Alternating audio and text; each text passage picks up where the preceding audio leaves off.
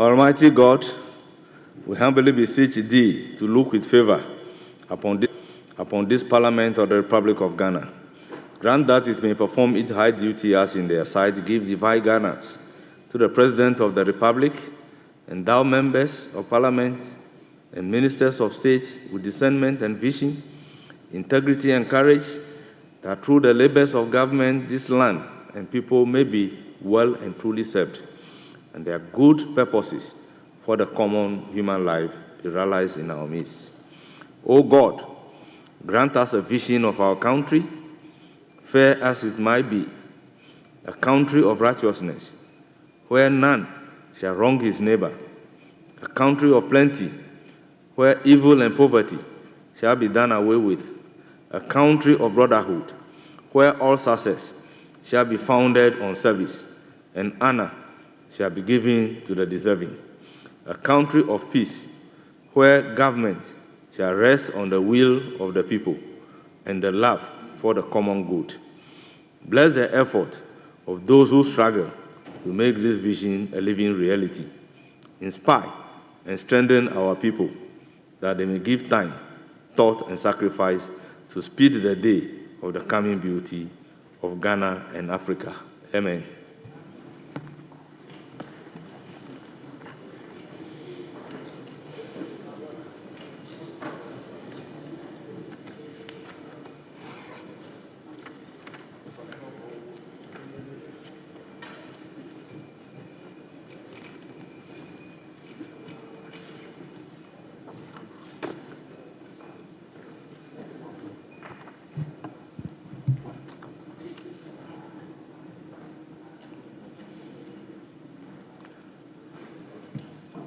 Honourable members, message from His Excellency the President, dated 3rd March 2025. It reads, Right Honourable Speaker, notice of absence from Ghana. Pursuant to Article 59 of the Constitution of the Republic of Ghana, I write to formally inform you of my intention to travel to Côte d'Ivoire on the 5th day of March 2025 and return the same day. During my absence, the Vice President, Professor Nana Jane Opoku Agyeman, shall, in accordance with Article 68 of the Constitution, assume my duty. Signed, John Dramani Mahama, an address to the Right Honourable Speaker, Office of Parliament, Parliament House, Accra. Honourable members, kindly take note.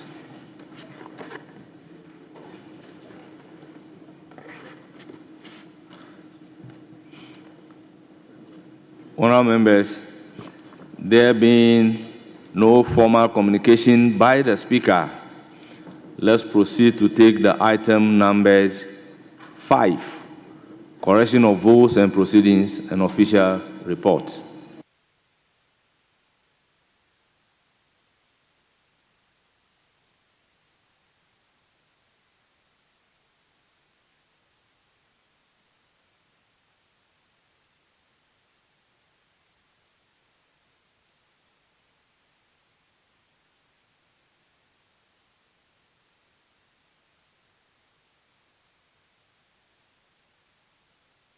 Honourable members, correction of vote and proceedings of Tuesday, 4th March 2025.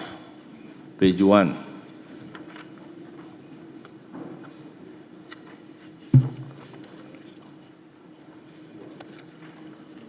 Page 2.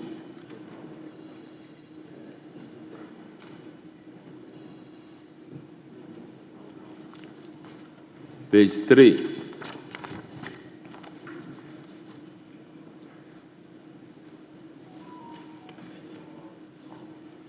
Page 4. Page 5.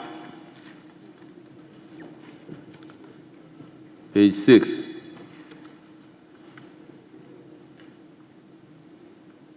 Page 7. Yes, Honorable Professor Kingsley Nyako. Honorable Speaker, on page 7, item 4, yesterday in the House, I saw Ms. Patricia Apeje, and I also saw Honorable Kenneth Nyako, but they remark absent. Numbers 6 and 12, they were visibly seen in the House yesterday. So with respect, if their names could be deleted from under item 4 and same sent to those who were present yesterday. Thank you.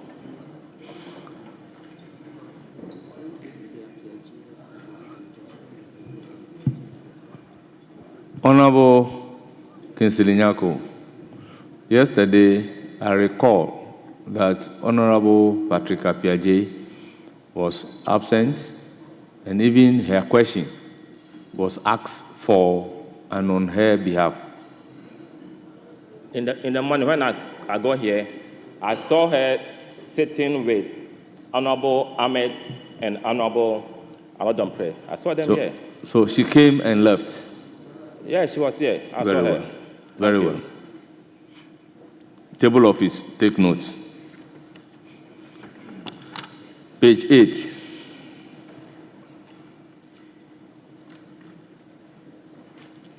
Page 9. Speaker.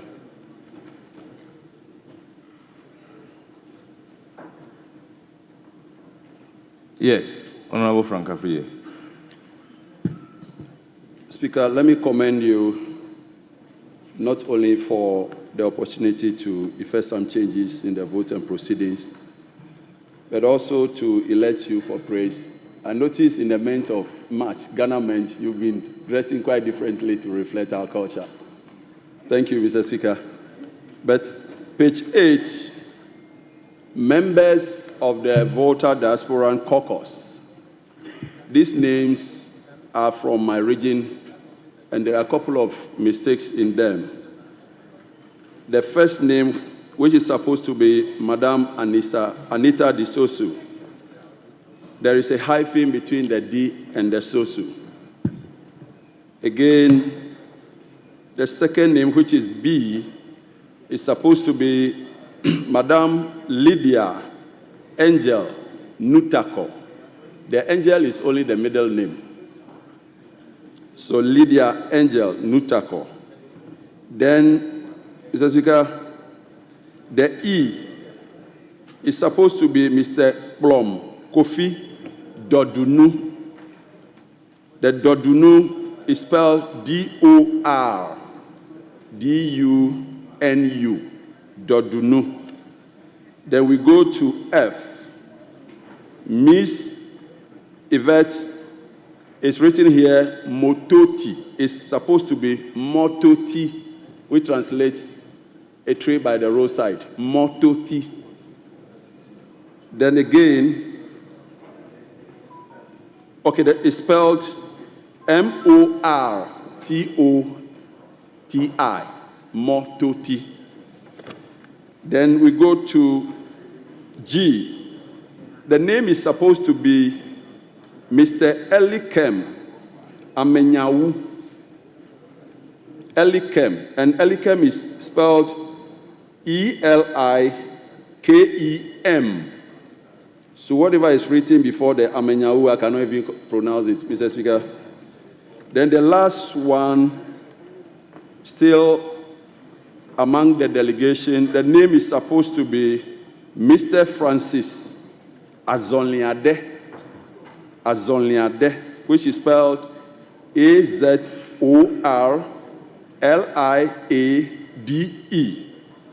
Mr. Speaker, I thank you so much. Thank you very much. Table office, take note and do the reconciliation with the names that we have. Any correction on page 9?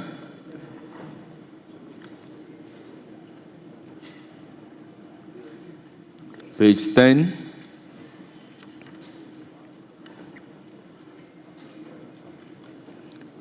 Page 11. 12. Yes, Kingsley Nyako. Honorable Speaker, on page 10, the first sentence. Honorable Second Deputy Speaker, on Wednesday, 27th January 2025. That day was not a Wednesday. 27th January was a Monday. So I will urge the table to check. Wednesday was 29th. If that is how they wanted to indicate. But the point is that 27th January was not a Wednesday. Thank you. Table office can cross-check the date and do the necessary corrections. Page 11. 12. 13. 14. Yes, Honorable Professor Kingsley Nyako. Page 14, item 3, in attendance, Mr. Jerry Ahmed Shaib, Honorable MP and subject matter representative, public sector reforms. If you go through, you realize that in some instances it is written reform. So I want there to be consistency, reforms. So there should be consequential correction. Anywhere reform is captured to reforms. And again, Roman numerals II and V, Mr. Richard Champon, appears twice. So one has to be cancelled. Thank you. Very well. Thank you for being meticulous. Table office, take note. Page 15.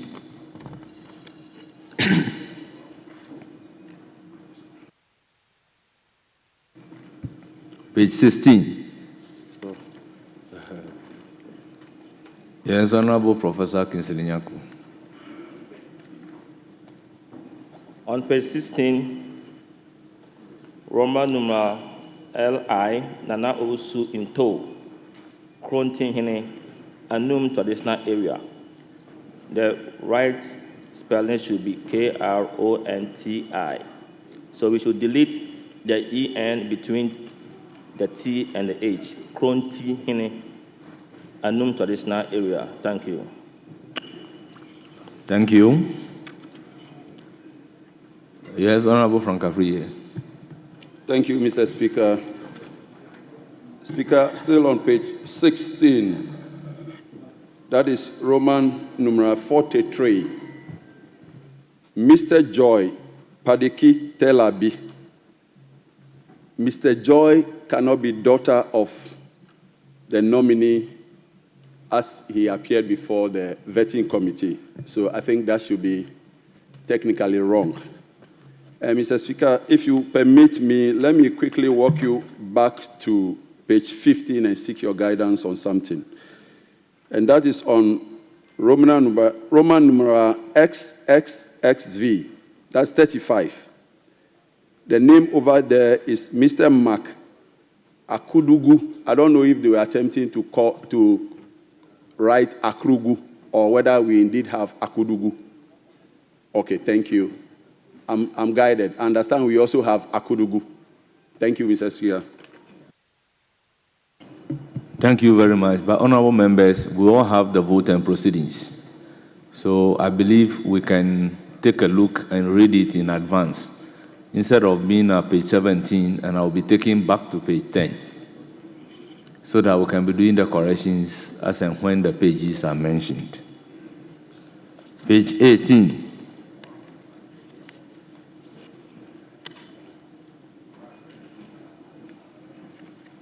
$19.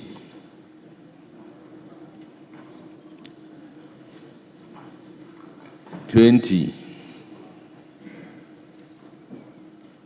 21. 22. 23, 24, 25,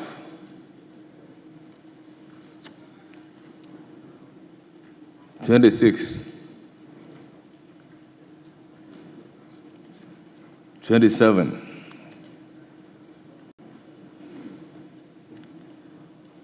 28, 29, 30, 31, 32, 33, 34. Yes, Honorable Frank Afriyie. Speaker, sorry, I was on my feet, but you couldn't recognize me earlier. Page 33, item 3. In attendance, Roman numeral 1, Miss Elizabeth Ofosu Ajari, Honorable MP and Minister. The word minister there is incomplete. It's wrongly spelled. Thank you. Noted. Table office, take note. 35, 36,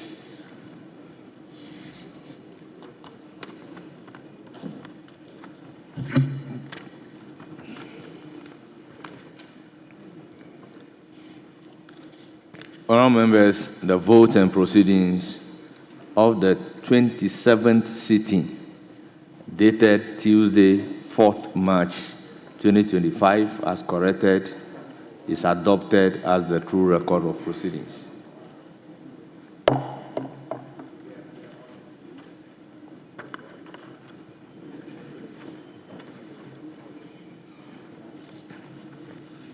Honourable members, the official reports of Thursday, 20th February 2025.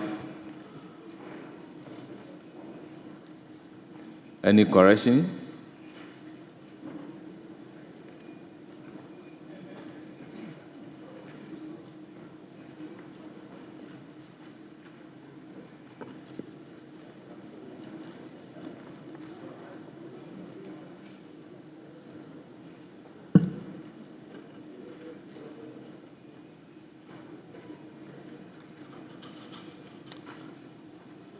Honourable members, in the absence of any correction, the official report of Thursday, 20th February 2025 is hereby adopted as the true record of proceedings.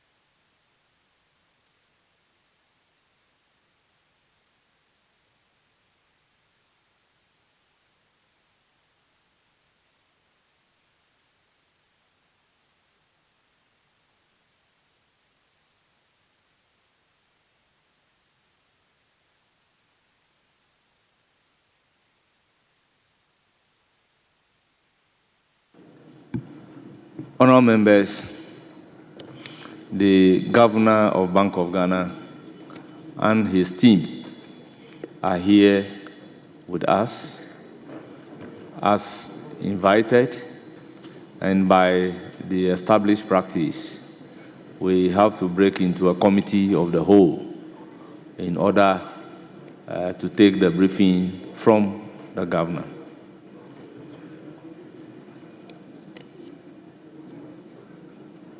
Yes, on the brief from the Governor. Speaker, at conclave, I whispered to your ear is a matter. There are no objection to the governor addressing us at the Committee of the Whole. It was agreed last week. Speaker, there is a matter ongoing which I will need your directives for us to resolve ASAP. I know on the quiet and informally we've been engaging at leadership, but it appears to be getting out of hand. The Speaker, currently as I speak, the Pan-African Parliament is meeting, and Ghana is the only signatory that is not present. And it is also because we haven't submitted our delegation. Speaker, by convention and practice, you are the leader of the 5-member delegation that goes to Pan-African Parliament. So our history has it that once upon a time, His Excellency the President was once a member of the Pan-African Parliament. So we are in the spirit of the fact that we, having said that, in the spirit of the fact that we as a country, and Ghana is respected at that forum. So yes, we will have the Committee of the Whole. I want to employ you so that you direct. I see my colleague whips are here. I think we are also, there is clarity on who are representing as delegation. So that we can at least, Ghana, we can protect our cherished and respected identity as a member of the Pan-African Parliament. This is a very important matter. And Speaker, you are going to be the leader of such a delegation. And you never know. I haven't finished. His Excellency the President was once a member of the delegation. By providence, he became the President of this country. I don't know. Speaker, if you are leading this delegation, it could mean something else for the future. But again, Speaker, yesterday we had extended sitting. Yesterday we closed at 6 p.m. plus. We had extended sitting. So looking at the number of people we are envisaging to contribute to the SONA, and then the business as scheduled, there's a possibility of we having an extended sitting. I want to remind Honorable Champion, yesterday he was all over the place lambasting the previous administration. Do the basic things. You must be seen to be doing the basic thing. And Speaker, extended sitting, he knows what to do. And so he cannot be sitting. The leader is seated and you are sitting by the leader. You should be doing what you have to do. He knows what to do. So, to conclude, I think we should look at the delegation to the Pan-African, and then maybe if you can direct that the two of us can follow up, and also consequentially follow up on the composition of the committees. Because the budget is coming, we are told, next week, Tuesday. This is the first time budget is coming, and we have not composed our committees. Because this is totally unacceptable. What is happening in this country?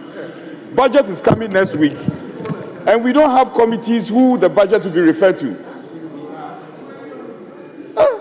What is happening? Leader, you have to do something. Oh.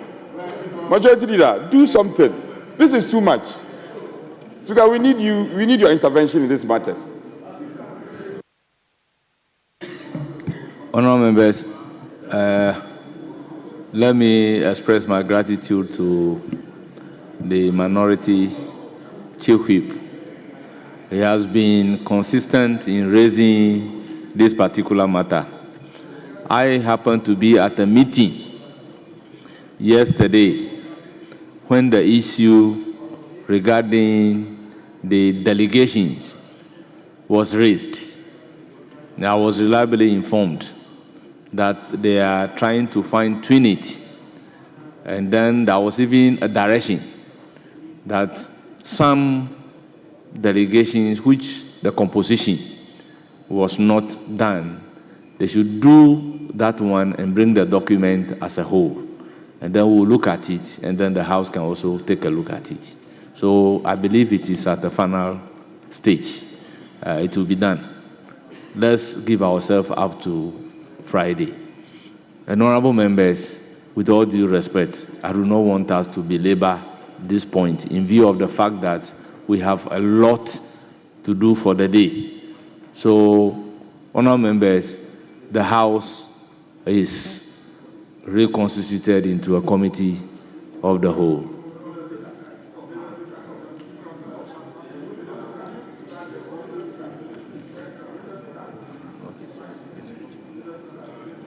So, honourable members, committee of the whole.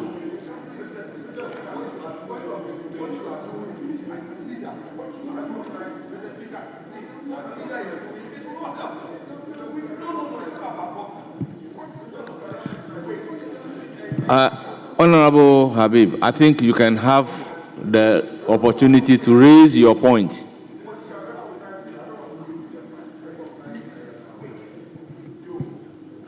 So, Honorable Habib, let me hear you.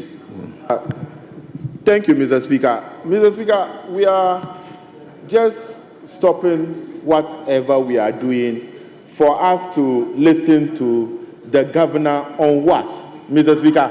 Mr. Speaker, the invitation of the governor was not by any motion or question.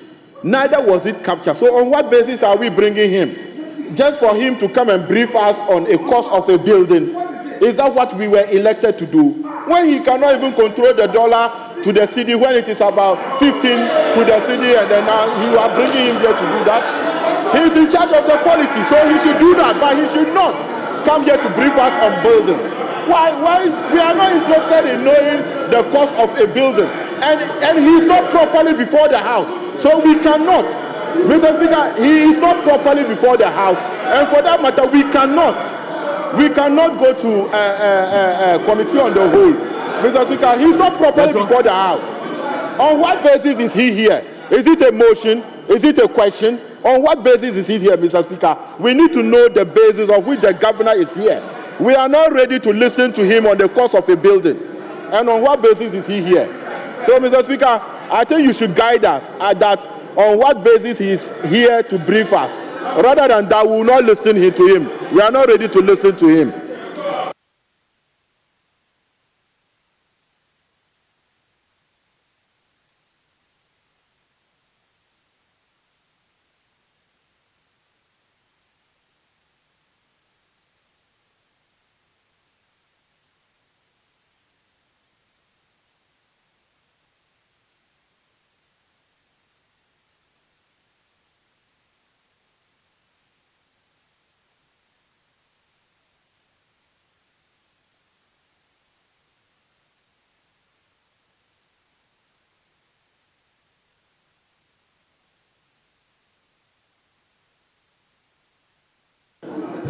Honorable Minority Leader. Mr. Speaker,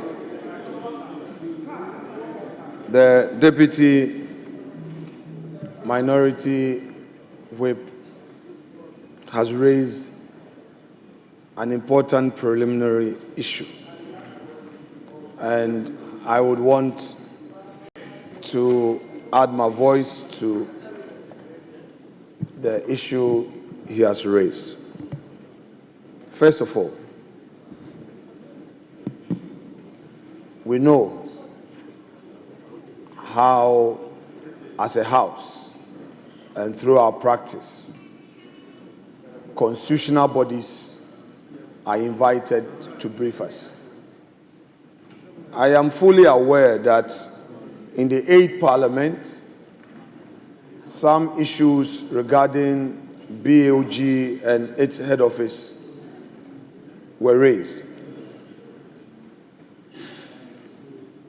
I was not at the business committee meeting, but I was fully briefed by the chief whip, and he indicated that the leader of the house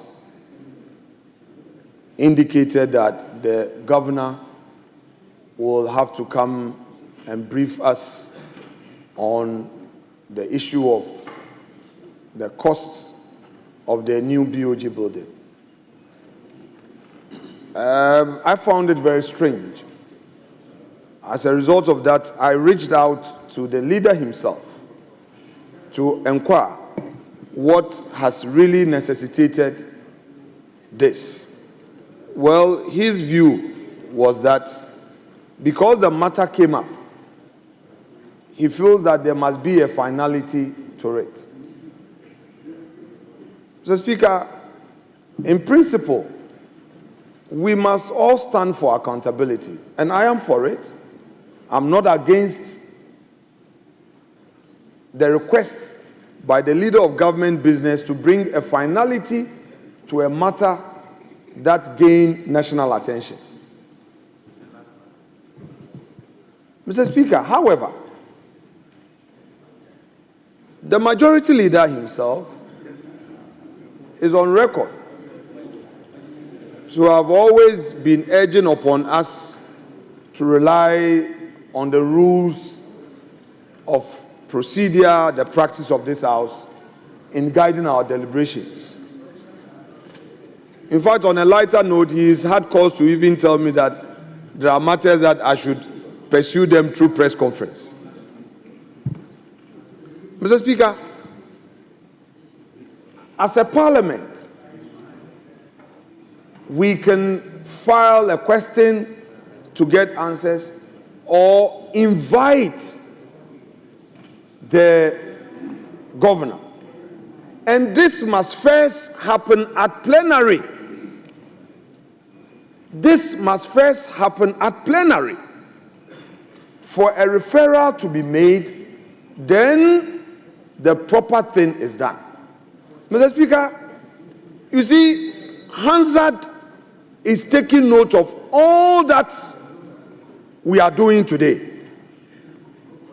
We would have to be very careful so that when we set a certain precedence and the same precedence is coming back to us tomorrow, we will not have cause to answer. That said, Mr. Speaker, we know that the governor has just assumed office. We know that there are issues at Bank of Ghana, which issues were part of the Hansard of this House. I recall that Mr. President, in 2015, SONA had raised issues of poor supervision of Bank of Ghana in our banking sector. The governor today was a deputy governor then.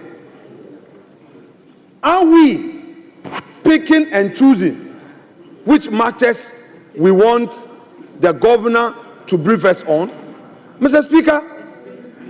Speaker, with the greatest respect, I'm happy seeing Dr. Siama himself here. He should not. Mr. Governor, don't make yourself a tool for a political football, because, Mr. Speaker, the role that the governor of the central bank plays is very critical on the economy of this country. I do not want to be doing politics with the office of the governor. Mr. Speaker, the majority must know that the path they want us to go is not good for the economy, it's not good for our country. Mr. Speaker, we cannot start a certain precedent. Mr. Speaker, if the governor's first duty is that from nowhere, business committee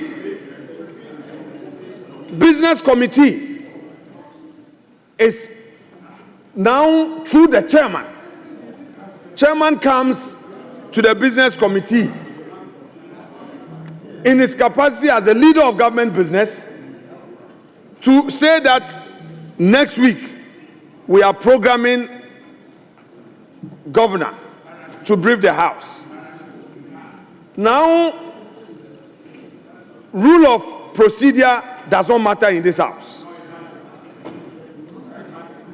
The human rights activists, the procedural activists that I know in this House, who today they are in the majority, are telling the country that rules of procedure do not matter.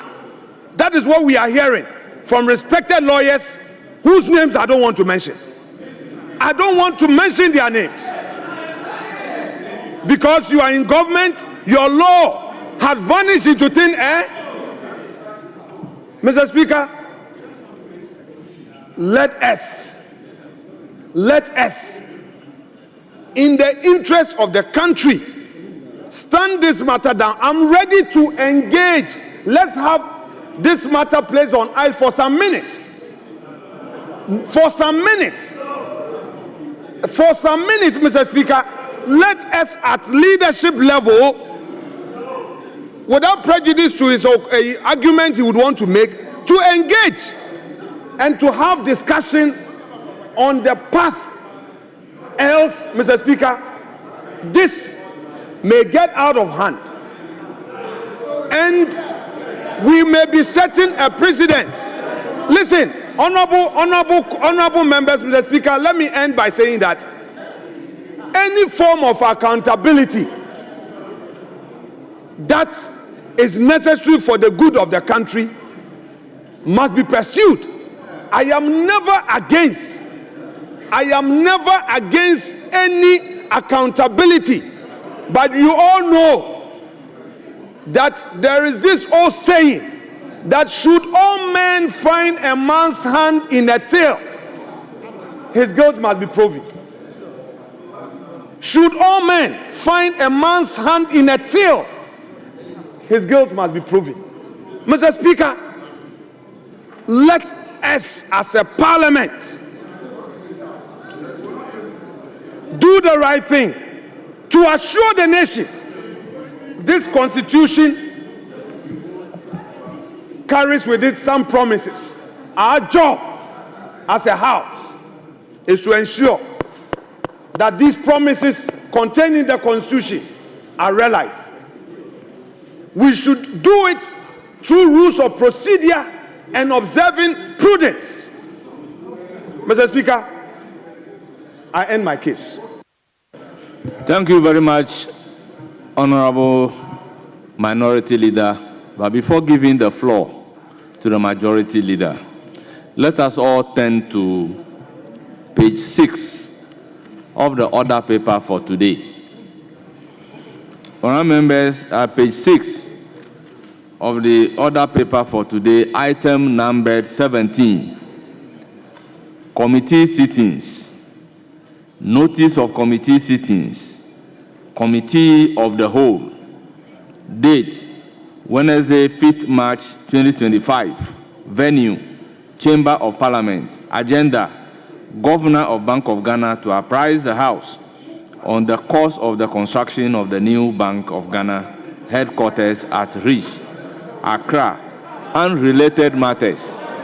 Honorable members, order. If I varied the order of business to mention this item, what rules of procedure did I breach? I will then give the floor to Honorable Majority Leader. Mr. Speaker, I think that we need to take the business of this House serious. Mr. Speaker, as you indicated, it is in the order paper that the governor has been scheduled to come and answer questions relating to the cost of the new Bank of Ghana head office. Mr. Speaker, the communication was given to this House as far back as Friday last week, when we were presenting the program for this week. And it was part of the program that was adopted by this House. Mr. Speaker, it was discussed at business committee meeting. He was absent. I can understand, he was absent. But it was discussed at business committee meeting. Mr. Speaker, a letter was written to the governor by the responsible clerk,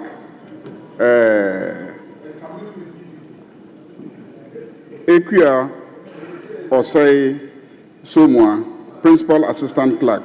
She wrote to the governor and invited the governor to brief the House. Mr. Speaker, we know the practice of this House relating to matters that we deal with at the Committee of the Whole meetings. We've been receiving constitutional bodies here. This is not the first time. We've received the Electoral Commission, we've received the Shraj Commissioner, we've received the constitutional bodies, and we normally receive them at the Committee of the Whole sittings. And so it is the normal practice of this House to invite them to come and brief the House. I initiated the process. I had a discussion, listen carefully, I had a discussion with the Speaker, and the Speaker authorized it. Then I raised it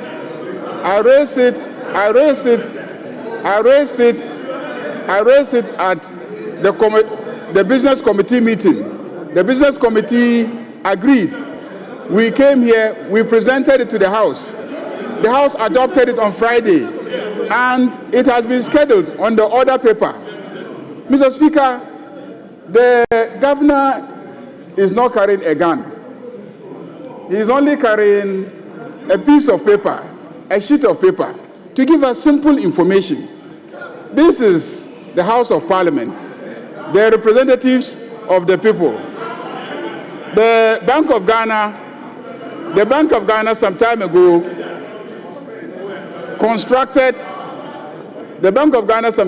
constructed a new head office building.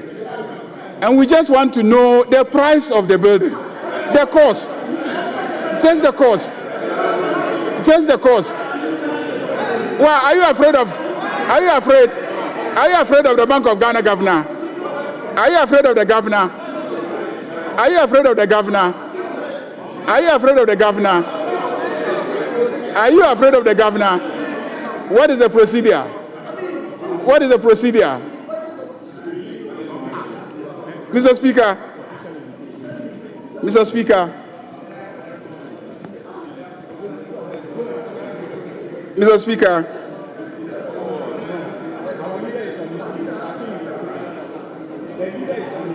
our standing orders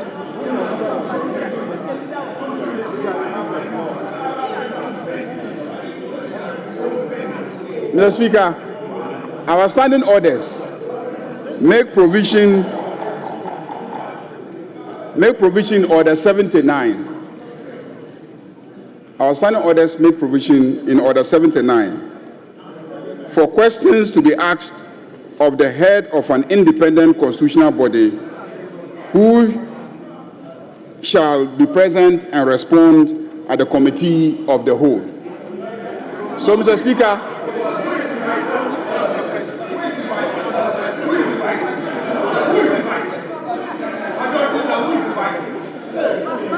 Mr.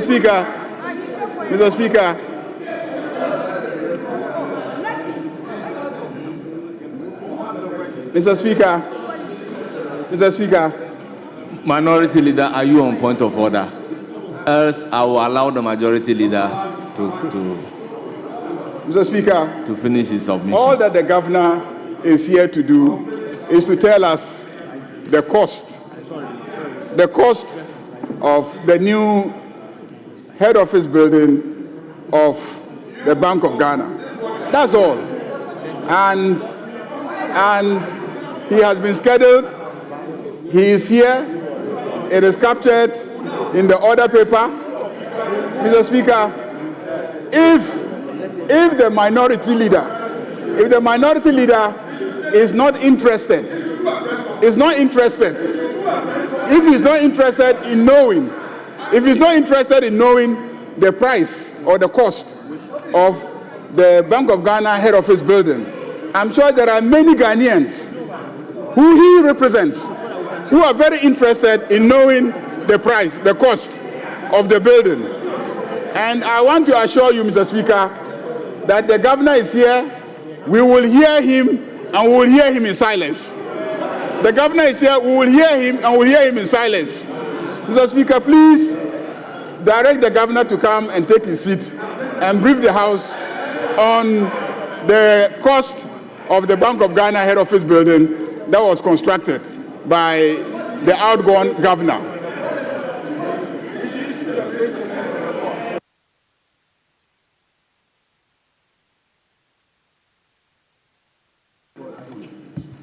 Honourable members, I intend not to open this issue for a debate.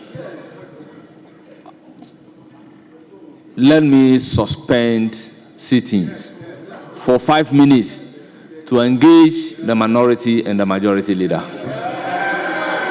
The House is accordingly suspended for 5 minutes.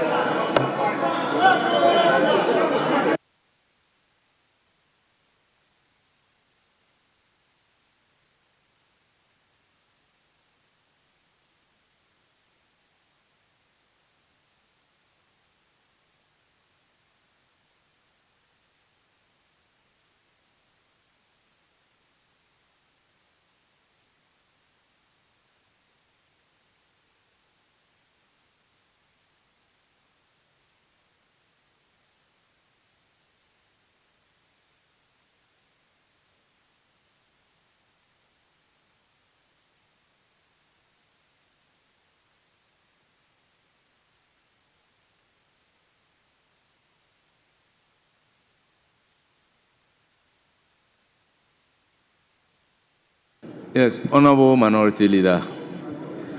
Mr. Speaker, thank you for indulging us. Mr. Speaker, in the order paper today, at page 6, item 17, is a notice of a committee meeting, a committee of the whole, in this very chamber. And the agenda is for the governor to apprise the House on the cost of the construction of the new Bank of Ghana headquarters at Ridge, Accra, and related matters. Mr. Speaker, let me state for the records that this side of the House, conventions, and equally guided by the Constitution, standing orders, etc., etc. It is our case that for the governor of the central bank to come, the matter should first be raised on the floor, either through a question, a statement, or some other means in accordance with our rules. Order 91 of our rules allow a member to bring up an issue of urgent public importance to be filed.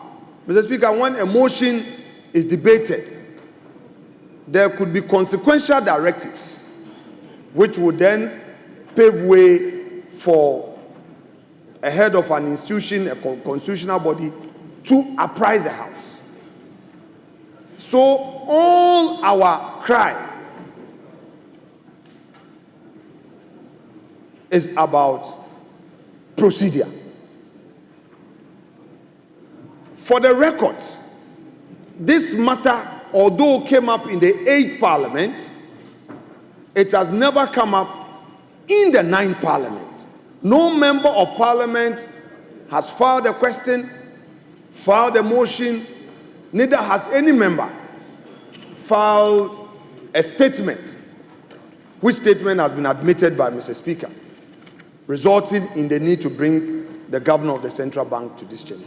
However, in all fairness to the majority leader, he raised the matter at the business committee meeting where he chairs. And eventually in the business committee report he presented last Friday, he did indicate that the central bank governor is being programmed to apprise the House today, and same has been advertised. Our side is of the view that in spite of that process initiated by the majority leader, the right procedure to trigger our jurisdiction as a House would be for the matter to be properly raised. Mr. Speaker, this is all our prayer. It is therefore in your hands to take a decision so that the House can make progress. I thank you. Thank you very much. I will give the floor to Honorable Majority Leader. Mr. Speaker, the practice of this House regarding asking questions is known. Mr. Speaker, this House does not only ask questions in relation to matters that have come up during debate or during the sitting of the House. In this House, any member, by our standing orders, can ask a minister, the head of an independent constitutional body, or even a colleague member of parliament, any question of any matter that is within the bosom of that person. I can actually ask the minority leader a question about a matter that is within his purview as minority leader, because he is chair of some committees of parliament. I can ask him a question about his functions in relation to that committee or any matter pertaining to that committee. I can ask any member of parliament a question relating to your constituency, because that is what our standing orders say.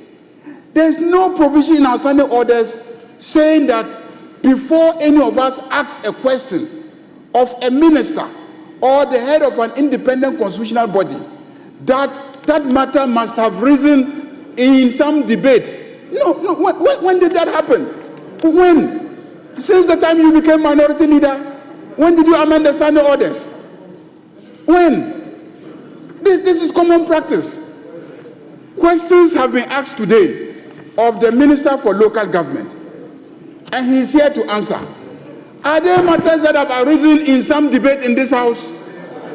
No. It's the same way. Whether the matter has arisen in this House or not, we can ask questions. And in this case, the matter arose, and it's common knowledge. And the rules say that if the matter is of public interest and within the bosom of the head of the independent constitutional body, that we can ask them questions. And I gave the speaker notice. The speaker said, okay, go ahead. Then I went to business committee meeting. I drew the attention of business committee that because these questions are asked at the committee of the whole sittings, because for independent constitutional bodies, it should be at committee of the whole sittings. So I requested for a committee of the whole sitting today for the governor to come and answer the question. And at business committee, they agreed. Your members were there, 4 of them. They did not object. We came to this House to present the report of the business committee, and I repeated it. I indicated that at business committee, it was agreed unanimously that the governor will be scheduled to come today and come and answer a question specifically relating to the cost of the Bank of Ghana head office building. Nobody objected in this House. Nobody. The only matter that you objected to was the issue of the allocation of speaking numbers to both sides of the House. Everything else was adopted in this House. And the clerk then wrote to the governor, summoning the governor to come and then address us, answer the question, apprise us of the cost of the head office building of the Bank of Ghana. Mr. Speaker, I don't know what this hula baloo is all about. I don't know whether there is an attempt to run away from that answer. I don't know whether people are afraid of the information that the governor will be providing. Mr. Speaker, this is a matter that the public has an interest. Thousands of people demonstrated in this country. In fact, this House, about 136 members of parliament, marched to the old head office building of the Bank of Ghana to present a petition in relation to this particular matter. I am surprised that when a governor becomes available to come and give answers relating to the cost, some people will seeking to run away from it. Mr. Speaker, what is all this? Let's just sit and listen to the governor. Let him tell us the cost. It's a public asset. They use public money to procure it. And we represent the public here. And we want to know how much it costs. How is that an issue? Even if there is, let's say that some anomaly in the procedure, please, in the interest of the public, let us hear him. Oh, it's okay. All right, it's okay. Mr. Speaker, can we invite the governor to come and give us the cost of the building?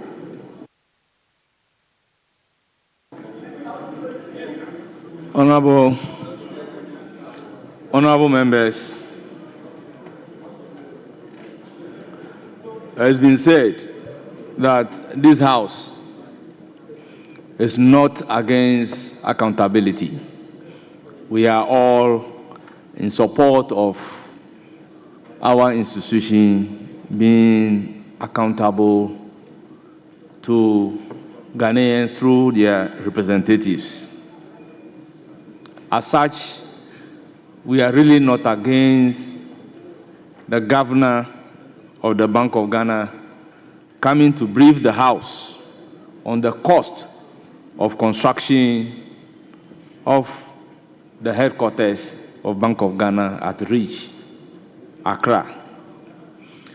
Honourable members, it is not in dispute that this matter was raised at Business Committee, program in the report of the Business Committee, and this House has adopted the Business Committee's report. Honourable members, pursuant to the adoption of the Business Committee's report, the Clerk of Parliament wrote a letter to the Governor of Bank of Ghana inviting the Governor to come and brief the House on the issue. As such, the order paper for today has it at page 6, item numbered 17, to the effect that the Governor of Bank of Ghana would be coming to the House to brief the House on the cost of the construction of the Bank of Ghana headquarters. Honourable members, the practice and the convention is that when a business committee program an institution to come and brief the House, and there is no objection to that at the time the business statement was taken, procedurally, the clerk was right in writing a letter to invite the Governor to come and brief the House in line with the business statement adopted by the House. So with all due respect, honorable members, there is an adage that says that if the farm is not long, your water container must not be big. We should not spend so much time debating whether the Bank of Ghana governor should come and brief the House on the construction of their headquarters or not. Honorable members, in the spirit of all of us interested in accountability, I will want to humbly proceed to invite the governor of the Bank of Ghana to come and brief the House. Honorable members, I will proceed to bring the governor to come and brief the House. The House is accordingly constituted into a committee of the whole. Honorable Governor for Bank of Ghana, you may please come and brief the House.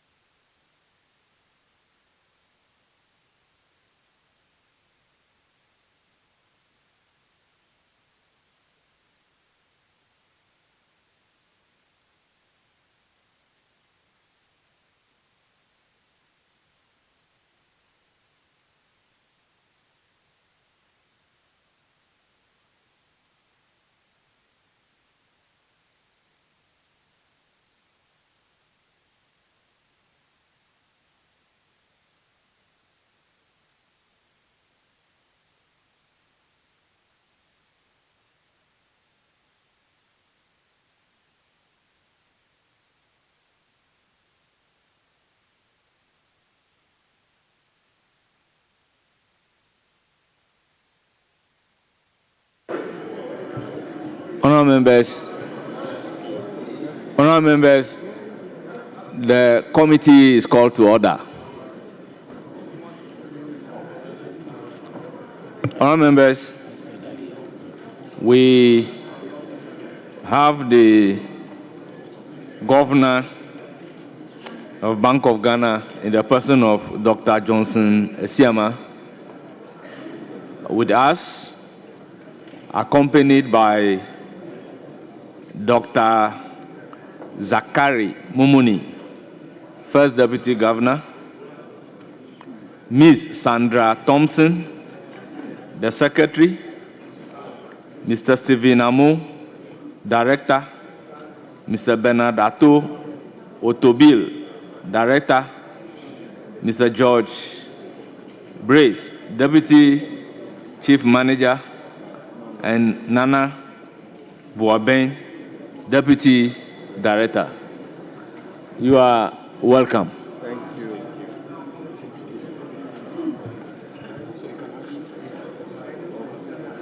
So we can start. Good. Have you finished? Yes. So, honourable members, they are here to give us a briefing on the cost of construction of the Bank of Ghana headquarters located at Ridge, Accra. So, Honourable Governor, you have the floor.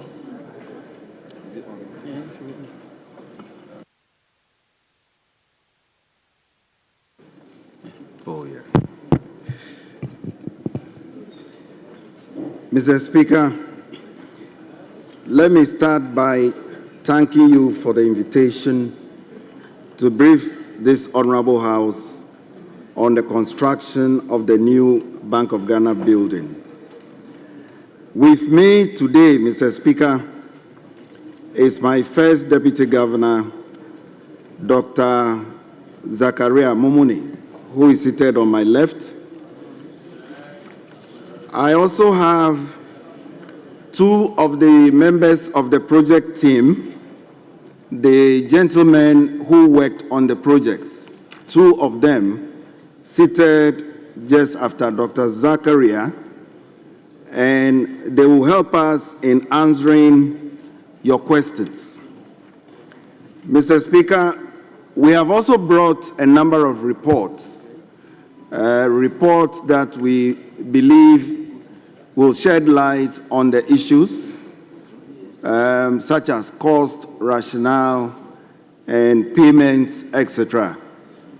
And we are happy to answer questions that you have on those reports. Mr. Speaker, we do recognize the significant public interest in the development of the new corporate headquarters. While this project was initiated before our tenure, we are fully aware of our responsibility to manage resources efficiently and to operate with transparency. Mr. Speaker, the reconstituted Bank of Ghana board will be sworn in next week, and the board will begin reviewing some of these legacy issues. Indeed, Mr. Speaker, we have scheduled for board agenda a detailed briefing on the new Bank of Ghana building by the project team members, and we intend to seek authorization from the board to engage AESL for a value for money audit into the new building. We believe this will bring clarity to the matter, and we believe this will bring closure to the issue of our new Bank of Ghana building. Mr. Speaker, as I said, the documents we have provided and submitted to leadership contains most of the issues you have requested, and we urge you to go through it and ask your questions to my team.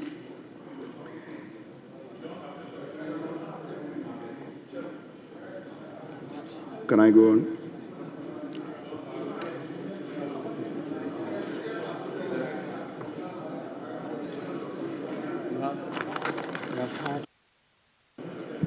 Chairman, with respect, the governor in his submission is saying that he has forwarded some document to leadership, and he hopes that this will enable us ask the relevant questions. But respectfully, we haven't received any document. I think they are now sharing the document. So I just want him to wait for a moment for us to have this document.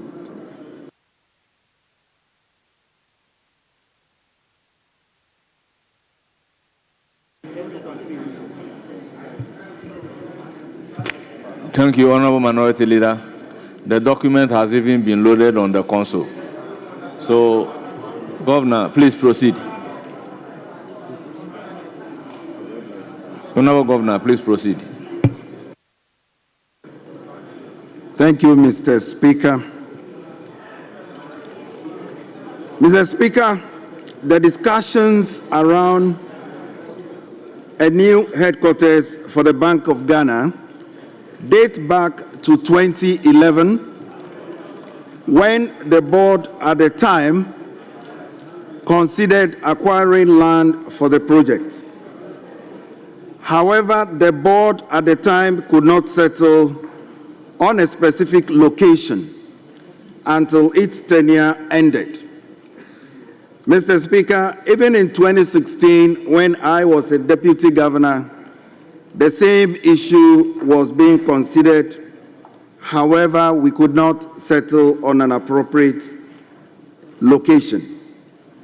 In 2019, under a new board of the Bank of Ghana, a structural integrity audit was conducted, and this showed that the existing head office, which was built in the late 1950s, had developed significant structural defects and was no longer fit for purpose. Mr. Speaker, we have provided a copy of this document also on the structural integrity audit that was conducted in 2019. Following this, Mr. Speaker, the Board of Directors at that time approved the development of a new corporate headquarters, citing security, operational efficiency, and long-term institutional needs as key factors. Mr. Speaker, in 2020, the land was acquired at West Ridge, and I am informed that a competitive procurement process that was approved by the Public Procurement Authority led to the selection of Mr. Goldkey Properties Limited as the contractor under a turnkey arrangement. Mr. Speaker, the project was initially valued by the PPA at $81.8 million US, but later increased to $121.1 million after the Bank of Ghana requested for re-evaluation. This was revised again to $222.8 million, and I'm just rounding off, Mr. Speaker, after the redesign and inclusion of building management systems. Mr. Speaker, there were also statutory requirements, security needs, and sustainability considerations. As a result, the total project cost increased to $261.8 million. Mr. Speaker, as of February this year, a total of $230 million approximately has been paid towards the project, with an outstanding balance of $31.8 million to be paid to the contractor. Mr. Speaker, a total of $48.3 million has been paid in taxes and levies that were related to the construction. Mr. Speaker, beyond the core building, separate contracts were awarded for other infrastructure. These include ICT systems and network infrastructure, which was awarded at a cost of $8.6 million, integrated electronic security systems, which was also awarded at a cost of $15.8 million, and furniture and furnishings that was also awarded at $11.1 million US. Mr. Speaker, these elements were included to ensure that the bank operates in a secure and technologically advanced environment in line with the needs of a modern central bank. Mr. Speaker, while the new headquarters project has understandably drawn public attention, Mr. Speaker, it is important to emphasize that the Bank of Ghana remains fully focused on its primary responsibilities, which is to maintain price stability, which is to ensure financial sector resilience, and which is to foster economic growth. These are the priorities that guide our actions. As an independent central bank, we recognize, Mr. Speaker, that public trust is fundamental to our operations, and that trust is built on transparency, sound decision-making, and a demonstrated commitment to prudent financial management. Mr. Speaker, we want to assure this Honorable House that the new board will exercise its oversight responsibilities efficiently, and the new board will ensure value for money in all our undertakings. Mr. Speaker, once again, I thank you for the invitation. Thank you. Thank you very much, Honorable Governor, for Bank of Ghana and your team. Honorable members, I intend to open the floor for some questions, clarifications. Honorable Ampim Nyako, you have the floor. Thank you, Mr. Speaker. Mr. Speaker, we have heard the governor, and we are happy that he's been able to provide this information. I just want to find out why the contract was awarded in dollars and not in cedis. And then secondly, you said you acquired the land. Is the cost of the land part of the cost of construction that you've given us, or is that separate? And if it is separate, have you paid fully for the cost of the land? Thank you.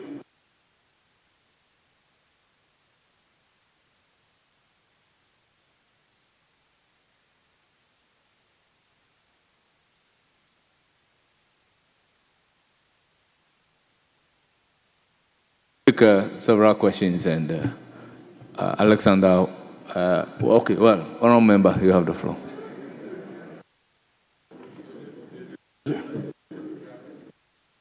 Yes. Thank you very much, Right Honorable Speaker. I have a couple of questions for the governor. The first, I will reference him to paragraph 18 of the document he shared, which is talking about the cost per square meter of the building. According to the report, he's saying that the cost per square meter of this head office building is $2,068, which compares with international standard of $2,658. And so, from his own statement in paragraph 18, the value per square meter of the building is way below what it is compared to international standards. If the governor is aware, if you check with EcoBank Ghana, all the buildings that have been built, sidestep any approval process for this particular transaction. Because I know.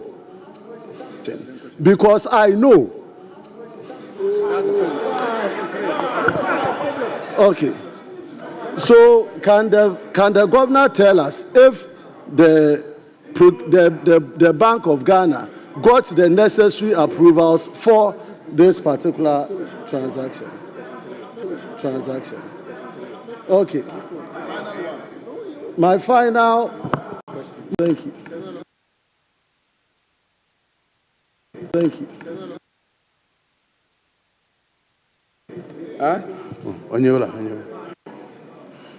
Honorable Hotoja. It's not coming. My distance is no way. Okay. Thank you, Mr. Speaker. Mr. Speaker, can the Bank of Ghana governor brief this House as to what the cost or what actually accounted for the repeated increase in the contract sum?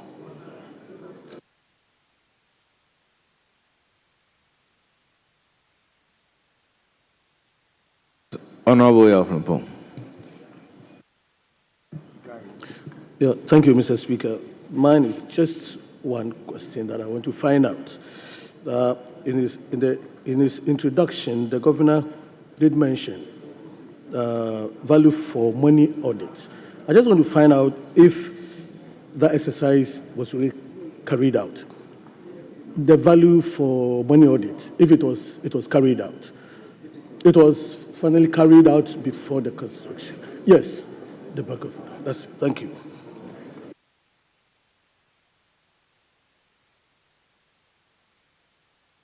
Yes, Honorable Fondi. Thank you, Mr. Speaker. Two quick questions. I am aware that before a project like this would be costed, all the architectural drawings, all the consultancies and everything would have been done before an institution like Bank of Ghana will put up a cost. Unfortunately, from $81 million, we are hitting revived to about $260 million. The Bank of Ghana governor did not explain to us what exactly changed in the cost of the changing of the price. Can we know that? And number two, the Bank of Ghana should be able to educate us also the selection of the consultant that would have to pay over $3 million for this project. Thank you very much. Thank you. I'll take one more from here and give the opportunity to the governor. Kennedy Osenyako. Thank you, Mr. Speaker. Mr. Speaker, I want to ask the governor if there is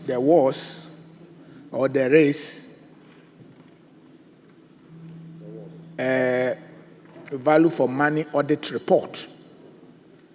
If there is not, will he consider engaging Crown agent to conduct a value for money report and furnish the house so that we'll be able to know the exact cost or what accounted for the cost of the project? Thank you.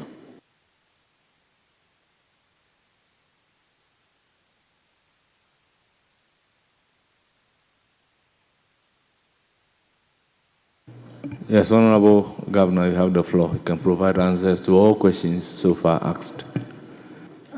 Thank you very much, Mr. Speaker. I would defer to my colleagues, the members of the project team, to provide initial answers, and then I'll come in. But I'll just touch on the one question before I defer to them. This was a question on occupation of the building. Yes, my predecessor moved into his office before he left office. Why? Because this was allowed under the contract. Remember, the project is about 98% complete. It's almost done. And so my predecessor moved in, and therefore, when I took over, I had no choice but also move into it whilst we continue all the other processes. Mr. Speaker, permit me to now defer to my colleagues, and then we will take the questions one by one. Thank you, Mr. Speaker.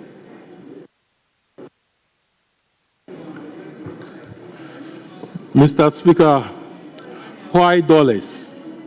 The contract was a turnkey project, and then we wanted to lock in the value in terms of payment and evaluation, and also to prevent change of contract values if it was cedis. Cost of land is not part of the figures we have provided here. It was compulsorily acquired by Ghana government and then given to Bank of Ghana.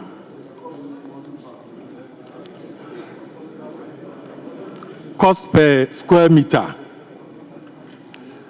Yes, if you use the 261, the total contract values per the various contracts that have been signed under the project, the cost per square meter now come to 2,446, still lower than the West African construction estimate and also internationally accepted estimate. Procurement approvals. Mr. Speaker, procurement approvals were sought for all the processes. The first one was the PPA approval to use the restricted tendering for the selected contractors who were perceived to be suitable to build such an edifice.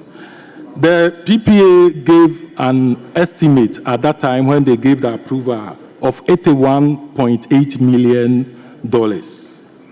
Mr. Speaker, after the evaluation and then selection of the contractor, the lowest responsive value for the contract with Goki Properties Limited was $121.0 million. So the Bank of Ghana went back to PPA to inform them about the new value, and on 31st August 2020, the PPA gave approval for the $121 million. Mr. Speaker, after the evaluation, the ETC gave approval for Bank of Ghana to go to CTRC to seek a concurrent approval, and that was also granted.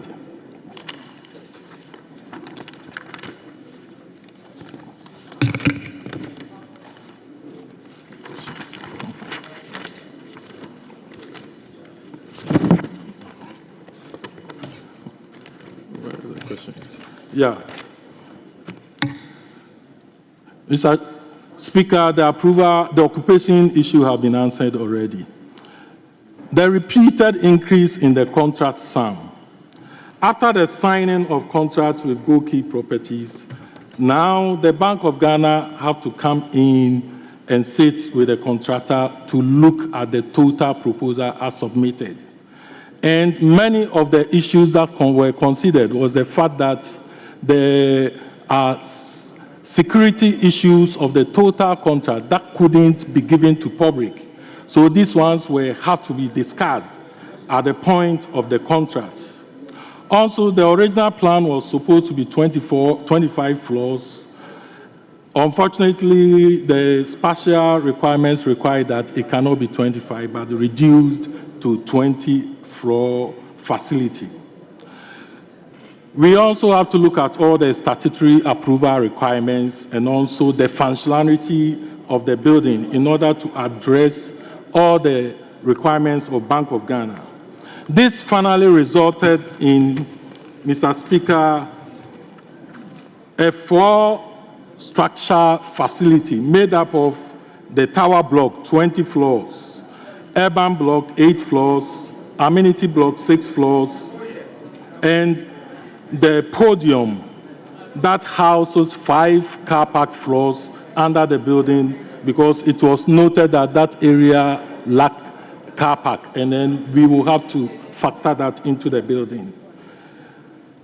And a modern energy farm system was also introduced into the facility in order to address power needs, since such a building will require continuous power supply without any issue of light off.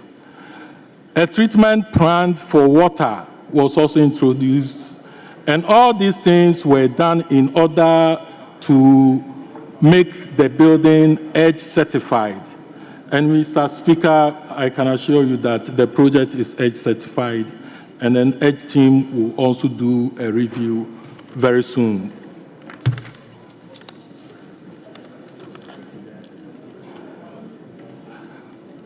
Mr. Speaker, value for money, we relied on the various approvals to confirm the value for the contract.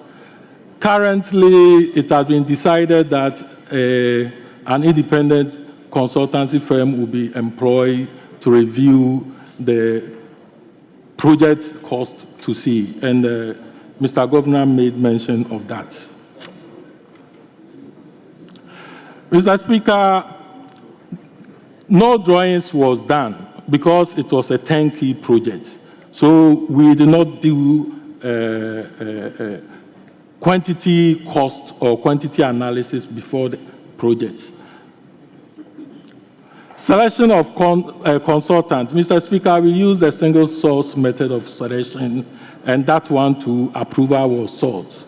In fact, this was done when we have to go through the professional institutions in Ghana that can supervise such projects. After going through all the professional consultancy firms that can do that. We identified Multicard, a Ghanaian consultancy firm, as a suitable consultancy firm that can manage the project for us as the employee rep of the project. Mr. Chair, currently what I know about Crown Agent is that it's defunct.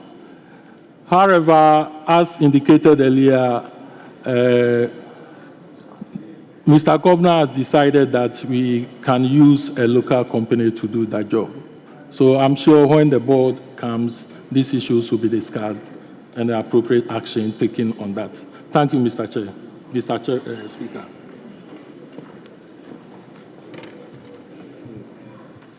Thank you.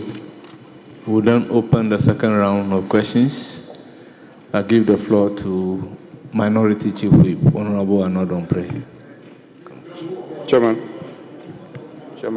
let me thank you for the opportunity.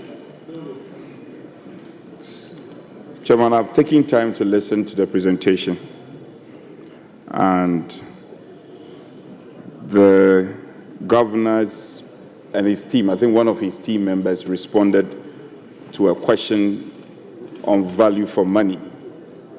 And amongst other things, he says they came to certain conclusion based on the procedure that was adopted. And then he also says the AESL will be contracted to do some work. I don't know if I'm correct. Then you went ahead also to say an independent body will again be contracted. I'm struggling to get some meaning. Why will, the first place, is it not too late in the day that AESL will be engaged? And why would you still want to engage an independent body on same subject matter? Am I right to come to a conclusion that, after all, there are no fishy deals in this project, and Ghana did not lose out on it? And once and for all, based on your presentation and the facts you put out, we should be putting away or let the controversy rest once and for all. Will I be right to come to this conclusion?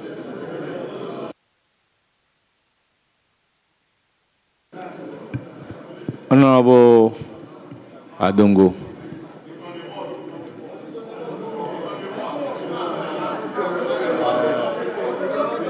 Thank you very much, Mr. Chairman.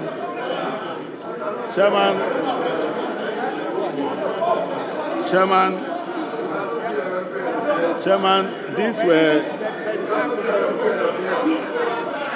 these were decisions that were taken by the previous board. I was not on that board. But even if I'm on the board, are you taking decisions here? You are not taking any decisions. So if you are taking decisions, I will abstain. Mr. Chairman,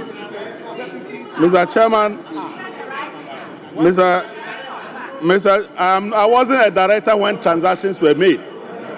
I'm speaking in that capacity. Mr. Chairman, paragraph 7. Honorable Adongo, just hold it. I recognize the minority leader.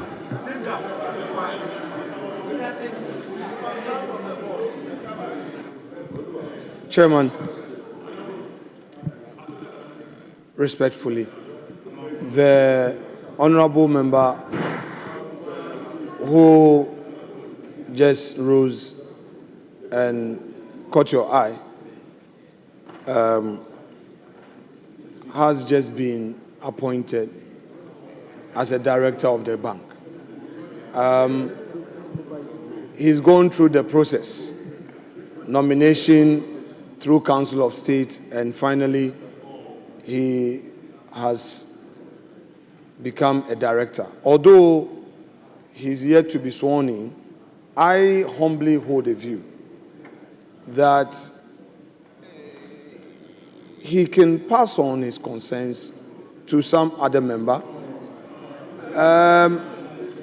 to ask, because, Mr. Speaker, the governor said that the same board is going to pursue the matter. It is obvious that he's in conflict. He's in conflict in the sense that, first, Mr. Speaker, is in conflict in the sense that he's torn between two bona fides here. One as a director, and the second as a member of this legislature. Mr. Speaker, a matter has come before this House. And the matter that has come before this House, though you don't have a personal interest, you have an interest in your official capacity. That is, as part of your functions, the governor has indicated that you are going to undertake certain activities. I do not think that it would be appropriate in the circumstances to now proceed to be asking questions on the very matter that you are going to peruse in your capacity as a director of the bank. Mr. Speaker, I've just made my submission. It's for you to rule upon it. Honourable members, guided by the decision of the Supreme Court in the case of Justice Abdullah versus Attorney General Adongo, you have the floor. Ask your question. Thank you very much, thank you very much, Chairman. Chairman, thank you very much for the protection. In 2020, I was not a board member, and these transactions were done from 2020. Even now, I only disclose my interest and not take a decision. Please proceed to That's ask. all I do. Proceed. Anyway, Mr. Chairman, the board under paragraph 7 indicated that the original estimated contract sum, or the engineer's estimate, put the contract at $100 million. In their own wisdom, they revised this to 81 million before the tender. Then a tender is received which is 50% above the estimated figure given to us by our engineers. Our engineers, having compiled all the bill of quantities, think that it will cost us 80 million to build this facility. We are now looking for a contractor, and the contractor comes to tell us that he will contract it at a figure 50% above what our engineers are saying. And we went ahead and approved it. It didn't end there. Now we are dealing with 261, and this was being done at the time of COVID-19. Ghanaians were being asked to pay COVID levy. And you then went and signed a contract which is 250% above your estimates. My question is, was it that the Bank of Ghana was living without limitation? Whereas everybody was tightening their belt, Bank of Ghana had a lot of money to just be spending. But Chairman, can they tell us the second lowest or the lowest bidder per the evaluation report? There were other bidders. What were they saying? Were they also quoting 121 billion? Yeah. Can they tell us what the other bidders were willing to construct the property for, and for which they were ignored, and we went for 121 million? And then now we are Can they tell us what the other bidders were telling us? And then two,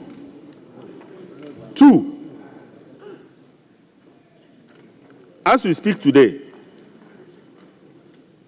it's been 5 years. We still don't have a value for money audit. We don't have a value for money. If they have it, they should submit it. We are now going to determine value for money for a project whose cost has been increased almost every now and then. So why is it that we didn't have value for money when it became clear to us?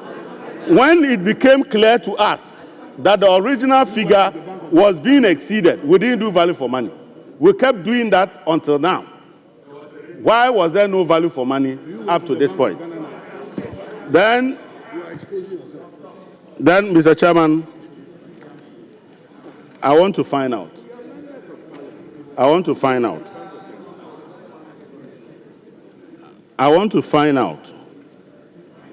Is it also one of those projects like the National Cathedral where the figure was listen to me, where the figure was a moving target? Honourable members, order. Chairman. Honourable members, let's Chairman, listen to each other in the silence. cost of that project was also a moving target. Was it a moving target? Was the project cost a moving target? Said that it could just be going up and up and up and up without an idea where it will end? Please, Chairman, I want to know whether this cost was a moving target. Because we are in this country when you people started a national cathedral and every day the figure was going up. Then you went to build the headquarters of Bank of Ghana. That figure too also started going up. Why? Are you only interested in moving targets? Please tell us, was it a moving target?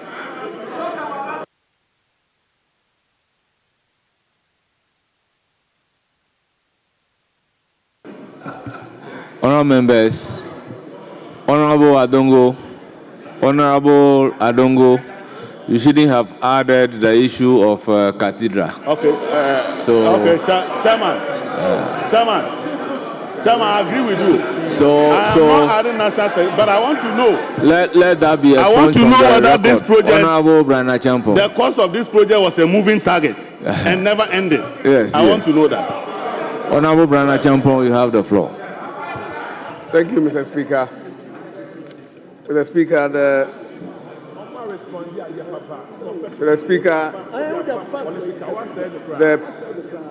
people supervising the construction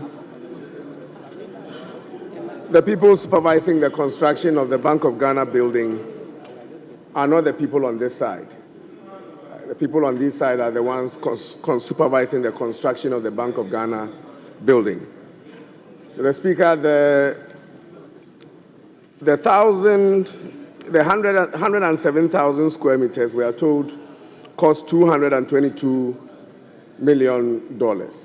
And it came to, per square meter, about 2,068. They also quoted a tax element of $42 million. My question is the 222 million inclusive of the tax of 42 million? If it is, then the actual construction cost will be $1,600 per square meter, which will be far, far, far, far, far lower than the recommended construction cost for such buildings in Africa. That is, if the 222 million is inclusive, the tax of 42 million is inclusive, then the cost will be far cheaper. But Mr. Speaker, when we talk about building a Bank of Ghana structure, where a central bank structure for that matter, we are not talking about building a Ministry of Agriculture head office or an NHIS head office.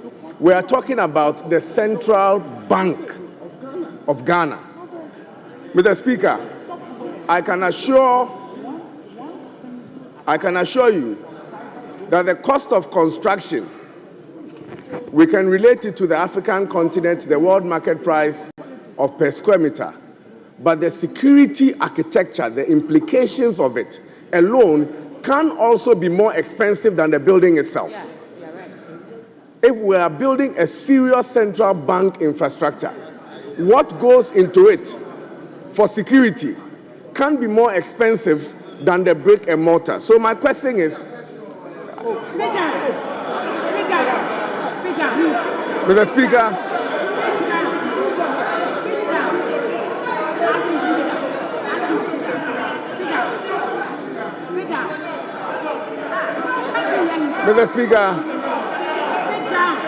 Mr. Speaker, I'm coming to the question. Honorable members, can we listen to each other in silence?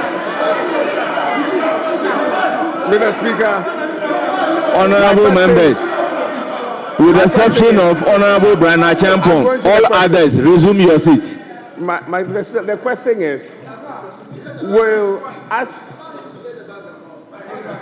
that was the background to the question. Mr. Speaker, the question is, a request is being made, and this will be the first one in this country, an infrastructure for recycling and reuse of waste to liquid treatment in a building in Ghana, the first of its kind. We are recycling and reusing waste to liquid treatment plant in this country. The question is, Mr. Governor, as you have resumed, the question is, as you have resumed this position as governor, if there is a need to upgrade the security infrastructure as you already have to be compliant with 2025-2026, albeit the cost of 220 million, will you admit new cost if you are being impressed upon or advised by national security to add on other infrastructure to the building? Will you admit the cost? Finally, one of your officers did mention that the cost of valuation, the cost and quantity valuation was not done. And his reason was that it is because it is a 10-key project. Mr. Speaker, I find it very strange, and I'll add the question. I find it very strange that somebody will walk into the Bank of Ghana boardroom, present to you a 10-key document, you don't review quantities, and then you award a contract. One of the most respected institutions in this country is the Bank of Ghana. The people there are highly respected, and it will surprise me. And Mr. Governor, I don't believe that a document was presented to you, quantities were not evaluated, and the Bank of Ghana accepted the bid and awarded a contract. I want a verification of that and a validation of that statement. Thank you. Honorable Richard Achampong. Mr. Chairman, thank you very much. If I heard the officer right, he mentioned that finally the cost per square meter as we speak stands at 2,446. Is that correct? 2,446, which excludes the cost of the land. So if you tell us that it's lower than the market value, are you being fair to us? Because the land must have a cost. The land must have a cost. Even if it was given to you free of charge, there's a cost to it. So you can't exclude the cost of the land and tell me it's lower than the market value. You're not being fair to us.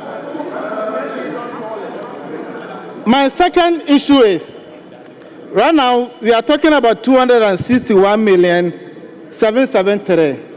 Can you share with us the current value, market value of this project? Assume you are selling the project today. Today.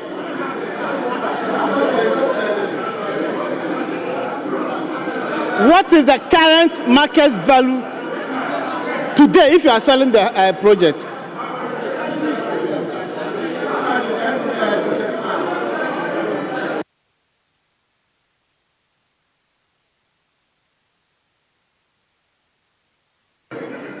Honorable Jerry Ahmed. Thank you very much, Mr. Speaker. Mr. Speaker, paragraph 7. Mr. Speaker, paragraph 7, respectfully, with your permission, says that the PPA, by a letter dated 29 January 2020, conveyed the board's approval to the Bank of Ghana. The approval to use the shortlisted contractors for the restricted tender also revised the estimated cost of the project from 100 million to 81 million. First of all, just want to find out if that was complied with. And then when you come to paragraph 10, it goes on to say that the PPA, in response to the bank's letter dated 31st August 2020 on the outcome of the tender process, reviewed the initial PPA approved estimated amount from USD 81 million to USD 121 million. Just want to find out what accounted for this change. If the first was complied with the 100 and something to 81 and then the subsequent one. Thank you very much. Thank you, Honorable James Agalga. Thank you, Chairman. Chairman, if you look at paragraph 5, the bank states that the land was compulsorily acquired by the state through an executive instrument. Now, they also go on to state that the said land was previously owned by the state insurance company. So my question is, did the state compulsorily acquire from itself?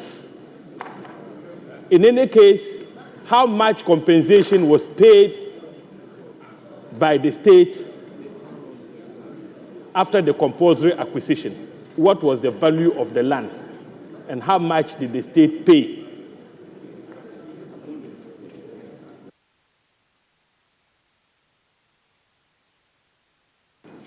Honorable Dominic Bingham Nitiwul.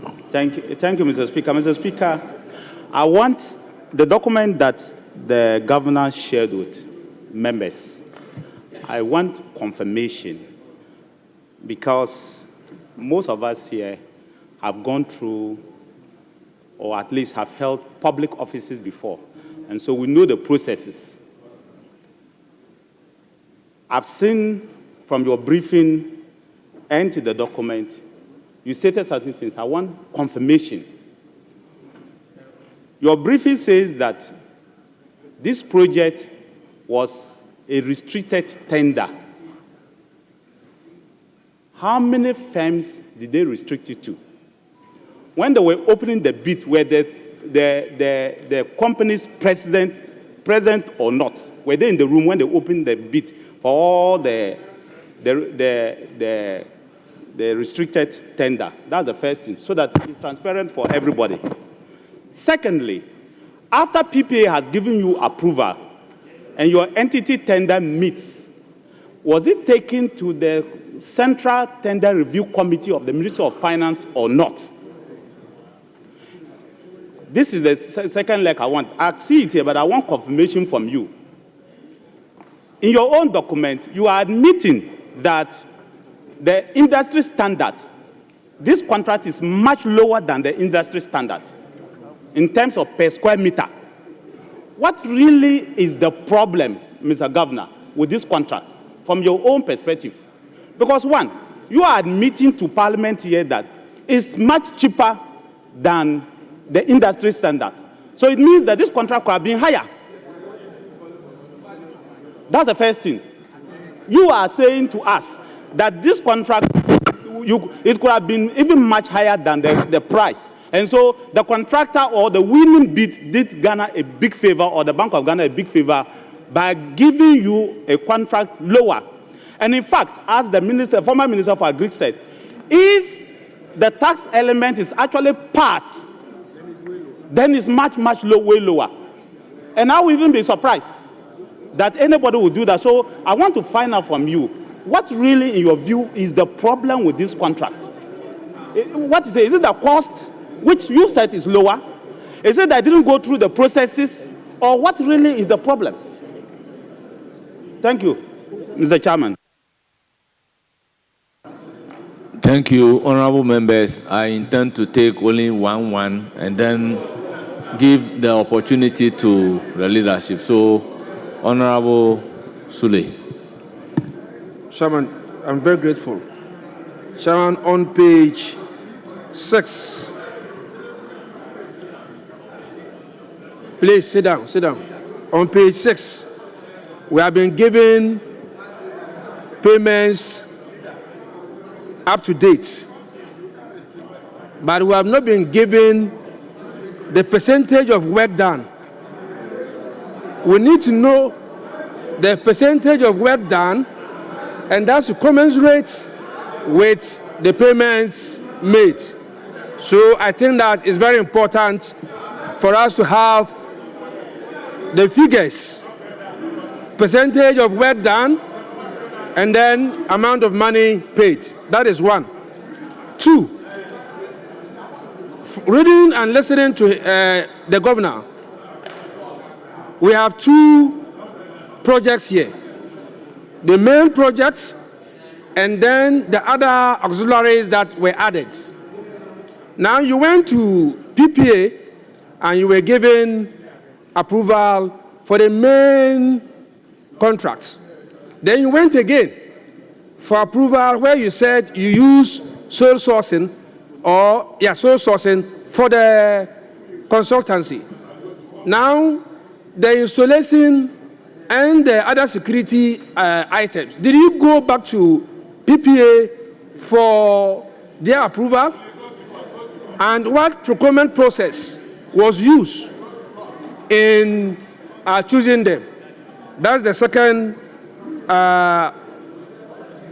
second issue.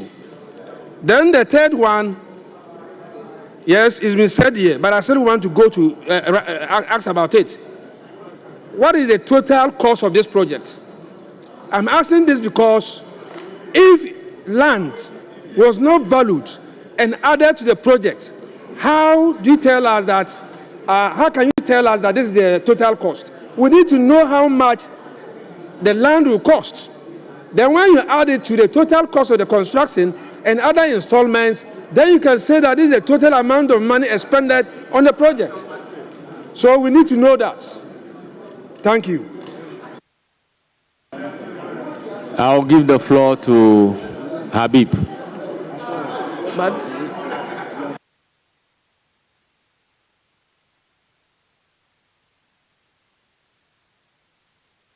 honorable leaders, when a leader is on his feet, so Honorable Abna Useasari.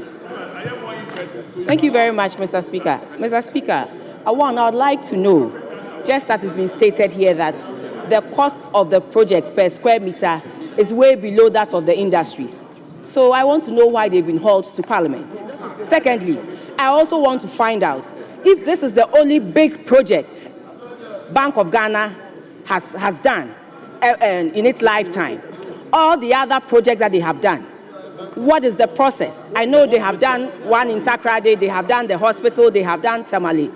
And clearly, we also want to find out the processes they went through in all those other projects, and whether they went through things like this, and whether they were hauled before Parliament for putting up a project in Takrady, in Tamale, and the hospital as well. Because clearly, Mr. Chairman, if we are being told that the cost of the project is way below that of the industry's cost, frankly, why have they been hauled to Parliament? Thank you. Well, on your question why they've been called to Parliament, I recognize the Attorney General. Thank you, Mr. Speaker. Mr. Speaker, the former Deputy Finance Minister objected a member of Parliament for Etiwa. Minister of State, sorry.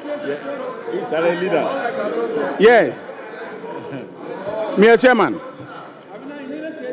Mr. Speaker, when the Honorable Adongo was on his feet, the Honorable Member for Etiwa East, objected strenuously.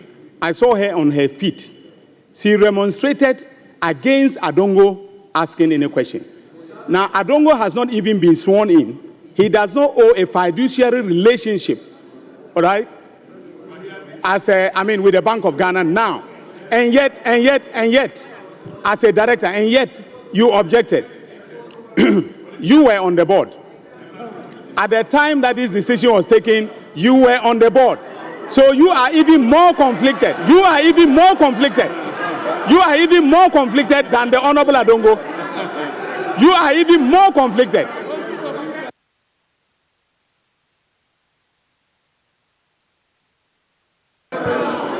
Mr. Speaker, I need to put this on record. I was sworn on the board in November 2024. That has to be on record. November 2024. That has to be on record because this is the House of Honorable Majority Leader, Thank you you very have much, the floor. Mr. Speaker. Honorable Minority Leader. Honorable Minority Leader. Mr. Speaker, by that time, Honorable Minority Leader. into that building. I was sworn Minority in November Leader, please, you have the 2024. floor. Thank you. Leadership should wind up. Leadership should wind up.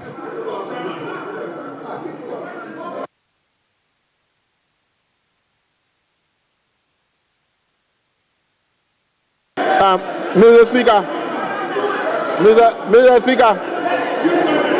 Speaker, you.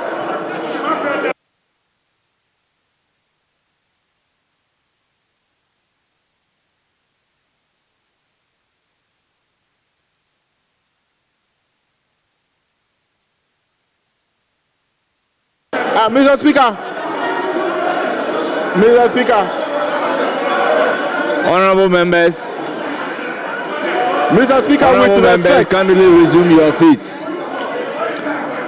Honorable members, kindly resume your seats. Mr. Speaker, Honorable Tampoli, Honorable Kojo Opon, please resume your seats.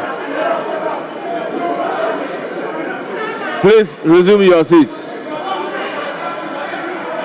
Mr. Speaker, if you will indulge me, Mr. Speaker, I think, Mr. Speaker, I think you should give us ample time to digest the issues. Inviting the governor here today, you saw the debate before we went into the committee of the whole. So if we don't give members the opportunity to ask the questions they ought to ask the governor, when will we get that opportunity again and make comment? So, Mr. Speaker, I want to appeal to you that you should allow members to ask those questions. Honorable people, you have been in this house for some time. Tell me an occasion of a committee of the whole that we have taken 10-10 from each side.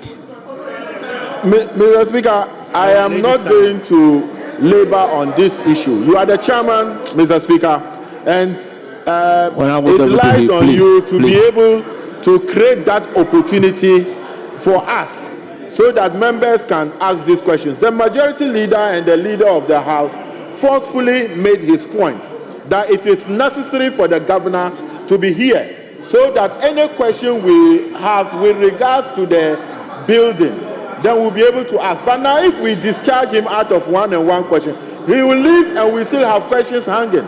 It means that he hasn't come to say anything because we have not been able to get the opportunity to ask all our questions. So, Mr. Speaker, with respect, kindly give us the opportunity to ask the questions. Honorable Deputy Whip, you can't take away this discretion from me. We are winding up the debate. So, Honorable Minority Leader, you have the floor.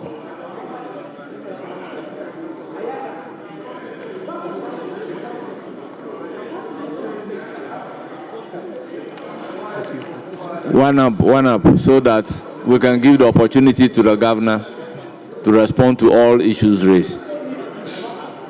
Mr. Chair, my humble suggestion is that they have received a lot of questions. let them clear it. Then once they are done, we can come in with our, then they will do the final answering. With all due respect, I want the governor to factor the questions from minority and majority leader, then we call it off, please. Chairman, I'm not having yes, an exchange. You may yield to any other person you are entitled No, so I'm to not do. yielding. Yeah. You've not gotten the trust of my submission.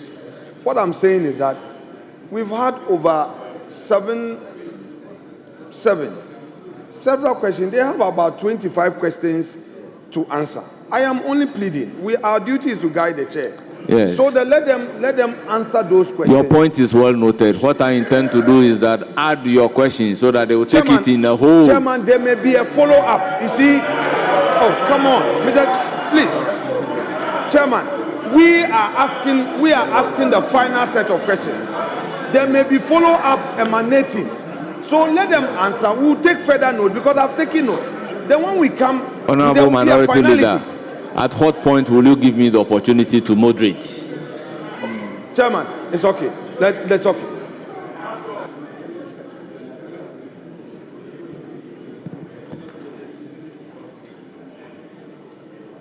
Chairman, the governor in his introductory remarks,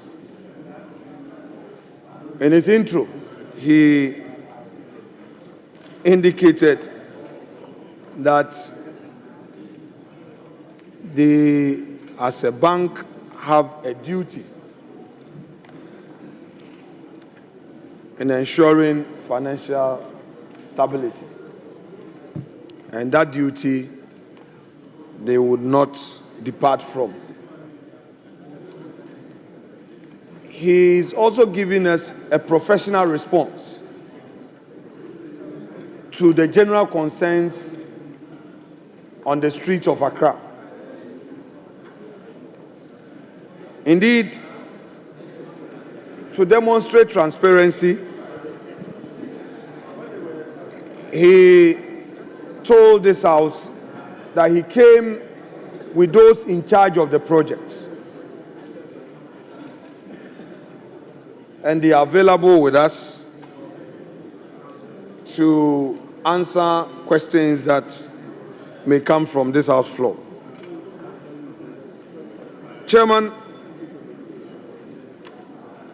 in the 6-page report from the governor titled Report to the 9th Parliament on the new corporate headquarters for the Bank of Ghana, named the Bank Square, dated Bank of Ghana, March 5, 2025. Indeed, the entire report does not raise any irregularity in respect of the subject matter.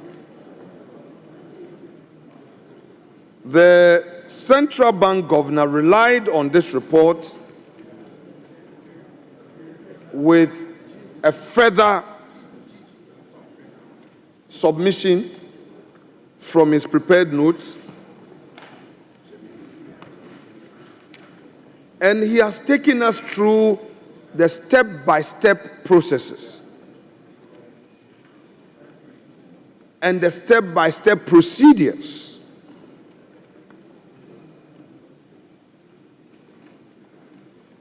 that the bank followed. I think that's a mark of leadership.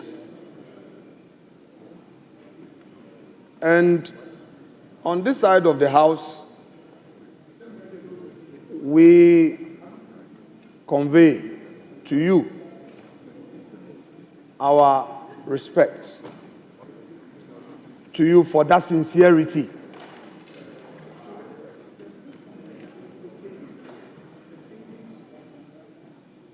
The allegation of irregularity today has been put to a peaceful rest.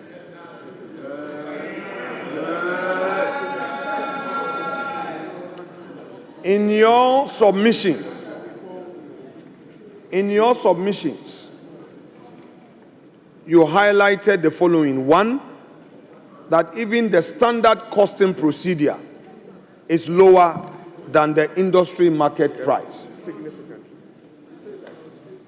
As contained in your submissions, which submissions have become part of Hansard, and it's a matter of public records. Two, you have also shared with us, as the people's representatives, that the variations were occasioned by necessity. The necessity included, one, security, which was not initially considered. Two, the need to have a system that would generate power, a recycling facility. You've also indicated that indeed this also necessitated the variation. Third, you've added, and this came through the project manager, that apart from the building, the original tower, there were other additional buildings that were originally not considered as part of the original bid. I'm happy that Hansard has witnessed all these explanations. Hansard has witnessed all these explanations.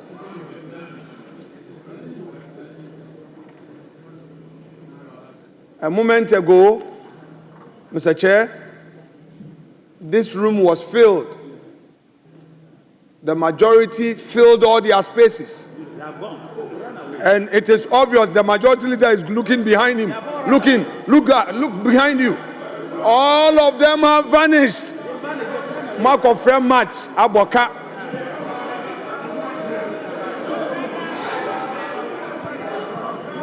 Mr.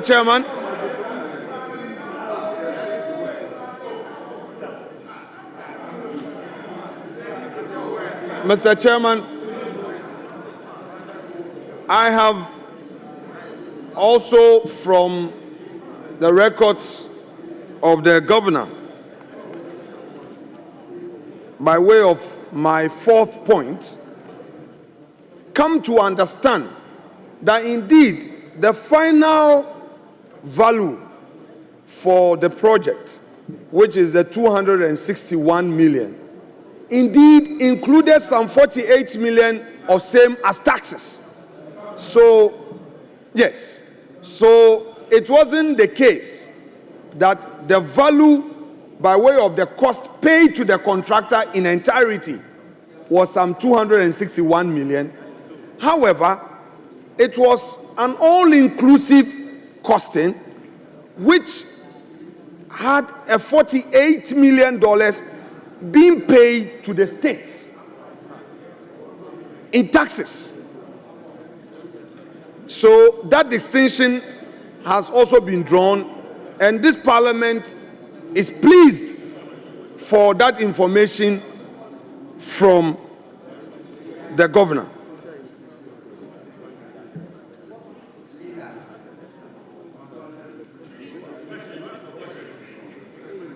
My fifth observation, that everything done according to the governor, not mine, according to the governor, everything done was regular.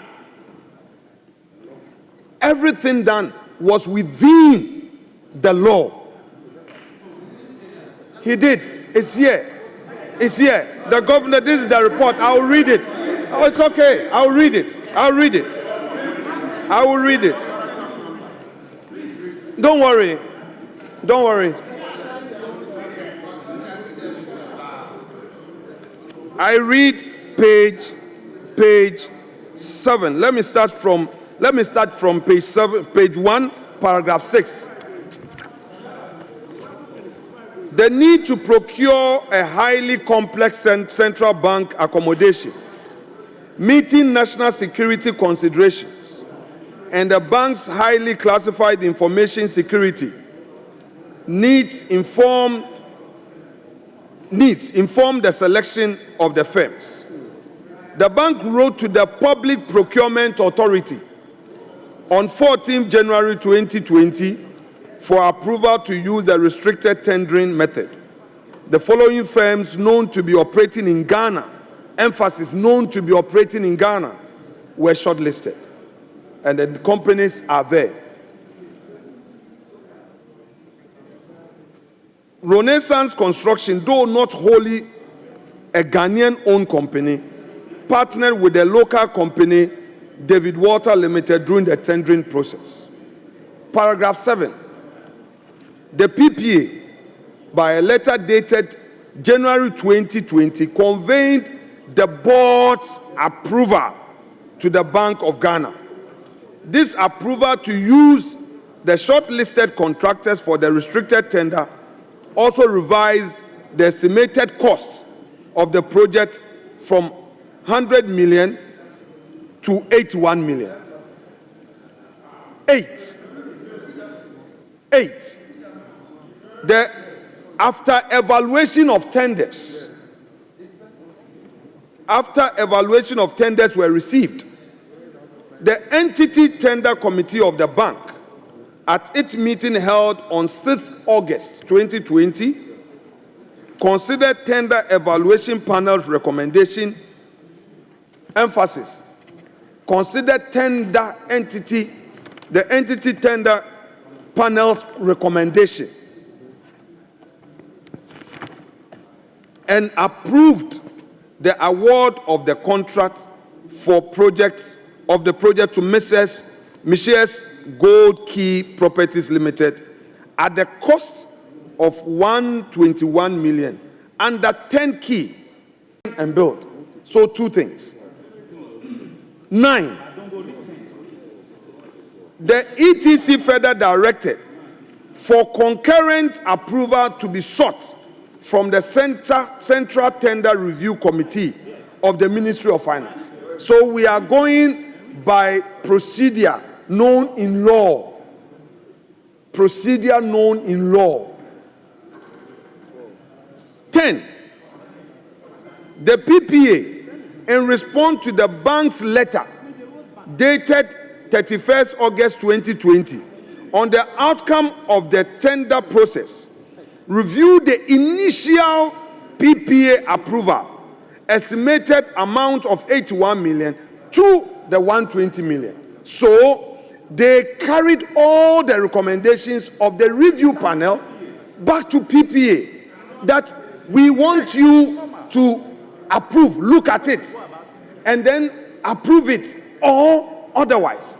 And PPA again approved this. So this is what the central bank is telling us, that they followed due process. Now let's go to their paragraph 10. Very, very important. The PPA, in response to the bank's letter dated, 11, the CTRC, that's the Central Tender Review Committee, in September, so you follow day by day, dates are all captured. September 2020 granted concurrent approval to the bank to engage the recommended tenderer, Mrs. Gold Key Properties Limited, at a contract price of 121 million under 10 key and contract arrangement. Now 12. In November 2020, the bank signed a contract with the contractor for the construction of the corporate headquarters for a period of 30 months, into bracket, 6 months for design, 24 months for construction.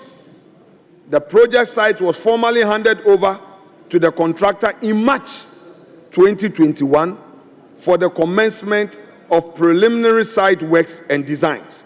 So, Mr. Speaker, Chairman, from this point, it is clear that due process, according to the central bank, was followed. This is their report, not mine. This is not a partisan report. This is not a report from any consultant. This is a report which is the bona fide of Central Bank, to this House. Mr. Chairman, let's come to design scope and cost reviews. The narrative out there was that a contract sum to gold key amount to X amount. But here, there's a disclosure that there is a design scope. There's a scope for design of the whole work. And we all know that in our own small properties that we build, we engage an architect to design at a different cost, which is not part of the building cost. So at this point, it's been explained. Thank you, Central Bank. Then we come to paragraph 13. The initial design proposals for the project envisage a gross floor area of 73,000 square meters with the following details. 1, 25-story tower block, 4-story car park facility, 2-level basement, and an auditorium. Then on 14, the Central Bank goes further that they need to reconfigure the special requirement to meet all relevant statutory requirements and functionality and address inadequacies in the employer's requirement resulted in the modification of the initial design concept and scope, and a scope change to the current gross floor area of 107,000 square meters. So, Mr. Speaker, I am emphasizing this because originally, the Central Bank says that it was looking at 73 square meters, 73,000 square meters. Now, in their own report, some people were asking, what is the justification for the increase in the pricing? Now, the Central Bank has again told us that they increased the space to 107,000 square meters. And then under this, they are now telling us that the project currently consists 3 main blocks. Originally, it was just 1 block. Now 3 main blocks, and they have named them the tower, the urban and amenities block with basements, podiums, and ancillary facilities. Now, the under 15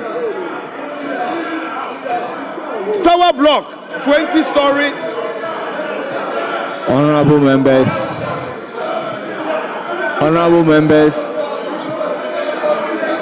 let there be order. Let's have some order. Honorable Adongo, please resume your seat.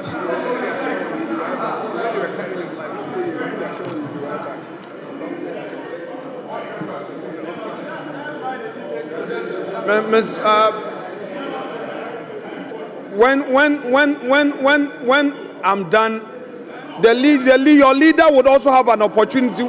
Would you be happy when my side obstructs him the way you're obstructing me?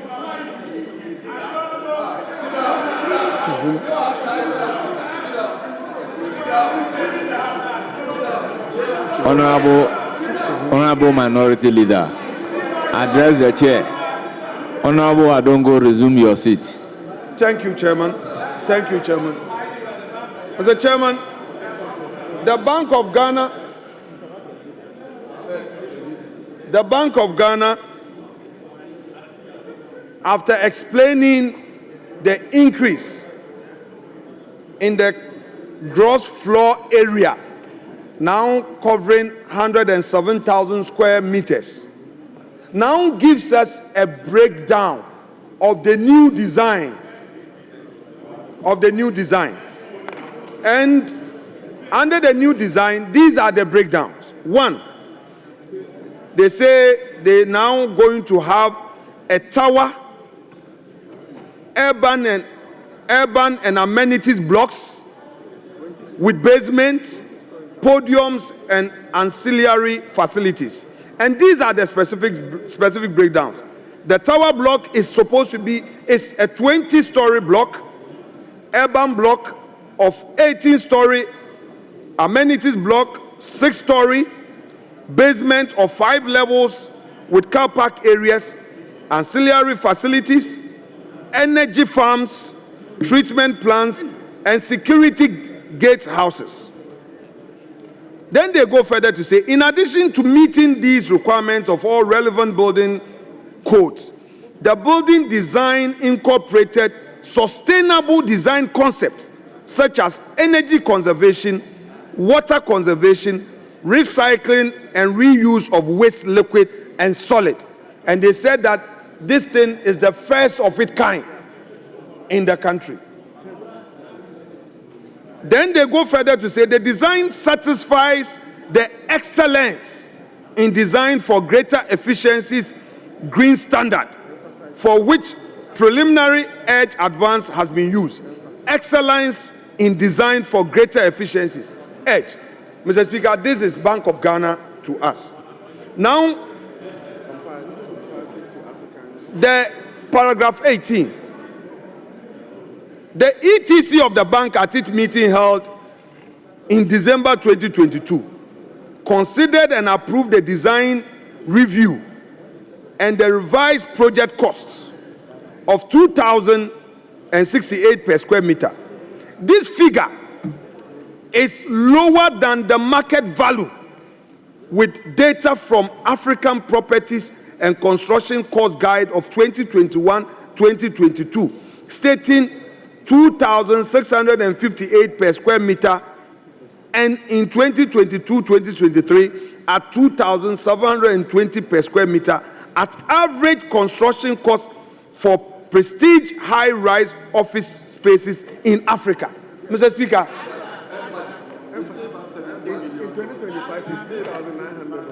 Mr. Speaker, this report is coming from the bank, that in all their dealings,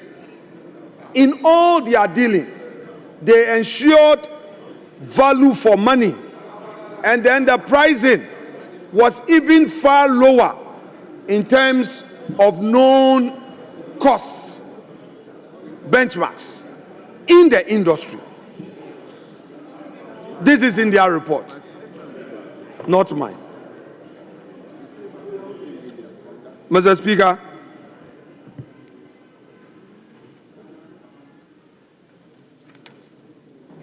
the central bank continues to say that the CTRC subsequently granted concurrent approval for the revised scope of works at the cost of 2,068 per square meter, which translates into 222 million as the construction cost. So, Mr. Speaker, from all indications in the report from Central Bank, and in fact, it is not as if the managers or the directors who were in charge of this project are the ones who are still there to trigger any curiosity. They are not in office. Dr. Addison is no more there. His other deputies are not there.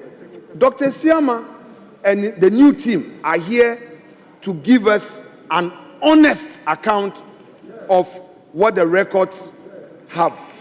And they've been very sincere that should anybody on the streets of Accra today say that the Central Bank building, that project did not meet value for money or that it is too expensive, what Bank of Ghana is saying is that it is cheaper as compared to market standards.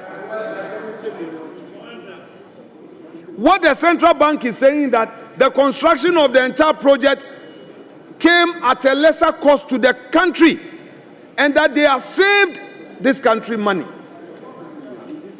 The reports are here.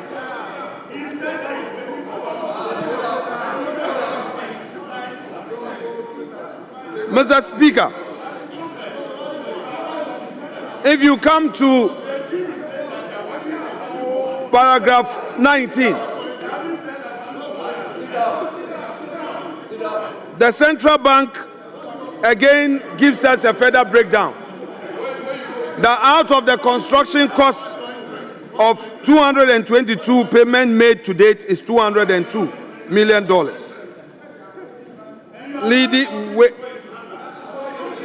Leaving $20 million to be paid. He says that... Honorable Minority Leader, yes, please be brief. Yes, sure. I'm concluding. Thank you, Chair. Now, he says that as at end of February 2025, over $42 million had been paid in taxes. Mr. Speaker, of emphasis is the fact that this construction came at a great savings, huge savings to the state. Instead of the contractor being paid $2,658 per square meter, Bank of Ghana was able to negotiate a lower amount of $2,068. This is contained in paragraph 18. Bank of Ghana is saying that apart from following due process, it has also saved the taxpayer money. That we have 107,000 square meter project. On each square meter, there is a savings of $600 plus. Multiply $600 plus, multiply it by 107,000 square meter. What do we get? My math is not good. We are talking about something amount in excess of $70 million. Mr. Speaker, in conclusion, I welcome the governor's closing remarks in his submission to the effect that, yes, these steps were all taken. These are the hard facts. However, there is a new board coming in. All these facts will be made known to the new board. I welcome that. That is how we ensure good governance. So the new board must know. 2, Governor also assures us that all these things, in spite of the cost savings and all, will still be subjected to value for money audit, which is also good. AESL is a known institution, and with all the professionals involved, I believe that if they look at it, they will be able to come to a certain conclusion. So I think that it is very fair. We must not play any political football with this.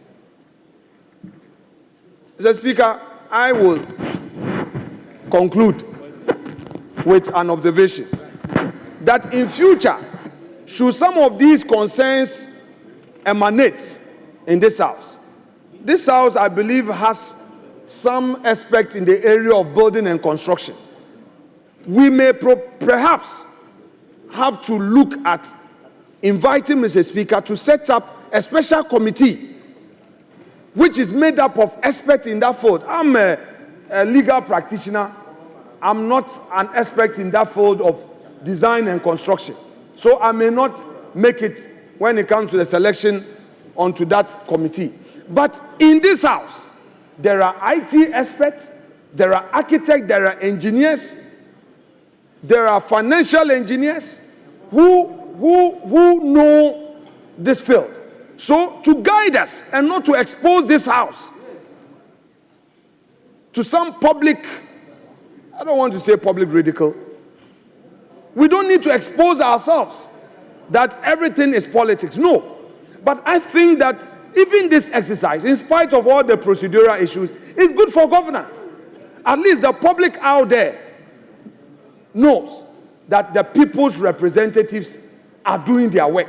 And you, Bank of Ghana, you've come transparently, done it. I know some TV stations were carrying it live. They had to truncate at a point. It's good for governance. So, Mr. Governor, thank you once again. Chairman, I appreciate your patience in indulging me.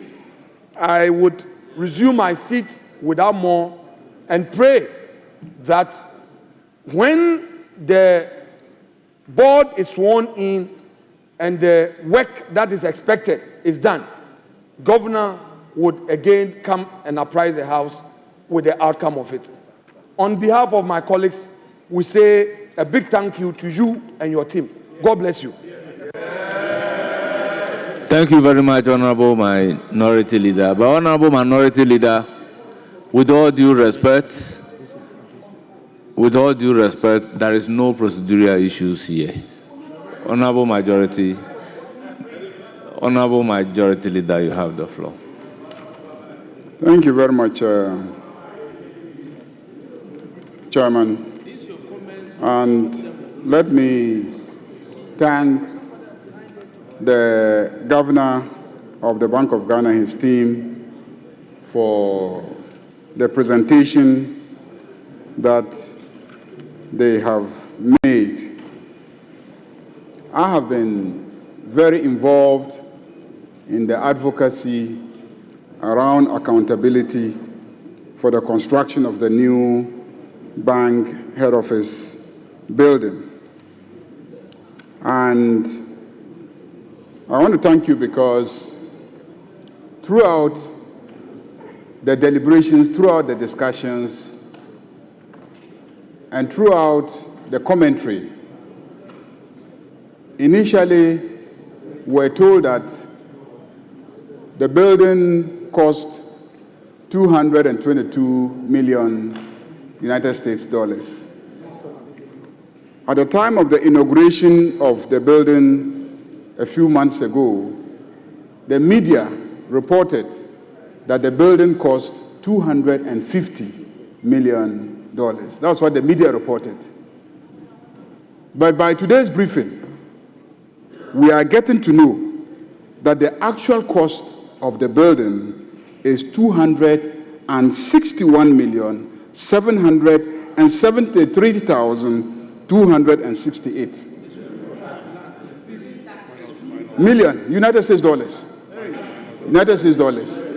So this is the first time that those of us who have been at the forefront demanding accountability, demanding information.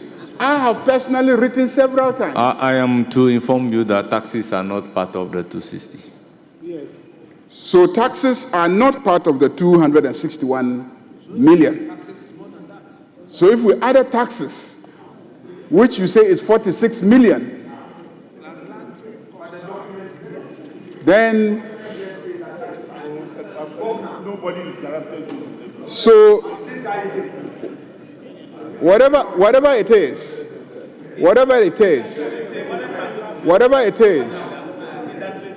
whatever it is, when you construct property and it's being valued, they don't value the property separate from the taxes.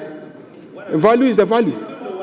So the point is that the governor has come today and we've gotten to know the true cost of the property, which is that it cost $261,773,268. It is not 222 million, and it is not 250 million.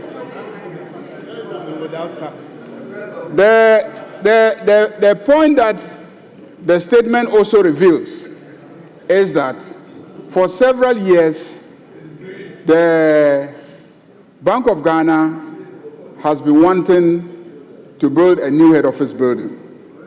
And that one day themselves wrote to PPA. They themselves proposed a property that cost $100 million. They themselves proposed a property that cost $100 million. That the PPA gave them an approval to construct a property valued at $81 million. So you yourself, the bank, you want to PPA and say, we want a property valued at $100 million. And PPA said, no, go and construct a property valued at $81 million. Today, you have come to tell Ghanaians that in spite of the fact that PPA says go and construct a property valued at $81 million, you have gone and ultimately you have maneuvered and you have constructed a property worth $261 million. $261 million. From your own request,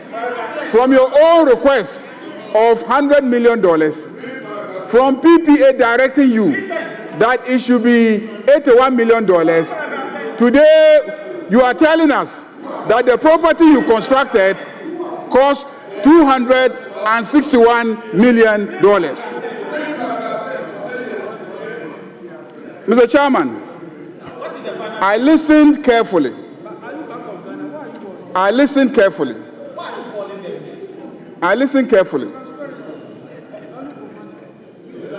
The contract was for a building with all its facilities and design. A building that initially was going to be 73,000 square meters. A building that was going to be 73,000 square meters.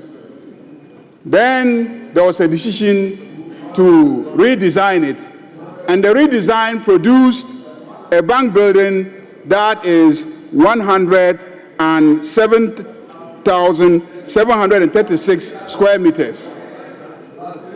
So the square meters, please pay attention. Please pay attention. Why are you running away from a discussion of this? Please, listen. No, listen. Honorable Majority Leader, please address the chair. Order. No, I will flow. Honorable Tampuli, I don't know you to be like this.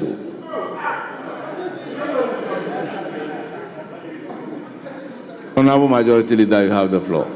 So the building design moved from 73,000 square meters to 107,000 square meters, 107.7. That is 46.7% increase in the square meters. 46.6% increase in the square meters. Now let's get to the cost, the price. So the price for 73,000 square meters was 121 million United States dollars. When you redesigned it and it moved from 73,000 to 107,000, the price moved from 121 million to 222 million. And that is a price increase of 84%. 84%. So you say that the indicator is the cost per square meter. You said that. The indicator.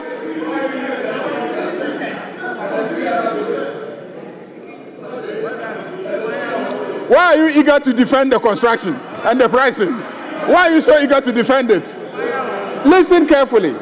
I gave you a cost minus the security and then the ICT and then the CCTV camera, because the cost of 222 did not include those ones, because the CCTV, the security and all those are a separate contract.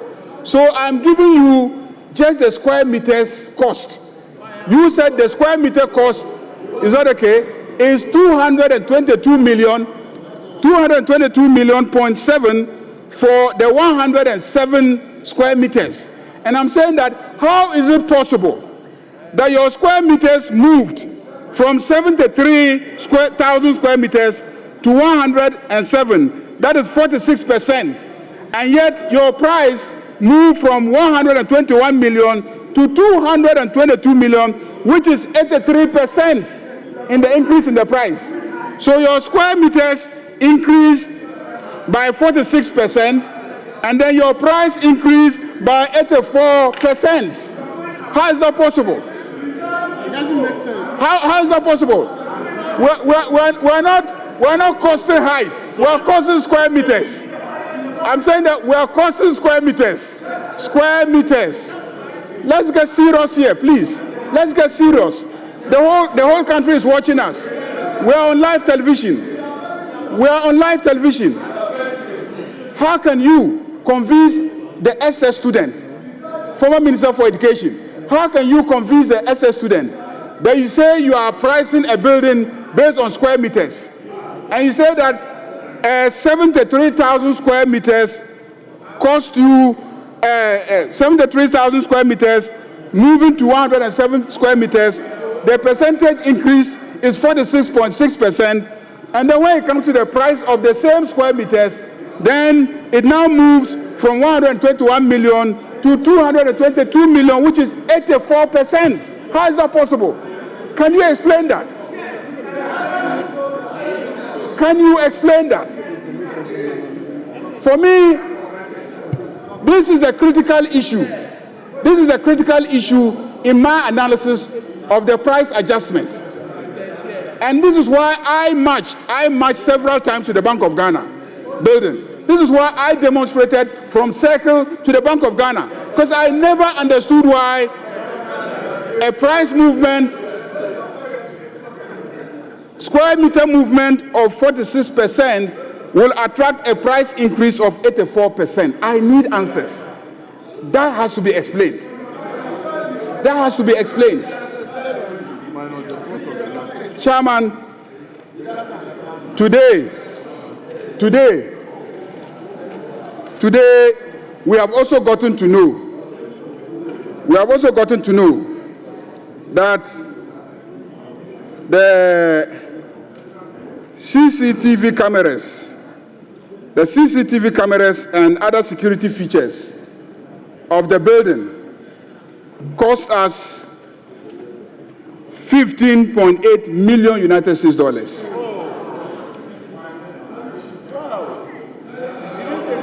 CCTV cameras and other security features. It says IES installation cost. Then ICT installation cost. ICT installation cost cost 8.6 million United States dollars. And then the furniture, the chairs that the workers will sit on and work, cost us $11 million. $11 million. How many workers are in the building that it will cost the Republic of Ghana $11 million to buy chairs for them to sit? We want to know how many workers are in the building for it to cost us $11 million to buy chairs for them to sit in.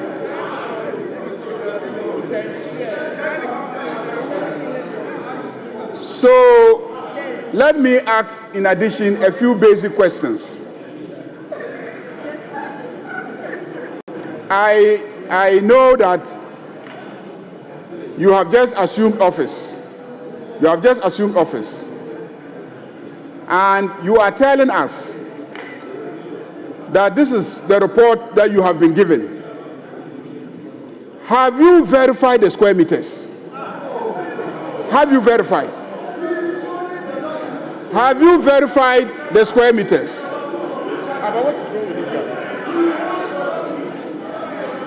Have you verified the square meters?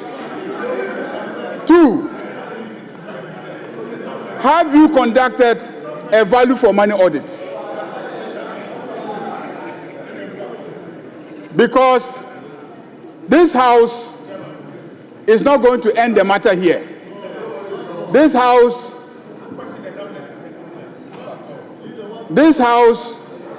we're asking the governor questions. This house is not going to stop here. This house is going to follow up with you so that when you verify using AESL or any other institute, let's say the Institute of Architectural Engineers of Ghana, for instance, or even the institute at KNUST, when you use them to verify, we expect you to come back to this house and report to us. Secondly, we want you to assemble the engineers, the architects, and the surveyors and explain to me how a variation of 40.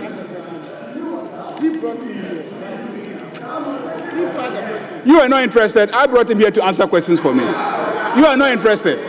So please, I'm the one interested. Clearly, you are not interested. Clearly, you would have done that and just forgot about the building and its cost. Honorable Majority Leader, please address the chair. So we want you to explain to us how the price moved from 121 million to 222 million, which is 83%, when the square meters moved from 73,000 to 107,000, which is 46.6%. For me, these are the critical questions that must be answered, in addition to verifying the actual work that was done. Thank you, Mr. Chairman.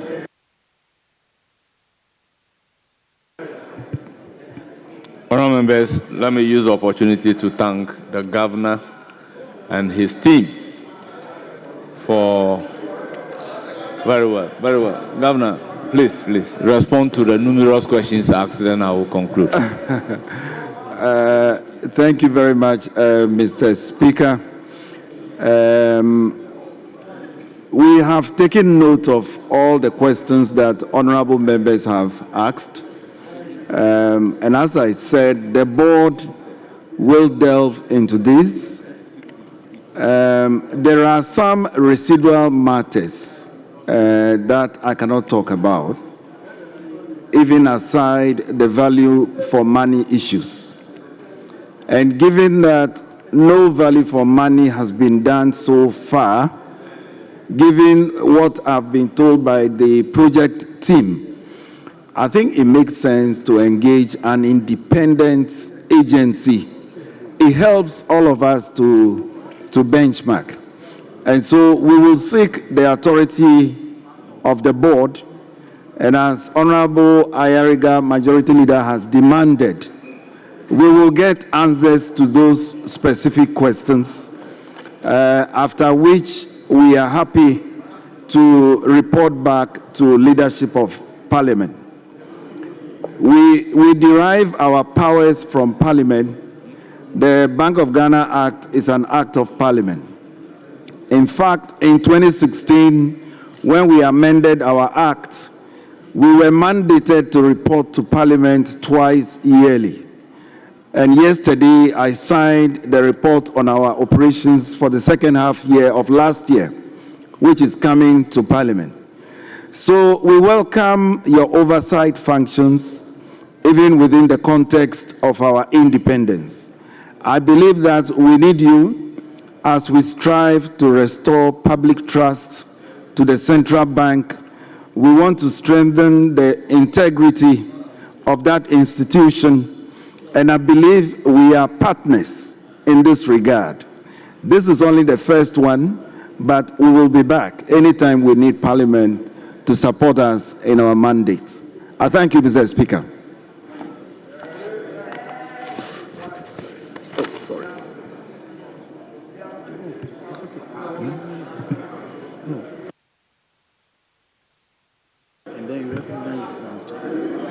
Very well. Honorable Brenda. Thank you, Mr. Speaker.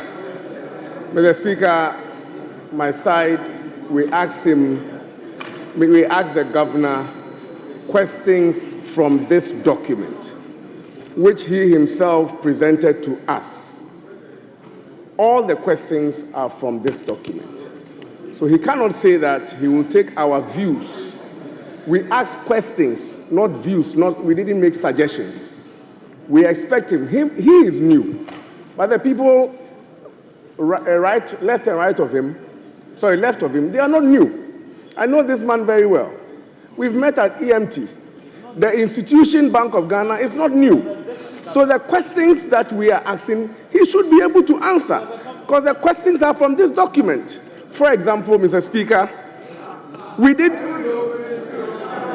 Mr. Speaker, I'm saying that this side, we don't want to allow the governor to take our views. We have not made views or suggestions. We ask questions.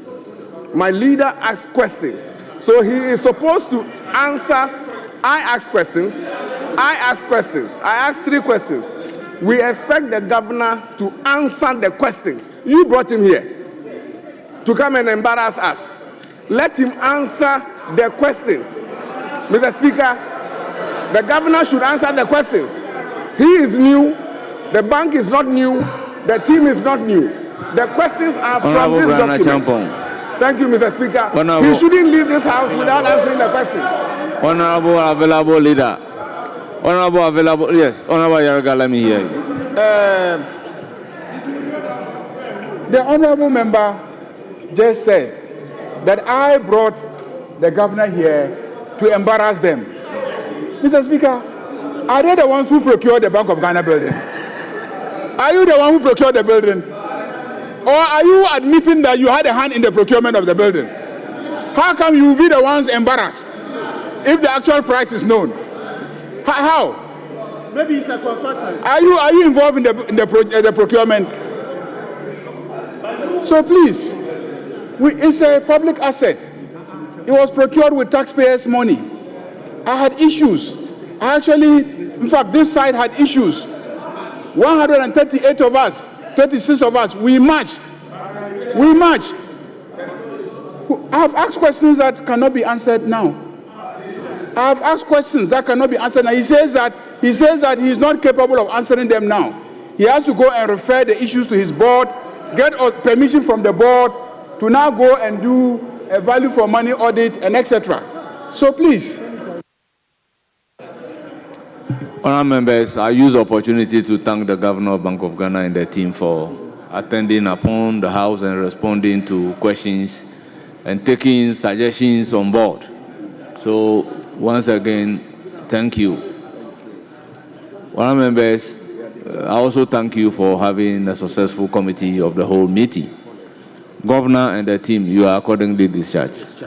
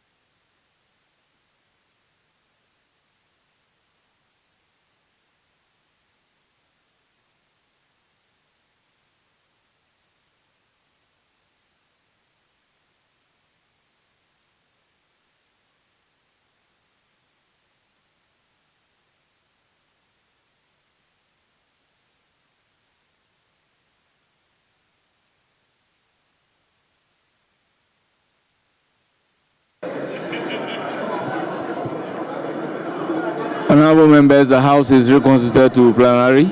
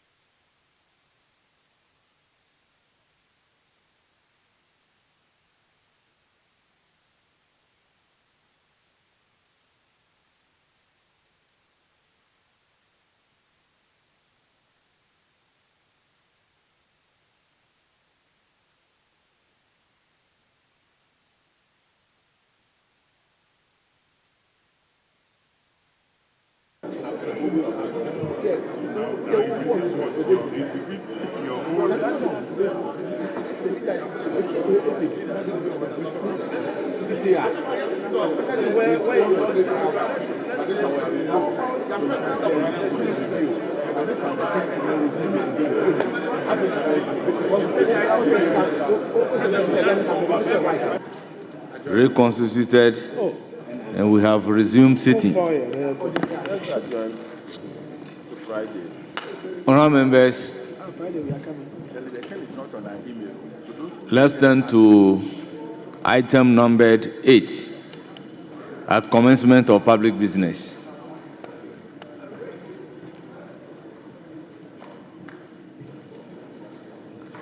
Honourable members, laying of papers.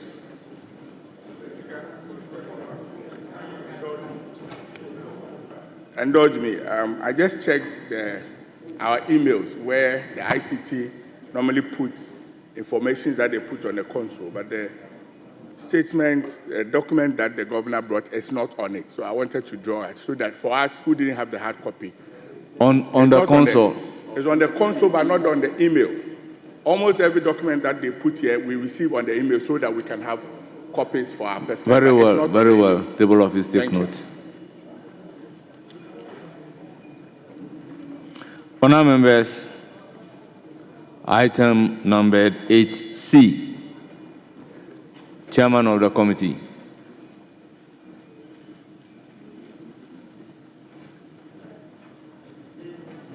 Okay.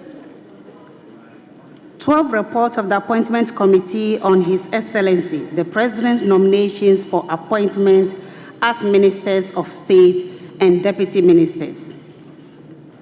Mr. Speaker. Honourable members, the paper duly laid, and it is for distribution of the members. Yes, available leader. Mr. Speaker, the deputy leader, when you said the chairman of the committee, he was on his feet bowing for it. He's not the chairman of the committee. He needed to seek, you are the chairman, if you are presiding, he needed actually if it is your leave or you give him that permission. But that is not the procedure. He cannot just get up when they say chairman and you bow as if you are the chairman, because you are not the chairman. Honorable members, leave is accordingly granted. He is the vice chairman of the committee. And when the chairman is presiding, whatever the chairman is supposed to lay, the vice chairman is equally eligible to lay. So, honorable members, the paper is duly laid and is for distribution to members. Honorable members, we move to item numbered 9.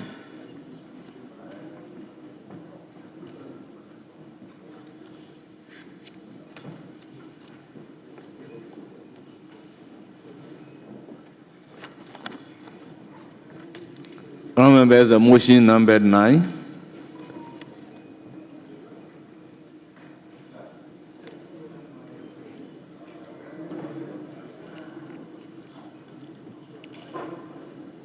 The debate on the state of the nation. May I have the pleasure to give the floor to Honorable James Agalga. Honorable James Agalga, you have the floor.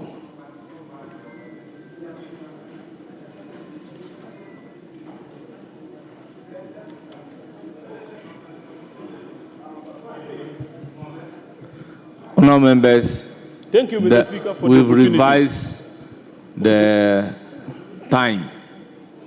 So, honorable members, we are speaking for 10 minutes. Mr. Speaker, I thank you for the opportunity.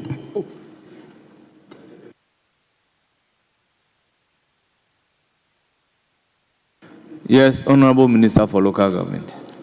Thank you very much, Mr. Speaker. Mr. Speaker, we were tasked to come and answer questions, and our technical bench has been here since morning. I don't know if the other people have been varied, and if that is the case and the questions will not be answered today, then we can let them go back to the ministries and start working. Very well. At pre-sitting, I think a decision was taken that we should reschedule the questions for today. Thank you very much, Mr. Speaker. You will appropriately be rescheduled. Mr. Speaker, we are so grateful. Myself and the former minority leader, we know what we did here. Yes. So since morning we've been here, we didn't want it to be said that we could not avail ourselves to answer questions. But once there's variation, we must tell our technical bench to go back to the ministry and start work. Well, for you to know, Mr. Speaker, the chiefs and queens are in the office waiting for me. And I need to go and including the religious leaders. Yes, Mr. Speaker. Yes.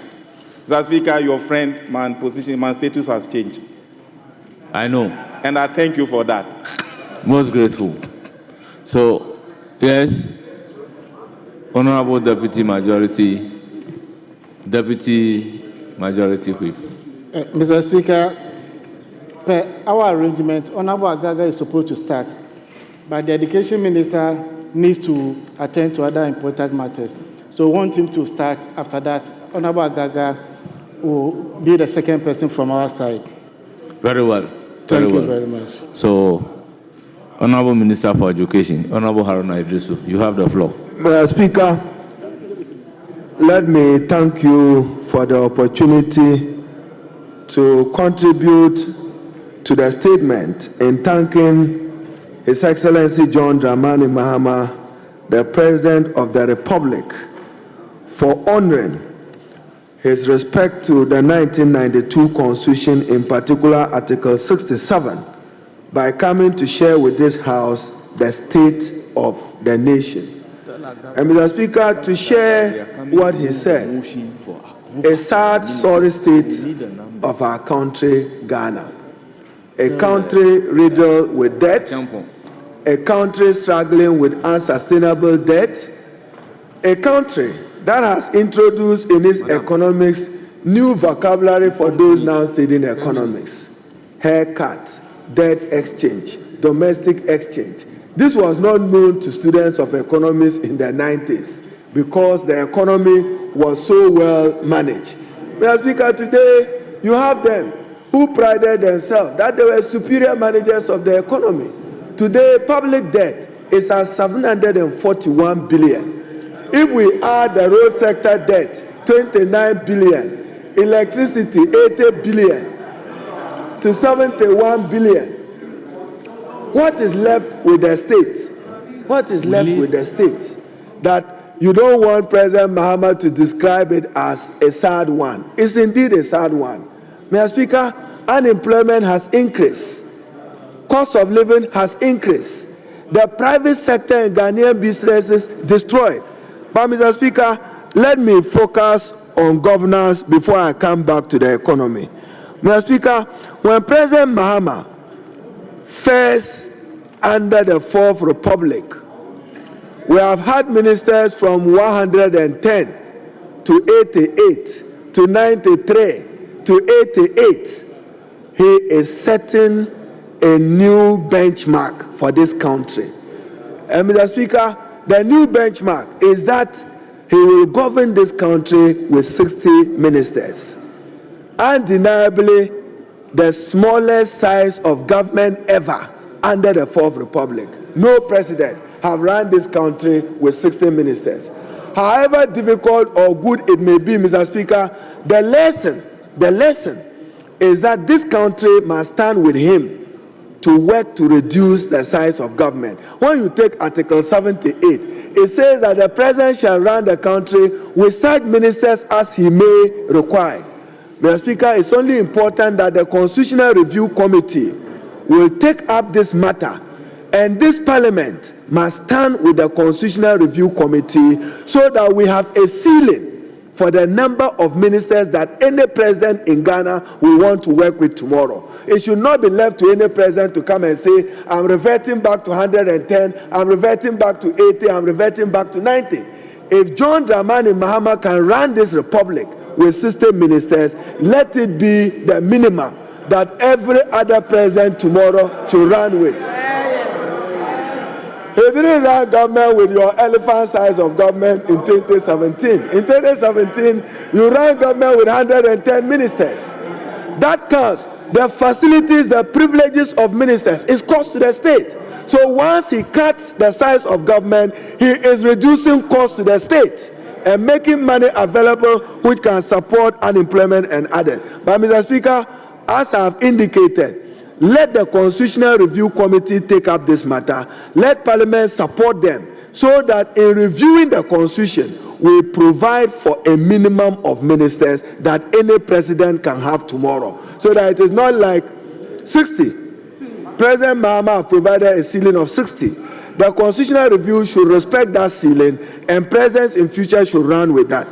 Then, Mr. Speaker, IMF, they were running, they said superior managers of the economy. What happened to the Fiscal Responsibility Act? It was on suspension even before you exited political power. You said you wanted fiscal prudence. You brought in a Fiscal Responsibility Act with Ken Ofori-Atta as your minister. When we said censure him, you said no. Now that you have lost, you want to blame him for everything. You supported him to mess the country up, mess the economy up, and mess your administration up. So walk in regret and live in regret. When we said that he should be called to order, you overborrowed. And Mr. Speaker, again, let this parliament work for the people of Ghana. Ghana needs to have a ceiling on how much we can borrow. It cannot be at every time as it pleases a finance minister. He walks here, Parliament fails in his responsibility, grants him between 2017 and 2021 before COVID, $3.5 billion. Yet the previous NDC administration did just $1 billion. So again, elephant appetite for borrowing. Your government had an elephant appetite for borrowing. At every time you wanted to borrow and you borrowed, you undertook fiscal infrastructure. You said you were building Agenda 111 hospital, 88. At least if 2 or 3 of it was functional, it will make meaningful contribution to maternal health, improve healthcare delivery in Ghana. Your overambitious initiative, you got none completed. You are more interested in winning votes at the December election than caring for the lives of Ghanaians. Mr. Speaker, President Mahama will soon launch the Mahama Cares, where some money will be dedicated and seed money provided to the Mahama Care, which will deal with diseases that are not catered for under the National Health Insurance Fund. Mr. Speaker, then to IMF. You said you won't go to IMF. You finally held a calabash begging the IMF. Yet you were here that no, you must govern with some sincerity. Today we are back to IMF. This is the 17th IMF program of Ghana. Mr. Speaker, we will have to resolve as a country have to deal with it. Mr. Speaker, then President Mahama also promised 24-hour economy. And let me assure members of this House that it is not going to be driven largely by the public sector. It will be a private sector-driven initiative of President Mahama. And Mr. Speaker, sooner than later, the Minister for Finance and Attorney General will be in this House to amend the Ghana Investment Promotion Act, the GIPC Act, to provide for adequate strategic incentives to any investor who wants to invest in a 24-hour economy. We need to expand the manufacturing sector of this country. Investors such as Joapon Textiles, Akusumbo Textiles, and Palugu Tomato Factory. Any investor who can bring in money and run it for 24-hour economy, President Mahama in this parliament will support him to do that, so that it will generate employment and also contribute to the GDP growth. What this parliament, Mr. Speaker, must insist in future, you came with one district, one factory. You are reminded, do you have one in Wale Wale? Is your watermelon factory functioning well? Ask whether the Nsawam factory is working. But Mr. Speaker, the important thing is that in granting tax exemption and incentives to the private sector, we must ask three questions as Parliament. One, how much are you contributing to employment? Two, what is your contribution to GDP before we make those generous grants to them? But Mr. Speaker, if you take from Kumasi, Ashanti up to Wale Wale, you will not find any factory that employs 1,000 or 2,000 people. So for instance, the people in the Brown region, poultry. Government will want to invest in poultry farming. That is their advantage. We should support them to do that. Cashew, we should support them to do that. So the 24-hour economy, government will provide under the leadership of President Mahama an enabling environment for the private sector to thrive. Not your government which came and destroyed the Ghanaian private sector. Yes. Go and ask the private sector, whether AGR or Association of Ghana Industries, the harm when they were borrowing at those prohibitive interest rates, it did not allow for that. So, Mr. Speaker, then I come to the energy sector. This country, Mr. Speaker, we need a second gas plant. Beyond Atuabu gas, maybe in Kumasi somewhere in Sunyani, we should be thinking of the establishment of another gas plant so that we reduce the fuel consumption, which is part of the cost of the electricity company of Ghana. Again, it was the NDC, the vision of John Evans Atta Mills at the time, who invested $800 million in getting the Atuabu gas plant constructed. Look at the gain and the benefits that it has done. All this year that you borrowed 741, almost $50 billion. What did you do with that money? What did you do with that money? Then, Mr. Speaker, they failed again to thank President Mahama for introducing ESLA. Those were part of the taxes you described as nuisance taxes. Yet you benefited conclude. 45 billion from the energy sector, lady. Mr. Speaker, let me conclude with my sector, education. Mr. Speaker, on education, we remain committed to expanding access to quality education from primary to secondary education. All the abandoned GET Fund projects in your various constituencies, various universities, with an uncapped GET Fund, will receive substantial investment in getting all those uncompleted projects completed. I'll work with the Minister of Finance to uncap GET Fund. We will introduce digital technological hub in the provision of higher education from pre-tertiary level. Mr. Speaker, this year, every public university will get Fund support to support 5 PhD students under a new local scholarship secretariat initiative so that each public university can train Ghanaians under a local scholarship program. Mr. Speaker, we also review curricula. We have difficulties with some Ghanaian languages we need to write, myself and you, Mamprisi and Dagbani. There's no literature on it, we need to work on it. So, Mr. Speaker, I want to thank His Excellency the President for giving us the sorry state of STEM schools. We will build more. Each region will get a STEM school. Mr. Speaker, I thank you. So, Mr. Speaker, I thank you for the opportunity, but don't think that tomorrow there is an election and Ghanaians will forget how you mismanage this economy with a single economy, single debt. Thank you very much, Honorable Leader. I will proceed to give the floor to Dr. Kabiru, Honorable Dr. Kabiru. Thank you, Mr. Speaker, for the opportunity to contribute in support of the motion to thank His Excellency, the President of the Republic, for delivering the presidential message in accordance with Article 67 of the 1992 Constitution. Mr. Speaker, it's rich when the respected former leader and minister responsible for education argues and debates same on the State of the Nation address and mention about new lexicons in our economic discourse, i.e. DDEP. Mr. Speaker, I'm quite young, but I grew up learning about SAP, Structure Adjustment Program. Mr. Speaker, I grew up learning about PAMSCAT. These were new lexicons introduced into this country by a government, which they are descendants of. So when it comes to new lexicons in our economic history, I'm quite sure, I'm certain, Mr. Speaker, that we know where the odds will fall. The NDC has been at the forefront when it comes to introducing austerity measures to the good people of Ghana. Mr. Speaker, I think that my respected leader talked about constitutional review. We should equally look at Article 67. Article 67 and put in safeguards. Mr. Speaker, the President comes to this House, he's at liberty to distort information, he's at liberty to embellish the information, but if we introduce safeguards into Article 67, including the possibility of charges for perjury, I'm sure Mr. President will be guarded next time when he mounts the podium to give us the State of the Nation address. He will give us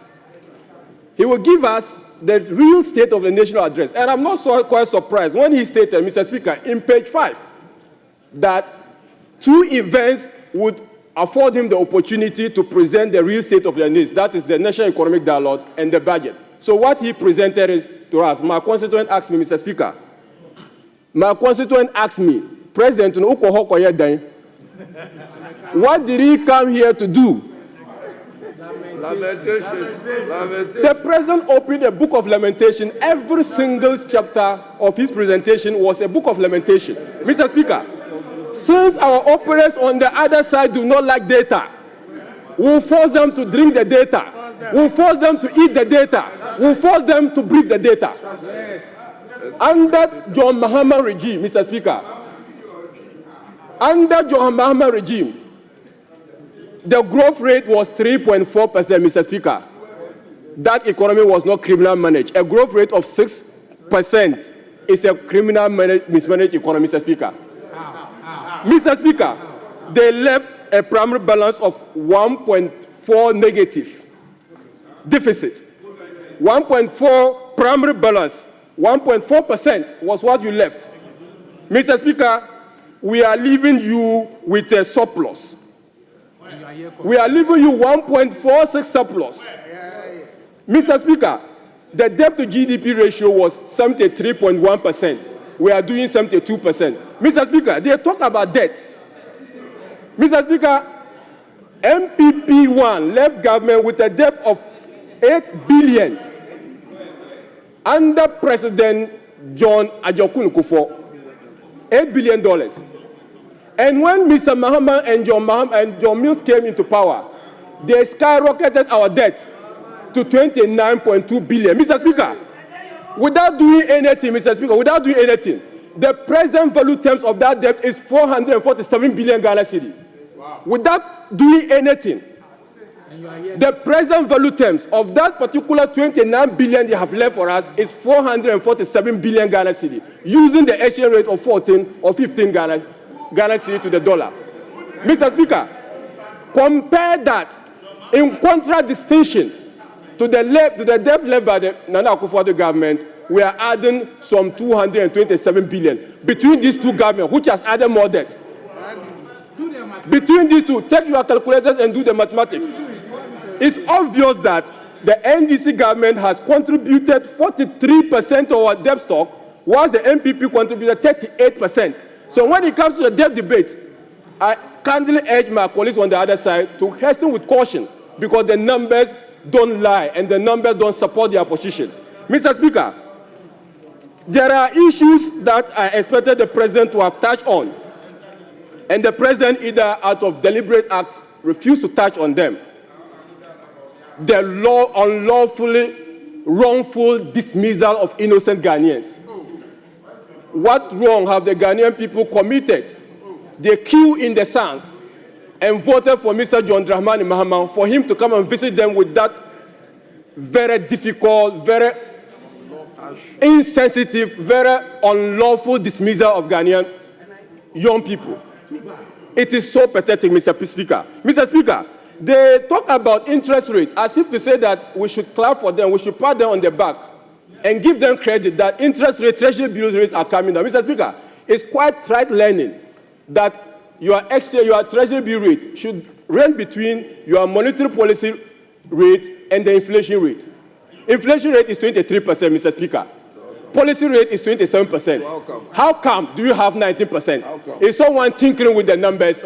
We will have to investigate. And I'm sure in the course of time, Mr. Speaker, we will summon the Bank of Ghana government back to this house to investigate what has occasioned this particular manipulation of numbers, Mr. Speaker. Mr. Speaker, even with the small money the government has gotten, we have delivered so much. We have delivered so much. And that in the education sector, they cancel allowance, we restore it. Yes. In the education sector, they cancel nursing allowance, we restore it. Yes. We gave students free senior high school education. Yes. We introduced TVET education and modernize it. Yes. Mr. Speaker, this is the achievement in education. When it comes to road sector, Mr. Speaker, we have constructed 13,000 kilometers worth of roads. Yes. They did a paltry 4,000 kilometers of roads. Yes. Mr. Speaker, colleagues from the other side says that it includes Pacho. That has been the metric. That has been the metric we use. And Mr. Speaker, every single constituency here has been a beneficiary of Nana Akufo-Addo intervention. I will go to the Volta region. Mr. Speaker, Honorable member, resume your seat. Honorable Kwame Agoja.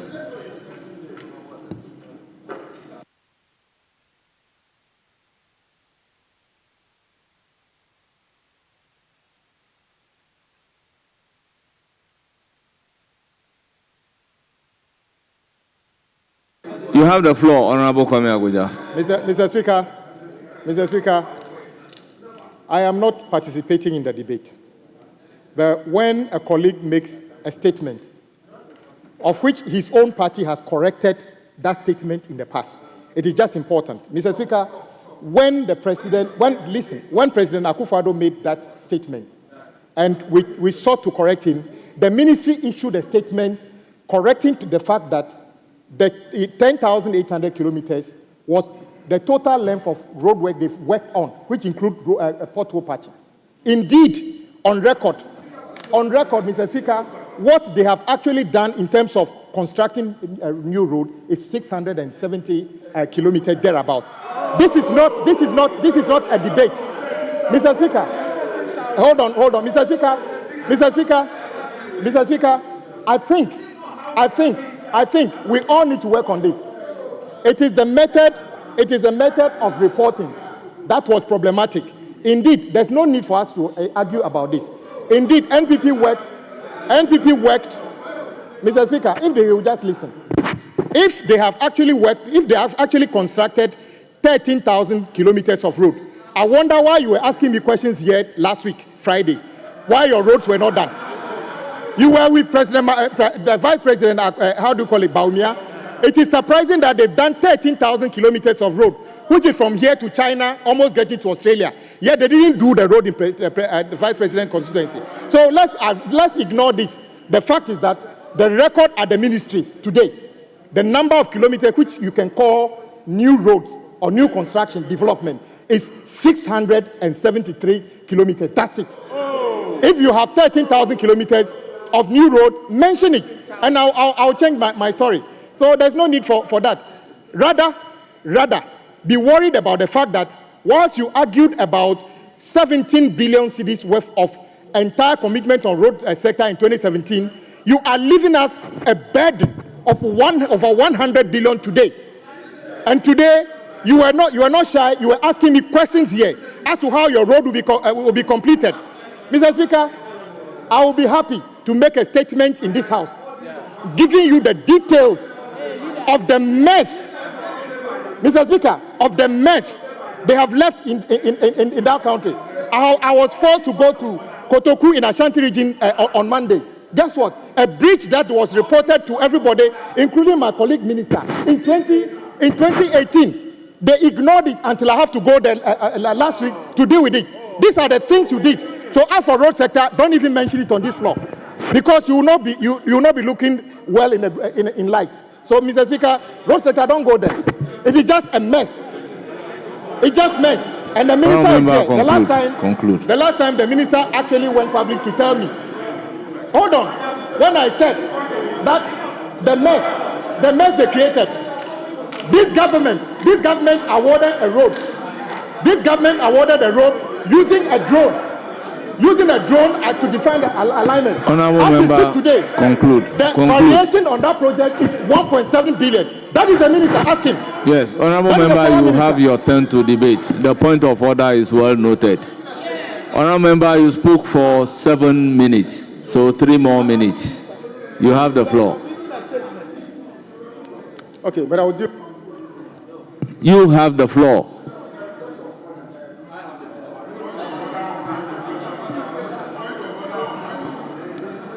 Honorable member, you have the floor.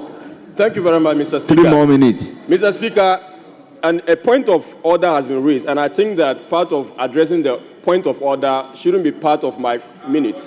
Mr. Speaker. I indicated that before recognizing the point of order, you spoke for 7 minutes. You have 3 more minutes, which means the intervention for the point of order is not part of your minute. Honorable Leader, how do I recognize a point of order on a point of order? Please, Honorable Leader, kindly resume your seat. With all due respect, Honorable Habib, kindly resume your seat. Honorable Kabiru, you have the floor. All right. Honorable Kabiru, your time is running. Mr. Speaker.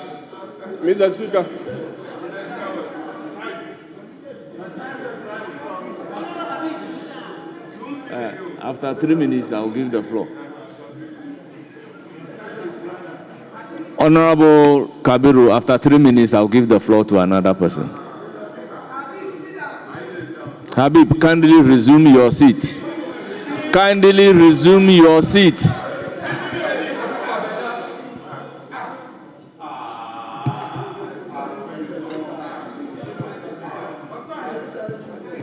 Honorable Minority Leader. Mr. Speaker, with respect, we are always here to help you. We are here to respect the chair. Mr. Speaker, the minority deputy whip was on his feet to draw your attention to an important matter, which he captioned it point of information. Mr. Speaker, if we, the 5 here, we get up on our feet, we're not saying that it is mandatory that recognize us, but it is because there is a cause for us to be up on our feet. Mr. Speaker, when we all agree on a protocol for debate, which protocol applies to everybody, same must be adhered to. From the one that we started this debate, the understanding is that no point of order will be recognized. I have a lot of respect for Honorable Kwame Abuja. I have a lot of respect for him, and I have a lot of respect for the chair. But I would also urge my respected colleague, who is the Roads and Highways Minister, to also know that there is always an opportunity for him to debate. The man is making a point. It's not everything that is said on this house that we would all be in agreement. But you take note, allow him to make his point. But when you get up, point of order. Your side, somebody will get up and then another point of order. Now the deputy leader, deputy whip, is on his feet to catch the attention of speaker. If we are not careful, then this also degenerates, and it's as if we are disrespecting the chair. I will repeat, it is not in our value system as a minority to disrespect the chair. But sometimes the situations are unbearable. They are unbearable. Please, colleagues, we have a long way to go. It's 4 years. We've only done 2 months. Let us start well, so that all of us will be on the right path. If you treat us this way, nobody got up on a point of order, and now the next thing is that you have 3 minutes. After 3 minutes, I'll give the space to somebody.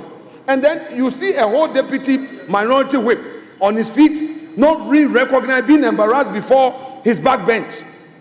Where are we going to? When he is embarrassed, then the next time he's a human being with ego. He may also want to react. Mr. Speaker, let me rest the matter here. Please, you cannot be neutral. But once you are presiding, be seen to be fair. I rest my case.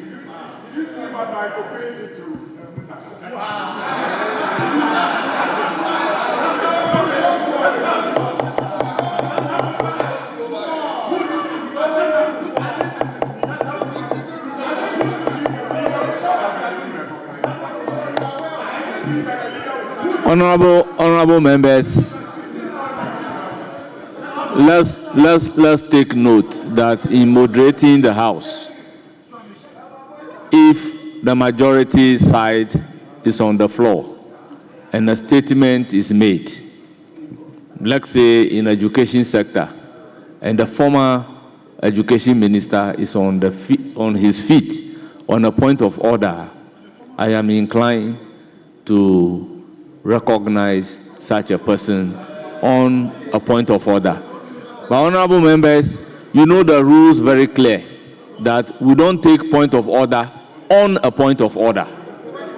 So, honorable members, give me the opportunity to moderate the House. The road minister, former road minister, is up. Are you up on a point of order against the speaker? Thank you, Mr. Speaker. On the speaker? Because it's the speaker who is speaking. I am the one speaking. So are you on point of order against me? No. I'm on point of information, Mr. Speaker. Honorable members, order. I'm on a point of Unless information. You are having a point of order against the speaker. No. I didn't say that. Then kindly resume your seat. Kindly resume your seat. Please kindly resume your seat. Honorable members, with due respect, we have a lot. We even have an outstanding motion. So let's make progress. Honorable Dr. Kabiru, do you still want to utilize your 3 minutes? And let me place on record that I am being guided by the clerk. When I recognize a point of order, they will take note of the number of minutes that you have spoken. And that is what guides me as to the remaining time you have to be able to conclude your debate. I don't do it myself. I am being guided accordingly. So that was the basis for me telling you that you spoke for 7 minutes, you are now left with 3 minutes. Will you want to utilize the 3 minutes? Honorable Minority Whip, I plead with you, let's make some progress. Speaker, I want to catch your eye. Have I caught your eye? Or haven't caught your eye? I'm on my feet, Speaker, with respect. On my feet. Speaker, earlier on, you had given a good directive, and you put matters in perspective. Said that former ministers, when they rise on their feet, you recognize them. In fact, the Honorable Asenso got up several times to catch your eye, and he is a former minister for the sector. We thought that in the context of your own wise guidance, you will recognize him. Honorable Chief Whip, in which jurisdiction is a point of order taken against a point of order? Somebody is on the floor on a point of order, then you also want to take a point of order against such a person. Assuming the member is on the floor from the majority side and made a statement, and the honorable former minister is on the feet, I will recognize him for a point of order.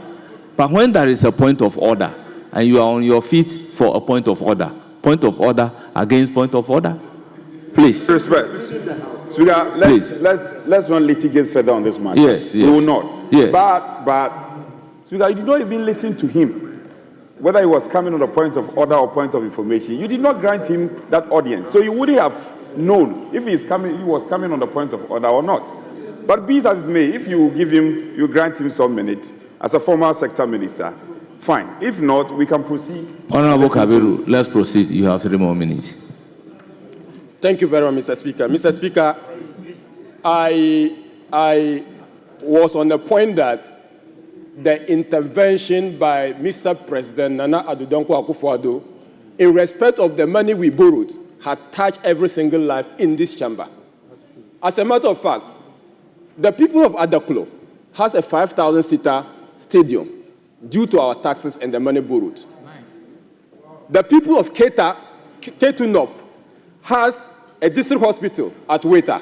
Very good. You disagree.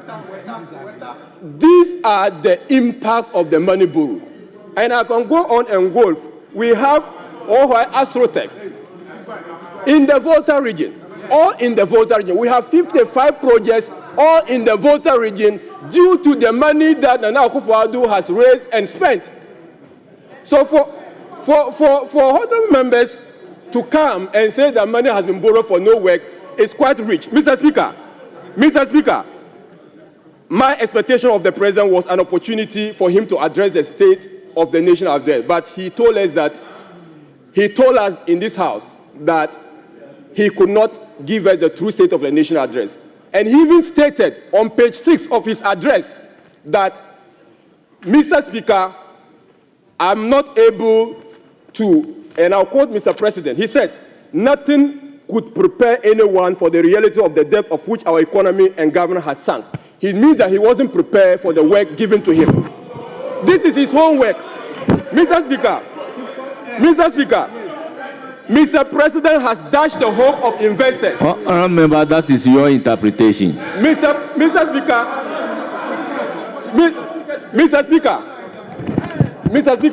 the text, I'm quoting him. Mr. Speaker, I'm quoting him.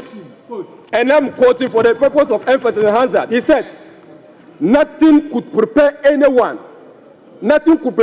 for the reality of the depth of which our economy and government has sunk. Anyone, including Mr. President. So I'm quoting him.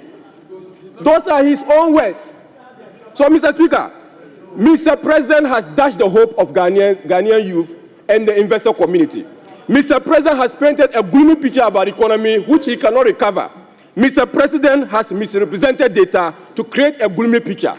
Mr. President has not given the true state of nation of the, he has given a state of lamentation. Mr. President has not given the true state of nation, he has given a state of Honorable member, conclude. Mr. President has given a state of lame duck. Mr. President has given a state of confusion. Mr. Speaker, the State of the Nation address was what was presented by the venerable member for Federal Member of Parliament for Karga, Dr. Amin Anta, and the minority members of this Parliament for that matter. Thank you, Mr. Speaker, for the opportunity. It's now the turn of Honorable James Agalga.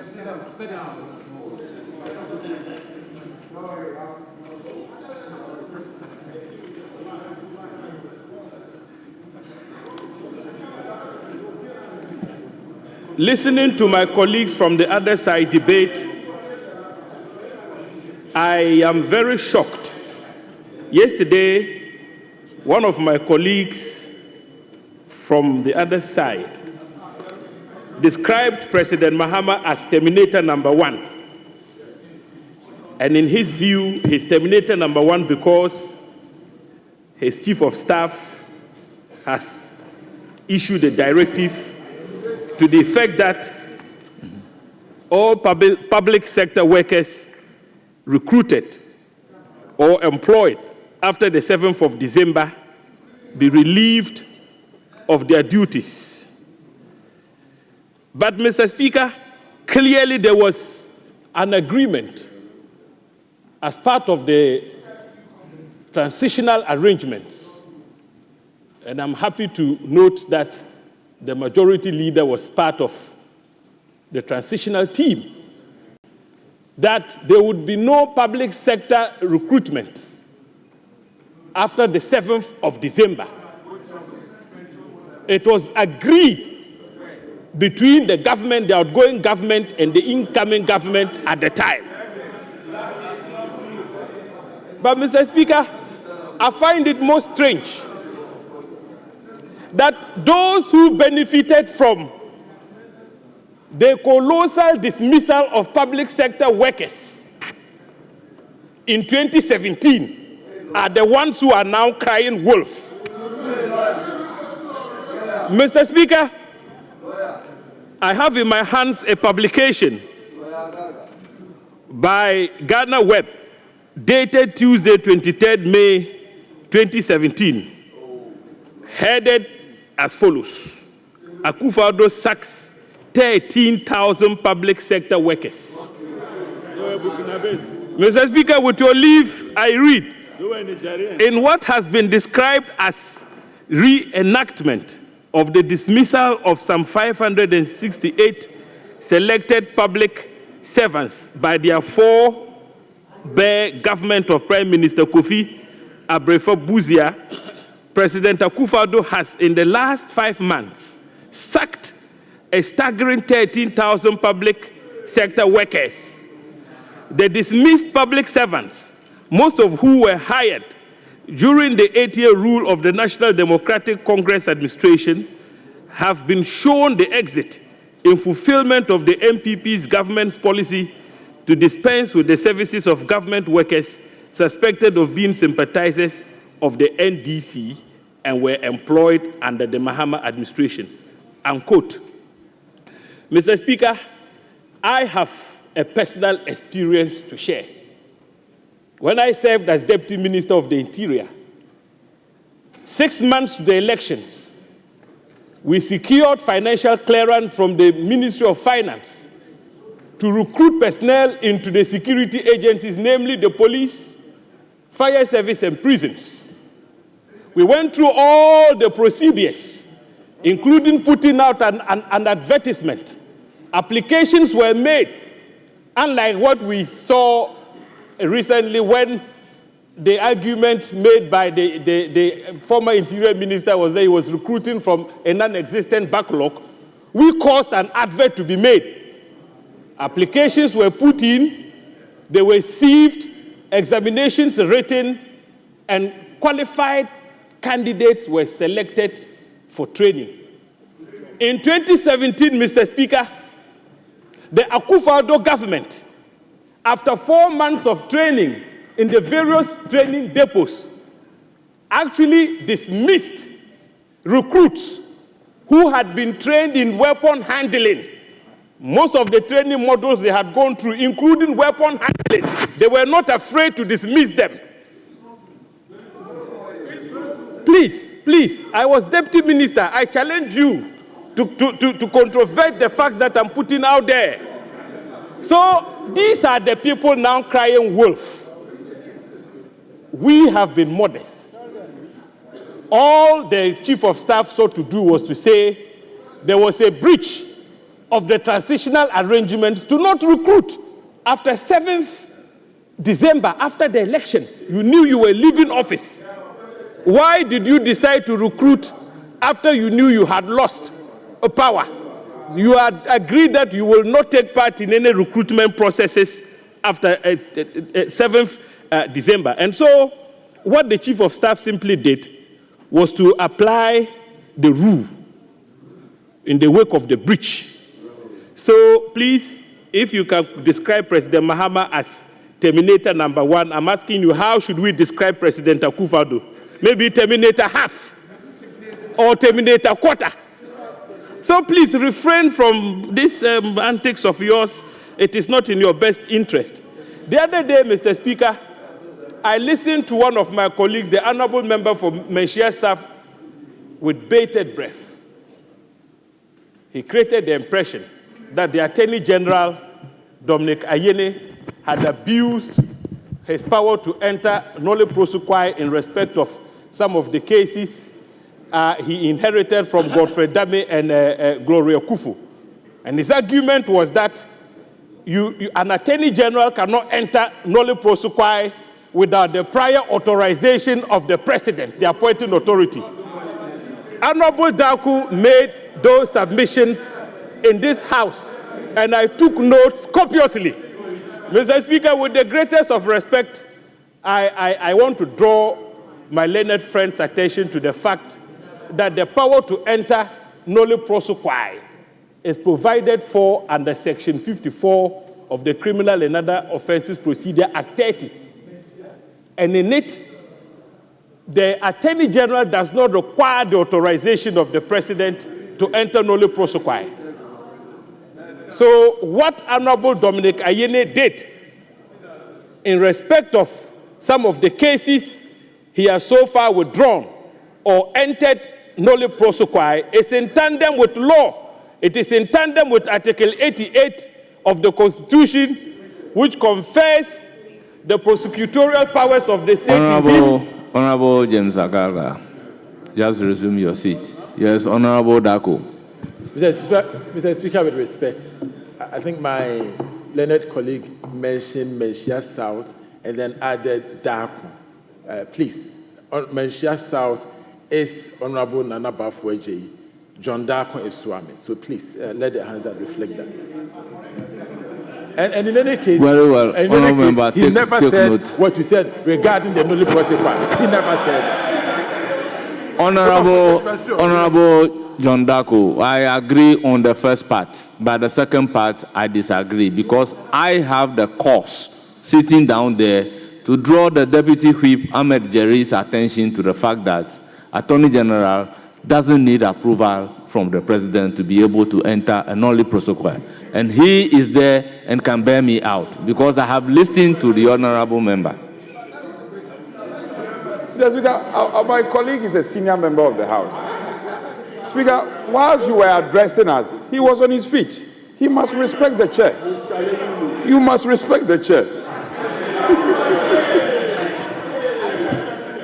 Honorable James Agarga, you have the floor. And so, Mr. Speaker, it's unfortunate the honorable member for Menchia South is not here. I know he's a lawyer of repute, but it's important that he goes back and refresh his memory on his criminal procedure and law so that next time he doesn't mislead this House in that manner. So far, the Attorney General has shown a lot of magnanimity, Mr. Speaker. In almost all the cases... Honourable member, conclude. Oh. Mr. Speaker, to conclude, let me touch on the security sector a bit. The President made a statement that he would employ diplomacy, counterintelligence to deal with violent extremism and terrorism. Mr. Speaker, as part of the diplomatic effort, the President has already reached out to neighboring countries such as Burkina Faso, which pulled out of the Accra initiative after President Akufo-Addo engaged in a major diplomatic gaffe by reporting to Anthony Blinken, the foreign secretary, or if you like, the equivalent of the foreign minister in the United States at the time, about Burkina Faso, a neighboring country, that they had brought in mercenaries to help them fight terrorism. President Mahama has taken it upon himself to fix the mess, that diplomatic mess that was created by Akufo-Addo in our quest to protect our country from violent extremism and terrorism. Your time is up. I proceed to give the floor to Samuel Abu Jinapo. Thank you, Right Honorable Speaker. When I was Speaker on the 27th of February 2025, the President came to this House to fulfill his constitutional obligation of giving the message of the state of the nation. But, Mr. Speaker, I believe that this House almost unanimously have now agreed that that statement was indeed a message of lamentations. And I think all of us are agreeable on that. Mr. Speaker, but in spite of that, in spite of the impression the President wanted to give to the country, data and facts are sacrosanct, and the data and the facts confirms clearly, Mr. Speaker, that the state of our national economy, which was bequeathed to President Mahama, which nobody can dispute indeed, is that we had a higher economic growth than our friends from the other side, that we had a higher per capita income than our friends. Agricultural sector, we grew better. Industrial sector, we grew better. We created more jobs than they created in their 8 years in office. Lower fiscal deficit. A primary balance is lower than our friends from the other side. And it goes on and on and on. But, Mr. Speaker, let me address one very important matter, which is the question of the size of government. And indeed, the President, when he addressed this House, made the claim that he had formed the leanest and most effective government in the history of our country. Mr. Speaker, I want to submit that you can have 10 ministers, another government can have 20 ministers, and the government that has 20 ministers may have a smaller government machinery, a smaller government size than you who have 10 ministers. And I want to demonstrate that, Mr. Speaker. Mr. Speaker, it's on record.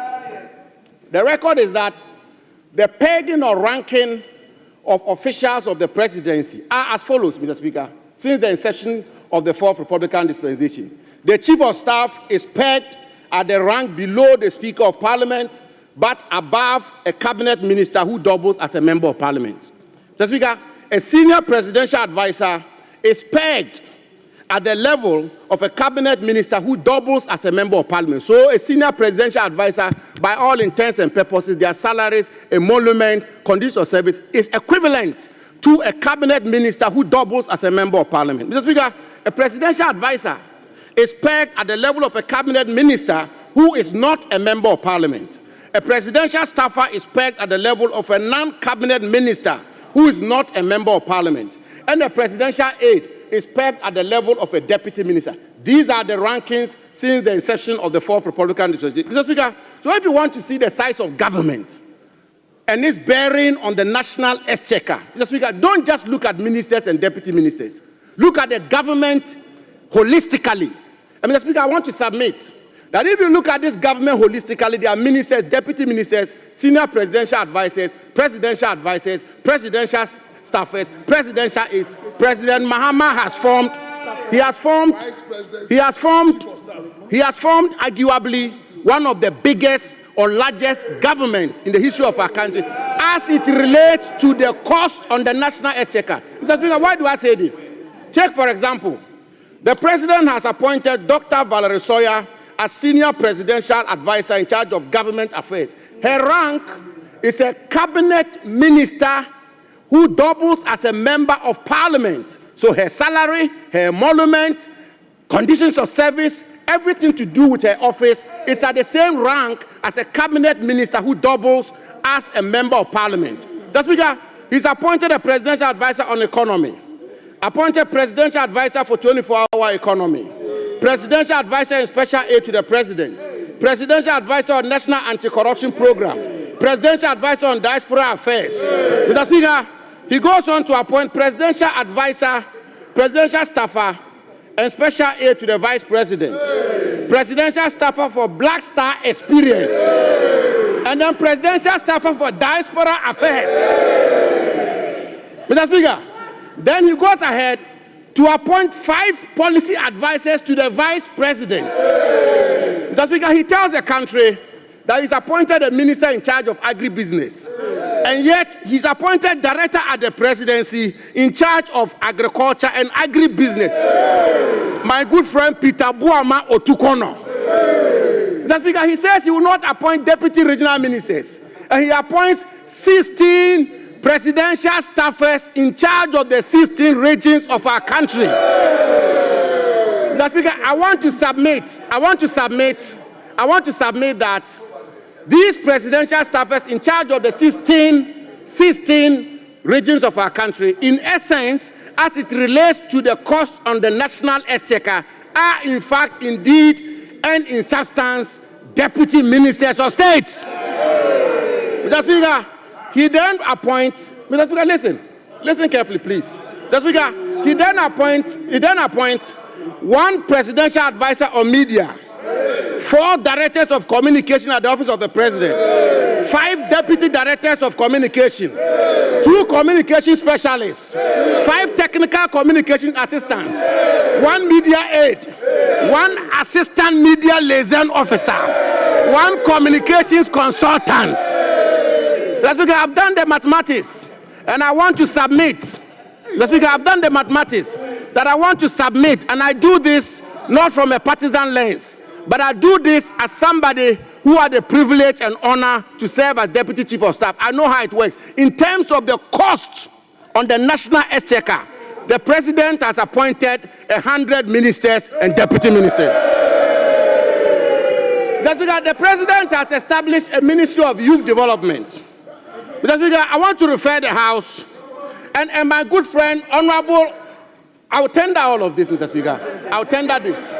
I will tender it. Mr. Speaker, but, Mr. Speaker, the Honorable James Agalga, my very good friend, has talked about how the MPP government terminated some appointments. Mr. Speaker, assuming without admitting that that even happened, shouldn't our governance move forward? Shouldn't we have good governance? And indeed, when we promise resetting, what does that mean? But, Mr. Speaker, more importantly, may I refer the House, Mr. Speaker, may I refer the House to Article 191 of our national constitution, which states, and I quote, "A member of the public services shall not be dismissed or removed from office or reduced in rank or otherwise punished without just cause," end quote. Mr. Speaker, we are building a nation, and there are hundreds and thousands of people out there who have lost their jobs. I think our friends from the other side, the Honorable James Agaga, should join us to appeal to the President, just as he took an oath, Mr. Speaker, on the 2nd schedule of our national constitution, where he said, and I quote, "to protect and defend the Constitution of the Republic of Ghana," end quote. Article 191 is a provision of the Constitution of Ghana, and the President is enjoined to indeed defend and protect this provision of the Constitution. Mr. Speaker, the President, in the same schedule, swore an oath to do justice to all manner of persons. Some of these people whose appointments have been terminated, some are NDC members, Mr. Speaker. Some are MPP members. Some are non-partisan. Some don't even know what happens in politics. And yet, a president who says he'll be father for all has terminated the appointment. When President Mahama was leaving office, Mr. Speaker, he appointed Mr. Joseph Whittal as the Commissioner for Shraj. He appointed Joseph Nkrumah as Chairman of NCCE. On 23rd December 2016, he appointed Daniel Domevilo as Auditor General. Mr. Speaker, it is not Abu Honorable member, conclude. Or it is not the minority. It's not the minority, Mr. Speaker, who is giving the president names. No, Mr. Speaker, when you go out there on the streets, it's the Ghanaian youth who are talking about that. That the president promised to create jobs, and yet he's come, and the talk on the street is that Mahama Bako terminations, baby. Mr. Speaker, and that is why they have named him. We haven't named him. The minority hasn't named him. They have named him Terminator number one. And therefore, that we can also ferry same to the presidency for them to take good notice of. Honorable member, I have listened to him carefully. He said if they want him to tender, he would tender. So if nobody requested, why would he tender the document? It's different from you saying that he wants to tender. So, honorable member, I think you are out of order. Honorable Godfred Sedu Josao, you have the floor. Thank you very much, Right Honorable Speaker, for the opportunity to contribute to the motion before us today on thanking Mr. President on his message on the state of the nation. We are grateful to Mr. President for fulfilling his obligation under Article 67 and making himself available to this House and presenting that apt a message on the state of the country. Mr. Speaker, you would realize that Mr. President spent less time in talking about the record that he came to meet.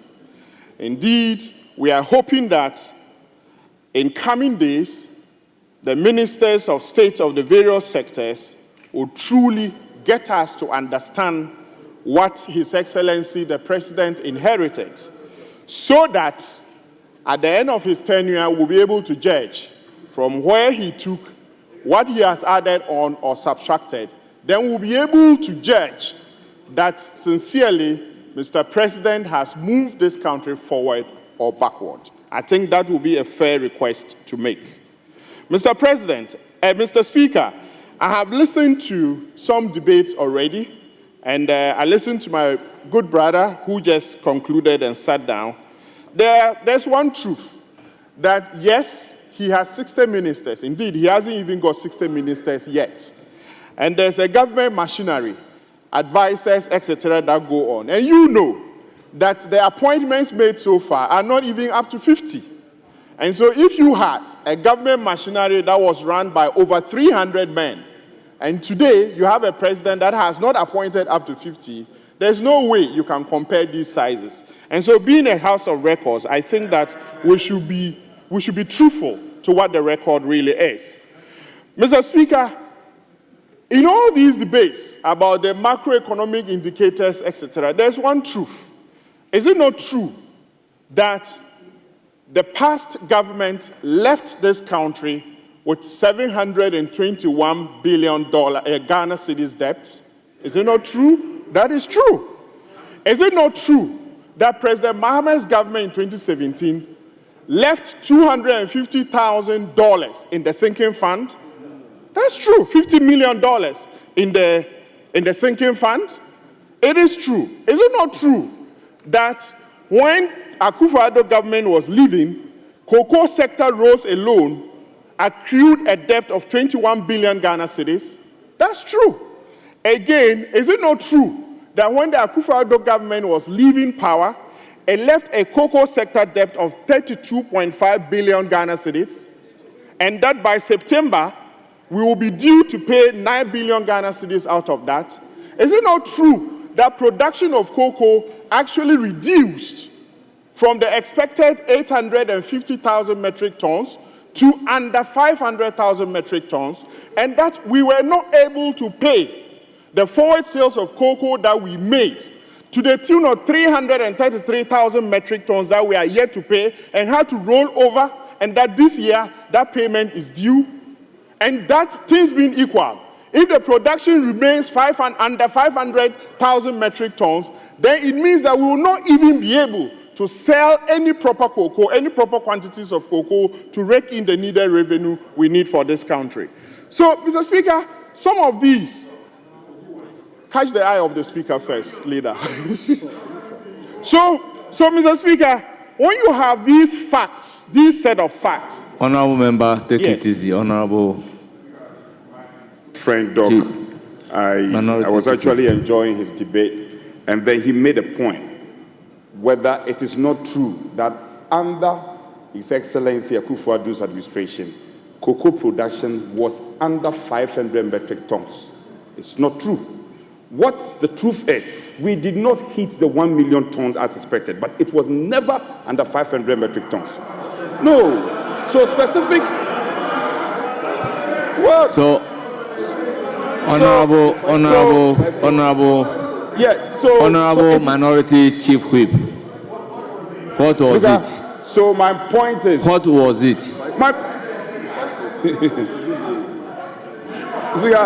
Speaker, the fact is that we. Are you listening? Will you listen? Are you listening? Speaker, it was 530 metric tons. That was it. That was, Speaker, I'm spot on. So, Doug, who I respect, should just, navigate properly and stay on course. That one, Doug, you got it wrong. I beg you. Mr. Speaker, thank you very much for the opportunity again. My leader, respected leader, is not right. He's not truthful. I've been in the Committee of Agri for the past 4 years, and so I'm endowed with the figures. Indeed, Mr. Speaker, the actual production is 435,000 metric tons. That's what we recorded last year. So I'm just being generous and diplomatic by saying under 500,000 metric tons. And we had a bill out of it of 330,000, in fact, 333,000 metric tons to pay, which we couldn't pay. And it has been rolled over for this year. Mr. Speaker, is it not true that we had an energy sector debt of 68 billion? That's true. Mr. Speaker, is it not true that the ESLA collections from the energy sector amounted to about some $44 billion Ghana cedis, and yet we have a debt of 68 to pay? These are facts. And Mr. Speaker, is it not also true that in 2017, the exchange rate of cedi to dollar was $1 to 4.2 Ghana cedis, and that today, as at the time President Akufo-Addo was leaving office, it was almost $1 to 16 Ghana cedis. Be conservative if you even want to say 15. But these are the facts of the economic indices.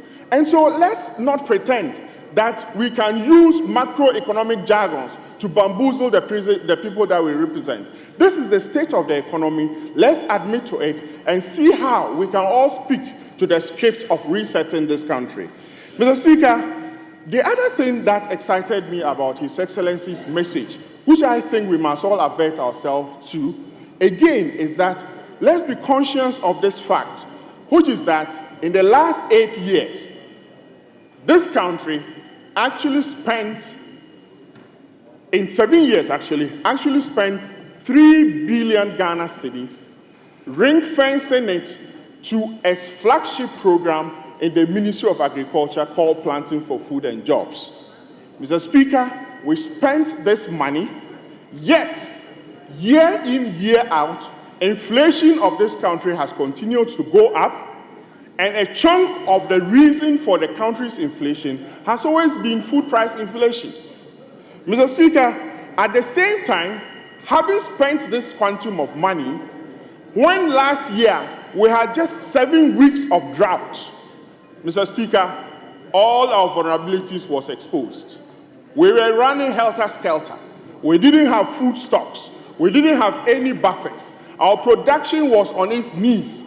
The Ministry of Agriculture and Ministry of Finance was panicking, trying to import food into our country. Mr. Speaker, this state of affairs is not positive for our country. That is why I was excited listening to Mr. President outline a number of programs that he intends to roll out to revolutionize the agricultural sector. Mr. Speaker, the President announced the Agriculture for Economic Transformation agenda, which for me is the game changer. Mr. Speaker, I want to invite my colleagues that let's not mock at the program. From what we have gone through as a country, I think that this agenda that Mr. President is proposing is something that we should all subscribe to. In that program, he has 2 major components that excite me. One of them is the Feed Ghana program. Mr. Speaker, under the Feed Ghana program, he is focusing also on grain development. this grain development is not just the production of the grain, but also situating them in agroeconomic enclaves where we will have real production in high volumes. That will not just leave it at production, but there will be supplementary agro-processing of these produce in ways that will allow us to add value to what we produce. Mr. Speaker, because of what is happening globally, you have just read in the news a few days ago that Burkina Faso has issued an ultimatum, in fact, a ban on grain export from Burkina Faso to neighboring countries. Member, conclude. Oh, really? Thank you, Mr. Speaker. Mr. Speaker, this should tell you that there's a lot of challenge and there's a lot of introspection that we have to do as a country. And so let's work hard in supporting the President's agenda on agricultural transformation for this country. Let's look at the Feed the Ghana program, feed industry program, and I'm particularly excited that the emphasis is on youth and agro-processing. Mr. Speaker, I look forward to the budget where we will have numbers tied to this program and we can come back with an appropriate debate for the various sectors. I thank you very much for the opportunity, and I thank Mr. President for giving us that message of hope in his State of the Nation. Thank you very much. Thank you. It's now the turn of Honorable Asensu Boachi.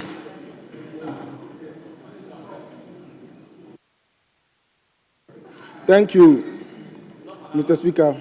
Mr. Speaker, I rise to contribute to the motion in thanking the President for delivering his message on the state of the nation.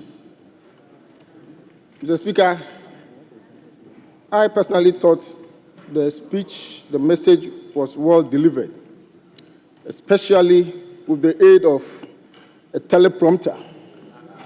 When the President was making his presentation, I was telling my colleague that the President will look good on the screens because it will appear as if he's was speaking extempore, but he wasn't. Indeed. Later, Honorable Adongo, I heard him on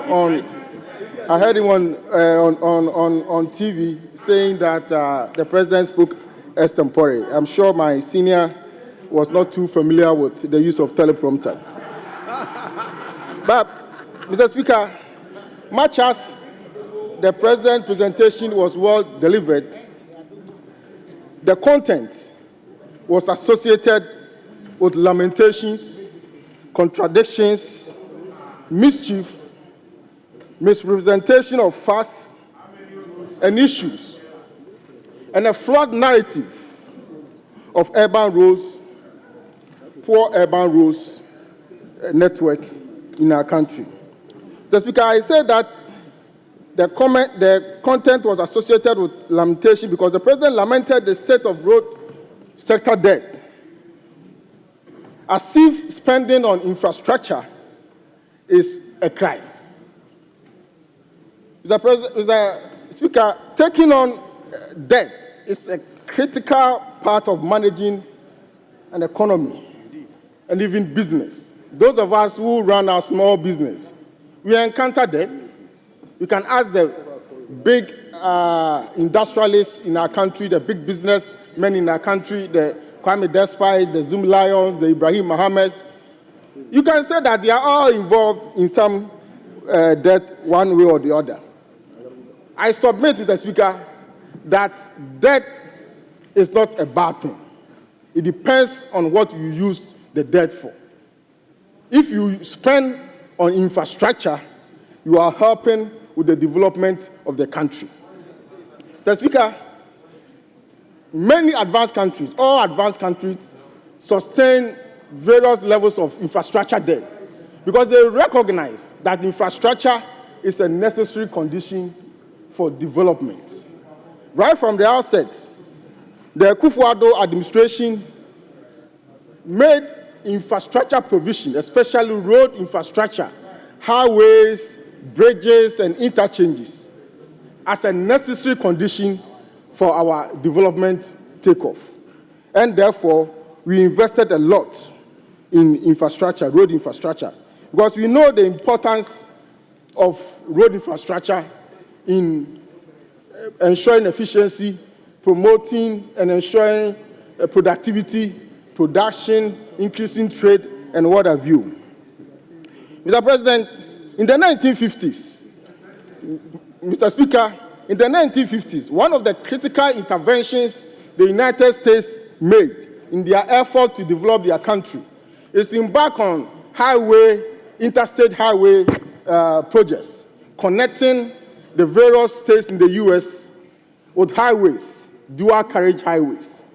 And that transformed their economy. In fact, studies have shown that with road infrastructure, especially highways, when you invest $1, you make economic returns of $6. That is 600%. That tells you the importance of infrastructure. So when you build roads and you incur debt, it's not a bad thing. Over time, you recoup it, and it will help in the development of the country. So, Mr. Speaker, I want to submit that successful infrastructure investments pay for itself. So it was quite surprising that the president framed a road sector debt as a failure, instead of recognizing it as a necessary investment for national economic development. And indeed, Mr. President, Mr. Speaker, after that, every government comes, you incur some debt because you embark on development. When the Akufo-Addo administration assumed office, we experienced substantial debt across multiple sectors, especially the road sector and the energy sector. That notwithstanding, the debt that we encountered in the road sector, the MPP administration embarked on an unprecedented expansion of the road network nationwide. In spite of the debt that we encountered, the energy debt that we encountered in the energy sector, the legacy debt that we encountered, we were able to ensure a sustained energy supply for 8 years, something that our predecessors couldn't do. So, Mr. Speaker, debt is not bad. It depends on how you use it, and we use it for infrastructure development, which is a necessary condition for development. Mr. Speaker, the president's speech also was characterized by contradictions, because I heard Mr. President laying a good basis, good foundation, why road infrastructure is very important for our country. And if you permit me, Mr. Speaker, I would like to quote from the State of the Nation address. It says, Mr. Speaker, our road network is the cornerstone of our nation's infrastructure, facilitating over 90% of the transportation of goods and services across the country. This vital network is critical in supporting agricultural growth by linking farmers to markets, lowering transportation costs, and ensuring quicker access to essential supplies and services. The resulting interconnected benefits foster a vibrant economy and enhance the livelihoods of countless Ghanaians. Mr. Speaker, the president was right. As a planner, I understand the importance of transport infrastructure, especially roads. But what I don't understand is that the president was making a case for road infrastructure, was lamenting, was bemoaning the spending we had. Is it not contradictory? Is it not paradoxical? This is a clear contradiction of the presentation by Mr. President. Mr. Speaker, the president's speech was also associated with mischief, distortion, and misrepresentation of facts. Why do I say so? It is an undeniable fact that the Akufo-Addo administration embarked on road works in Ghana between 2017 and June 2024 of the volume of 30 kilometers, 13,624 kilometers. This is the roadworks that the MPP administration embarked on. Was at the same period of 8 years, the NDC embarked on 4,636. Mr. Speaker, the problem is when the president sought to twist the facts. Honorable member, conclude. The problem is when the president, the president sought to twist the facts in a desperate attempt to diminish our unparalleled record in achievement, to say that the 13,624 kilometers of roads were all brand new roads. We didn't say that. That is a desperate attempt, mischievous attempt to distort the truth. What we said was that out of that 13,624 kilometers, it involved asphalt overlays, Your time is up. construction, it involved graveling and regraveling. Honorable member, your time is up. I will proceed to give the floor to Honorable Kwame Govins Agboja. Honorable members, take note. When the clerk stood up to me, it means your time is up. Then I would inform you to conclude. Kwame Agboja. Mr. Speaker, thank you for the opportunity to... You were giving signal. You have 1 minute to conclude. If we can go by that, I'm sure it will be helpful, so that the speakers will be guided. Honorable Kwame Agboja, you have the floor. Mr. Speaker, I thank you for the opportunity to thank the President for delivering on his constitutional mandate and telling us about the state of Ghana today. And I will just limit myself to some of the comments made by my very good friend, the former Minister for Roads and Highways. Mr. Speaker, if I hear him well, he agrees with President Mahama as to why we should invest in roads. President Mahama's comment about the debt is such that if the over 700 billion debt we have, the component that was used on roads, actually to roads in our neighborhoods, nobody will comment. The difference here is that whilst your government in 2017 lamented about road sector debt or commitment of 17 billion, today, and then in fact, out of that, we can show you interchanges in Accra and elsewhere. Today, you are leaving us a commitment of over 105 billion and very little to show for it. That is the difference. Two, you complained about certificate and paid 3.5 billion when you saw a road project completed. Yet today, you are leaving us with a debt unpaid of over 20 billion Ghana cedi. Where is the 20 billion cedis worth of roads? Honorable Minister for Road. Let me recognize Honorable former Minister for Roads and Highways.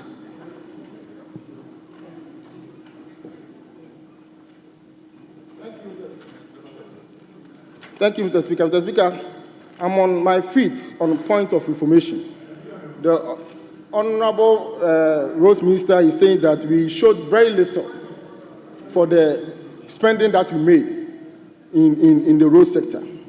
Mr. Speaker, in terms of interchange alone, whilst in 8 years, it's not for you to decide. It's not for you to decide. Sit down for him to decide. Are you the speaker? Are you the speaker? You are not the speaker. Honorable members, order. The speaker. Honorable member, does he need the information from you? Yes, I think the nation and the House needs this information. You are not the speaker.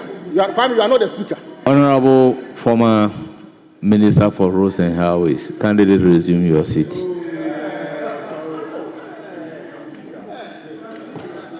Honorable Minister for Roads and Highways, you have the floor.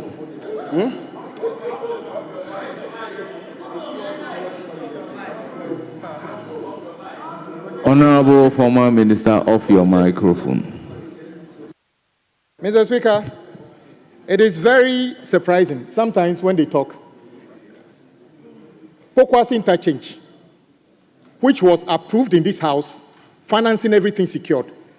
They wake up and say that it's a project that should be attributed to them. But Mr. Speaker, the point I'm making is that if the 20 billion we are saddled with today was equated to road projects in our communities, we wouldn't have had a situation where for the first day, 12 of our colleagues from the other side will be asking me questions as to when roads in their communities will be constructed. Mr. Speaker, 2, the president also talked, Mr. Speaker, let me tell you, Mr. Speaker, President Akufo-Addo, I was here, Mr. Speaker, I was in this chamber on the other side when President Akufo-Addo stood here and said, and then was doing like this, we built 10,800 kilometers of new roads. Mr. Speaker, I was courageous enough to, yes, he said it, 10,800 kilometers of new roads. Mr. Speaker, I was courageous enough to take him on. The ministry, in fact, my current PRO of the ministry, who is a good friend of mine, issued a statement against me today. Later, they rationalized and said that the 10,800 kilometers, including pothole patching and other things. Today, my colleague from Walewale stood and then made the same statement that they built 13,000 kilometers of road. Now he's rationalizing it and say that it includes grading and regraveling. Now, at least he's been at the ministry. He knows that that level of presentation or misrepresentation by his government was needless. Because we never report road conditions like that. We never report and say that I built this, we say that feeder road, trunk road, this is what we did. My brother, look, you are going to spend you are going to spend 4 years in opposition. You have enough time to talk. Don't worry about that. Mr. Speaker, we listen to you in silence, so have the courtesy to listen to others similarly. Under my colleagues' stewardship, almost 100% of the project awarded were sole sourced. Oh, it's a sole source. This government have even set up Ministry of Procurement to say that they will not do that. Mr. Speaker, let me tell you on record, part of the reason we are saddled with over 105 billion is that they were just throwing contracts here and there without any proper planning. Today, Mr. Speaker, we are committed that we would improve the level by which we prepare projects for awards. So if you want to know, the difference here is that we are not in a rush to do the wrong things. President Mahama admits and acknowledges the importance of roads. You don't. You thought roads were about politics. That is why from July last year to December, check your record what you did at that ministry. You were just awarding projects. Even some of them don't even have contracts. Mr. Speaker, I am now saddled with people walking to me that I've been asked to go on this road and start a project. I want you to ratify it. And I said that I will not do that yet. Mr. Speaker, I tell them I will not do that yet. We have asked people to go to site and start work without any contract. Mr. Speaker, the sad, Mr. Speaker,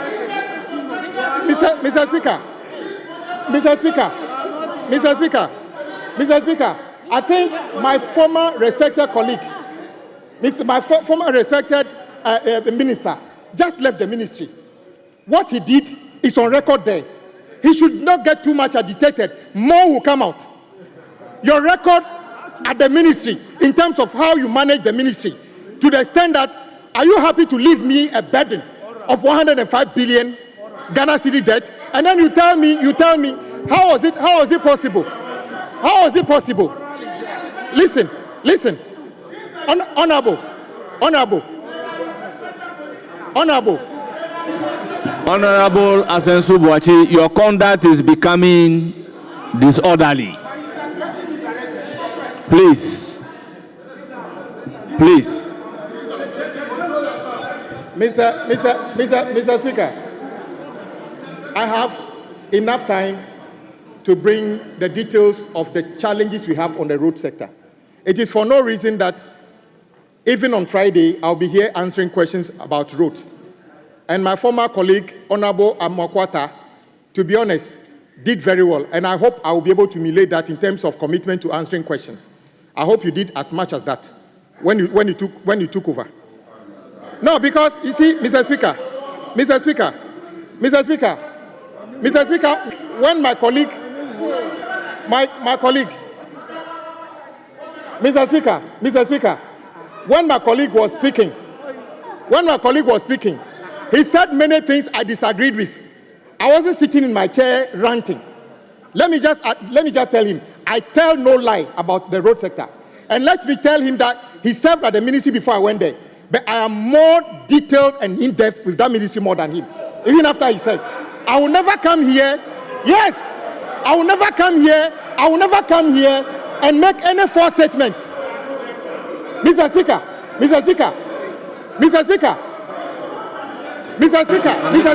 Honourable members, I am saying that he said, Honourable Minister for Roads, the aspect of you having more in-depth knowledge about roads than him, I will order that be expunged from the records.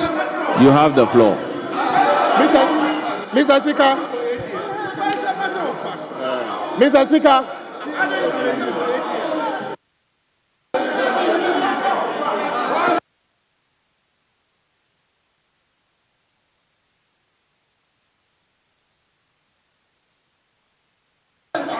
Honourable members, kindly resume your seats. Honourable members, kindly resume your seats.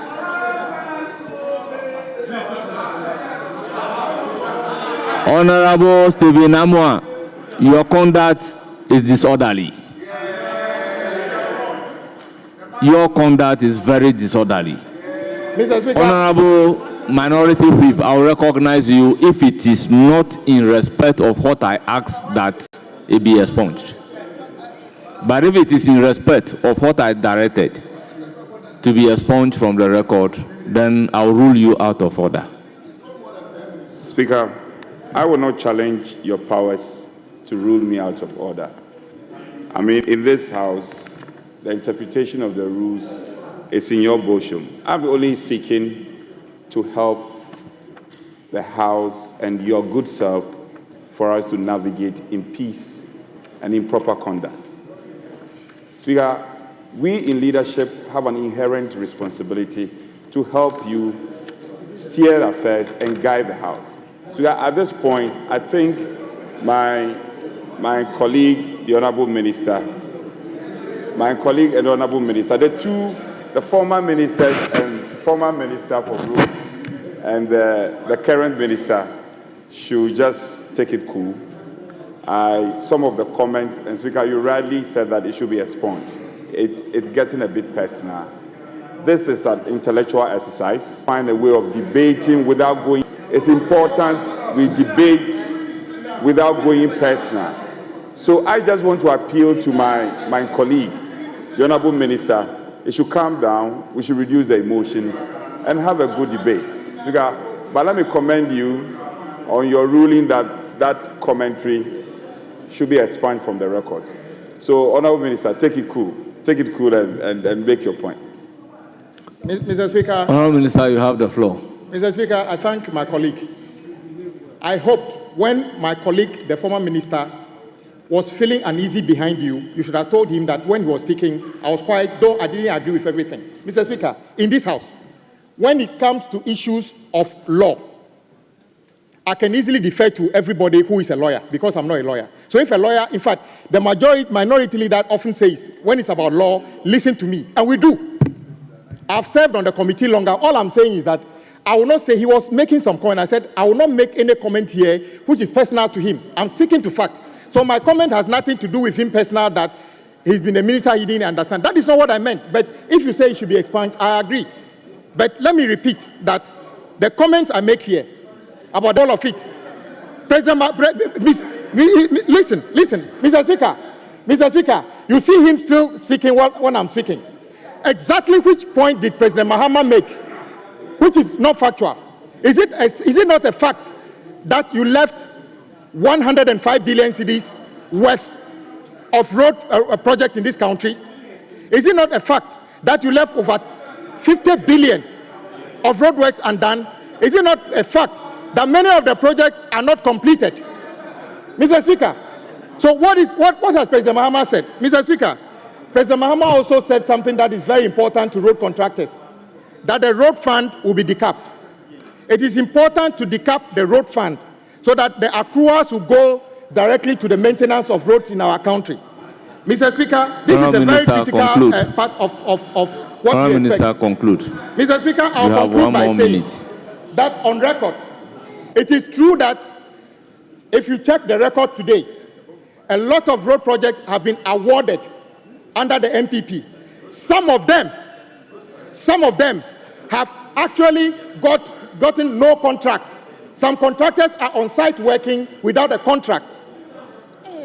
That is not even included in the 105 billion. And two, Mr. Speaker, it is frightening to know that the government basically threw away the Public Procurement Act and almost 100% awarded almost all projects on sole sourcing.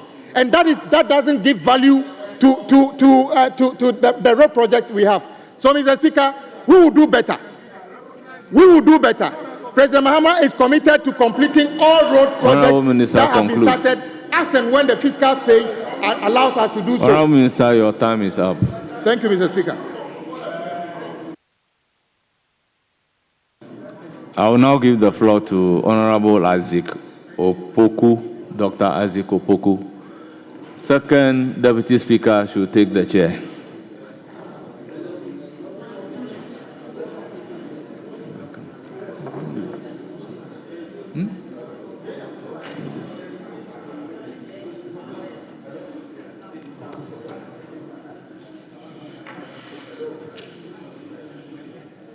Please, you have the floor. Thank you very much, Mr. Speaker. Speaker, thank you for giving me the opportunity to contribute on the motion on the floor. Speaker, I want us to settle the debate on what His Excellency presented to this House, whether it was the State of the Nation address, SONA, or projections of the nation address, PONA, or State of Lamentation address, SOLA. So at the end of the debate, Speaker, I want us to settle on that issue, whether it is SONA or PONA or SOLA. Mr. Speaker, His Excellency made a very profound statement. Speaker, he said, students are being well fed today. And Mr. Speaker, I was very happy to hear that. Indeed, it is true that students are being well fed today. But the question I asked Mr. President is that he has been in office for just 2 months. So where did he find the food to feed the students? When did he plant and when did he harvest? Is it reincarnation of Okomfanoche, who could plant and harvest the same day? Mr. Speaker, indeed, students are well fed today because the planting for food and jobs was overwhelmingly Speaker today, because now we have more officers educating our. Mr. Speaker, in 2016, the extension officer to farmer to 1,500. Mr. Speaker, as we speak today, the ratio has been reduced to ignore all the monumental achievements. Mr. Speaker, in the same handing over notes, Cocoa Board indicated that in 2020-2021, Cocoa Board achieved historic cocoa production. 2020-2021, Cocoa Board achieved 1,445,385 metric tons. Mr. Speaker, that is the highest production ever in this country. It has never happened in the annals of this country. Mr. Speaker, as we speak today, the producer price of cocoa is 49,600 per ton, as against 6,800 per ton in 2016. Mr. Speaker, today a farmer sells a bag of cocoa at 3,100 and is able to buy 31 bags of cement today. Mr. Speaker,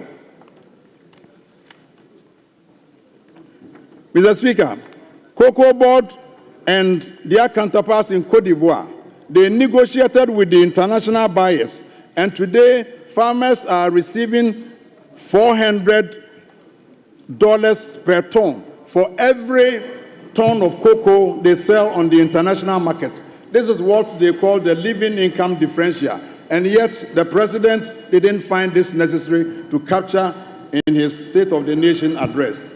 Mr. Speaker, what is also is that today, Cocoa Board is not looking for loan from the international market to finance the purchase of cocoa. Cocoa Board has developed what we call self-financing model to purchase cocoa. So, today, Honorable member for Offenso South, begin to descend for landing. Mr. Speaker, the president indicated that Cocoa Board owes 32.5 billion Ghana cedis. What the president failed to do was to give a breakdown of the loan. Indeed, Mr. Speaker, if the president had given the breakdown of the debt, we would have known that the loan included a 10-year loan inherited from the previous administration. Mr. Speaker, the 32.5 billion included agrochemicals and fertilizers Cocoa Board bought for Cocoa Board. And indeed, they have started distributing the agrochemicals and fertilizers for this season. Cocoa Board borrowed money from the AFDB. In conclusion. Thank you very much, Honorable Dr. Opoku. Honorable member is now. Thank you very much, Mr. Speaker.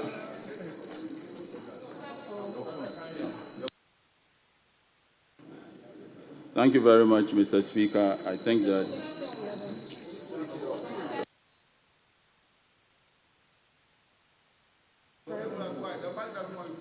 the mic doesn't want me to speak. I didn't grab. Don't worry. Thank you very much, Mr. Speaker. And I also want to thank the President for coming. You have 10 minutes. Coming to the House to fulfill his constitutional mandate. I've heard a lot of my colleagues say that the President came to lament, and I think that even if the President came to lament, he only came to continue the lamentation of the previous government, where we had their own MPs in this chamber organizing a press conference to call on the president to sack their finance minister because of the state of the nation that they were in and what they envisaged. It was not just the members of parliament who were lamenting. The people of Ghana, in their lamentation, gave them the worst result in any election in the history of the Fourth Republic. And so the president could only join in what everybody was saying. During the president's address, there were two takeaways that I would focus on, and that's the 24-hour economy and Nkoko Nkete. Mr. Speaker, I've heard a lot of my colleagues say that how are we going to create jobs through 24 hours and Nkoko Nkete. In fact, it was on the day of the SONA that I even realized that 24 hours and Nkoko Nkete. You can't hear, please pay attention. I'm teaching you Agric. I'm going to teach you Agric, and I will beg you to please listen carefully. It was on that day that the president told us that 55,000 homes were going to benefit from Nkoko Nkete. Mr. Speaker, Ghana imports about $300 million of poultry every year. Our national demand is about 400,000 metric tons every year. In fact, we produce only about 57,000 tons a year. Importation is about 270,000 metric tons a year. And the president, in his wisdom, has noticed that if 100 districts put together 500 beds for 5,000 homes, we will be making about 55,000 homes, raising 500 beds, a total of about 27,000 beds per cycle. And when I say cycle, I mean when you are raising broilers, from day old, that's what we call DOCs, to week 7, you complete one cycle. And so the president came and told us that in a cycle, 55,000 homes can raise 500 beds each. Mr. Speaker, this will help reduce dependency on importation. It will strengthen our food security. It will create opportunities. It will create jobs. And it will help the youth enter into agriculture. Mr. Speaker, how will this work? And how are we going to make money from Nkoko Nkete? How will this work, and how are we going to make money from Nkoko Nkete? It costs about 71 cedis to raise a bed from day 1 to 3 kilos. To raise a bed to 3 kilos, you need to give it about 4.5 kilos of feed. Every 1 kilo of feed it eats again, 1.5 kilo of feed it eats against about 1 kilo weight. And therefore, before it gets to 3 kilos, you have to feed it with about 0.5 kilos of feed. This means that we have to produce a lot of maize to feed these birds, because in every kilo of feed that you feed a bird, about 60% is made up of maize, which is up to about 2.7 kilos of every 4.5 kilos of feed that you give to one bird. And so our poultry farmers, our maize farmers, this is good news that the president has given to us. According to the president, we are going to grow a lot of maize to feed a lot of birds. Mr. Speaker, apart from maize that we are going to grow to feed birds, we are also going to make a lot of manure. Ghana imports so much fertilizer. In 2023 alone, we imported over $200 million worth of fertilizer. And therefore, under the Nkoko Nkete program, we are going to get a lot of manure. In fact, every bed, and these ones are fact, every bed that you raise at 3 kilos produces about between 2 to 4 kilos of droppings in a lifetime. And this is what we call fresh manure. And when I say fresh manure, I'm talking about 70% water and 75% water, 25% dry manure. And so, under this program, in Kokon Kitenkete, we are going to be able to produce manure here in Ghana, locally. If you, Mr. Speaker, I can go on and give you how much residue you make per acre when you grow maize and mix it with the chicken intestines and all to give you a certain tonnage of fertilizer every year. And this is what the president is telling us that we are going to do. Apart from that, the president is looking at putting money directly in the pockets of every household through this program. When you raise a bird, we sell it at what is called carcass weight. Carcass weight is 2.5 kilos per broiler. The weight is 3 kilos, but when you remove the feathers and the intestine and all of that, it will be left with what we call carcass weight. At a carcass weight of about 3 kilos, you can sell it for 90 Ghana cedis. When you subtract the 71 cedis needed to raise the bird, it will be left with about 19 Ghana cedis. Multiply by 500 birds every year. Every household under this program will be making about 9,500 every 7 to 8 weeks. This is putting direct money in the pockets of the people who voted this government to power. Apart from that, to be able to feed, apart from that, if every household employs 2 people to take care of 500 birds per cycle, what it means is that directly we are employing 110,000 people in 100 districts under this program. This does not include the retailers, the wholesalers, and many others.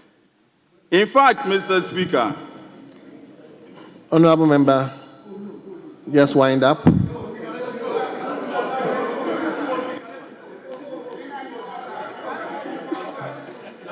Mr. Speaker, chicken feet, akoko nine, chicken feet is a huge delicacy in China. Akoko nine. In 2023 alone, China imported over $5 billion, and so no part of the chicken goes waste. And this is what was known as the cottage industry. Giving households beds, giving them medication, giving them feed, letting them raise the bed and buy them back from the farmers for slaughter. Mr. Speaker, we will need feed mills, we will need processing plants, we will need fertilizer processing plants, and all of these will go a long way to employ a lot of young people. Thank you. Akoko Nketenkete, the 24-hour National Broiler Project is a brilliant idea by His Excellency, the President of the Republic of Ghana. Thank you very much, Mr. Speaker.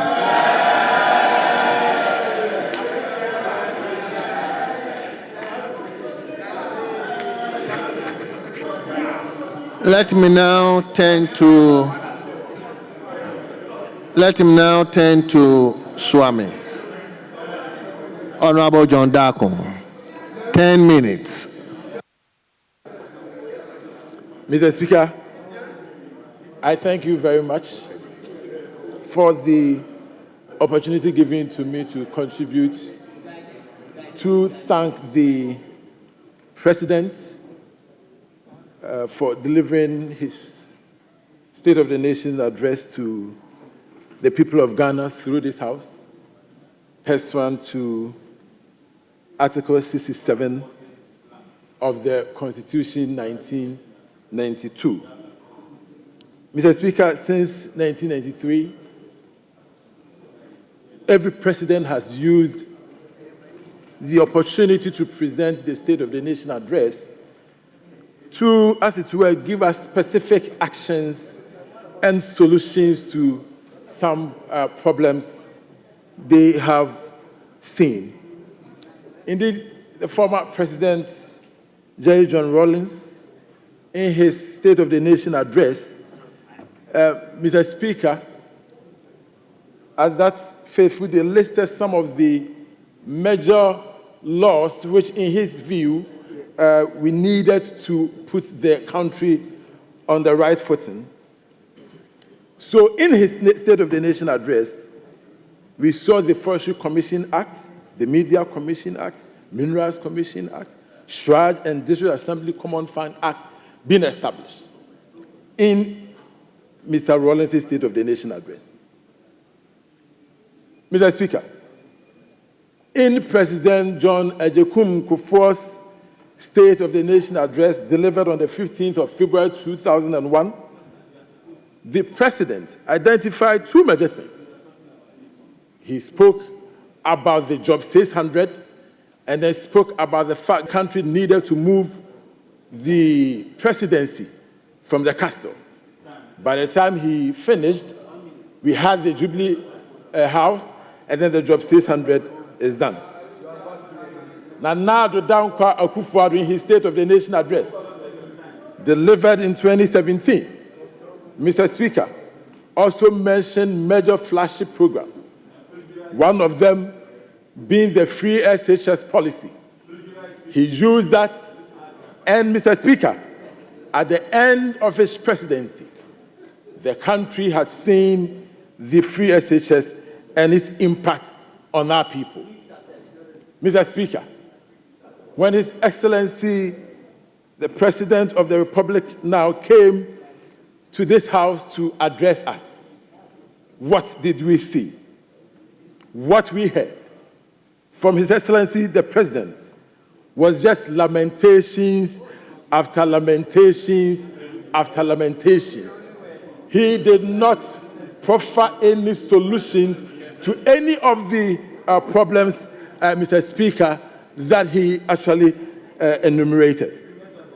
Mr. Speaker, one of the main issues we all know we have in this country was the issue of Galamsey. Mr. Speaker, the Joy FM's latest report is here by Erastus Asaridonko.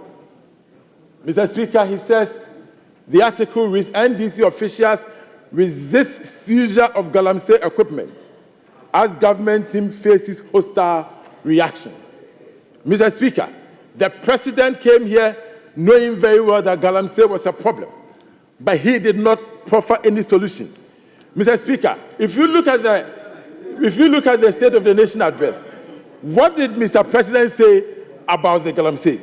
Mr. Speaker, with the leave of the chair, I will quote. He said, to combat this urgent crisis, we are implementing a proactive approach that includes robust and impartial law enforcement, meaningful stakeholder engagement, and creation of alternative livelihood programs. So I'm asking myself, what does this mean?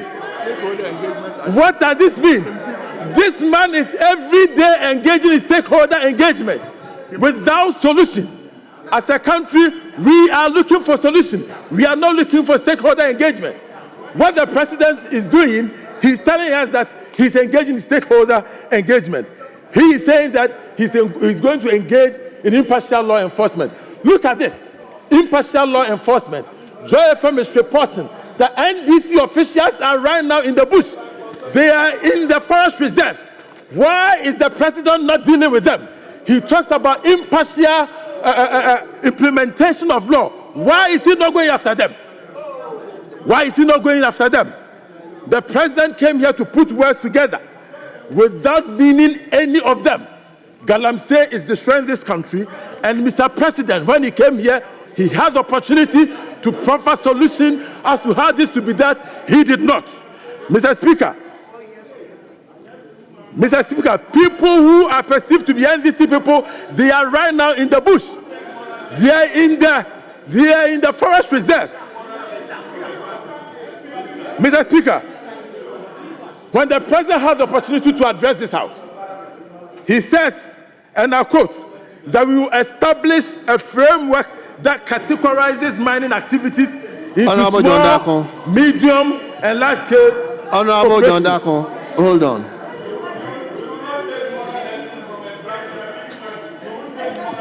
Honorable Mutala, please, you are a minister. Don't give me the opportunity, please. Yes, Honorable Leader. Leader. I think the Speaker, honorable member, made reference to NDC members being in the bush, purportedly engaged in galamsey. I think that you need to be specific if there's an incident and it's an isolated incident involving one person or two persons at a particular location. It is no basis for you to stand in this chamber and say that NDC people, I think that is not appropriate. And so he should withdraw that and continue with his debate. He was doing well until he got to that point. So he should continue doing well by just withdrawing that. Honorable members, yesterday I understand that the rules you set up for the debate, non-interjections. Yes, like today. So I give leader. Thank you very much. Thank you very much. Mr. Speaker, I actually quoted thank you very much. Mr. Speaker, I actually quoted from Joy FM report. You were here when one of my colleagues quoted from Ghana Web, and so I believe that it is allowed. My Lord, the Joy FM report says NDC officials resist seizure of galamsey equipment as government team faces hostile reaction. And so I am quoting this from the Joy FM report by Erastus Asaredonko. NDC officials, Mr. Speaker, I would like to tender it. And I can read the report to the House. And the report shows clearly that the NDC officials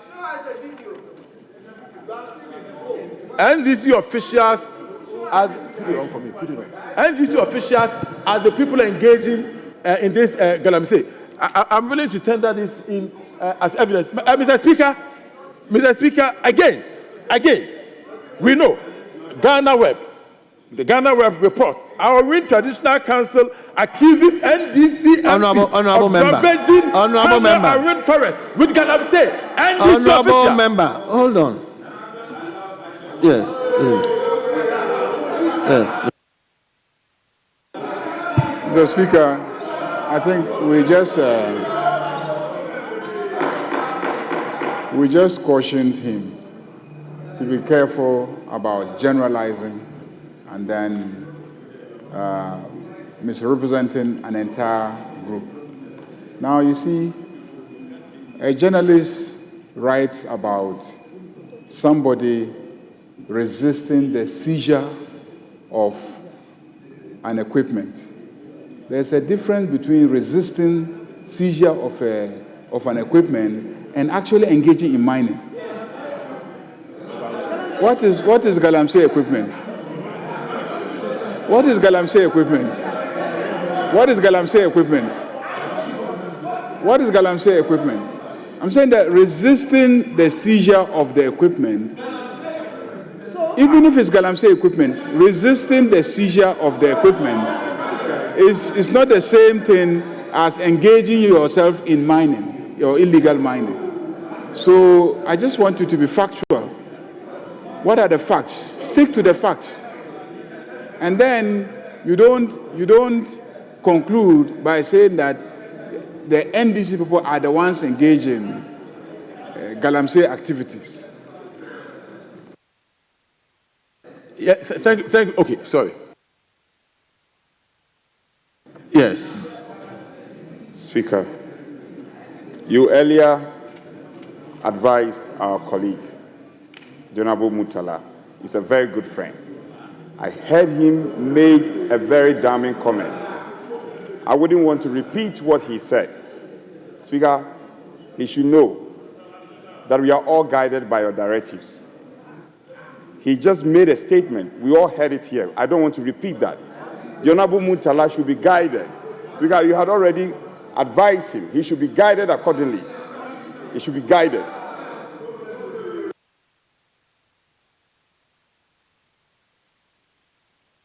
Personally, I didn't hear anything. And so, Mr. Speaker, he needs to tell me what I have said.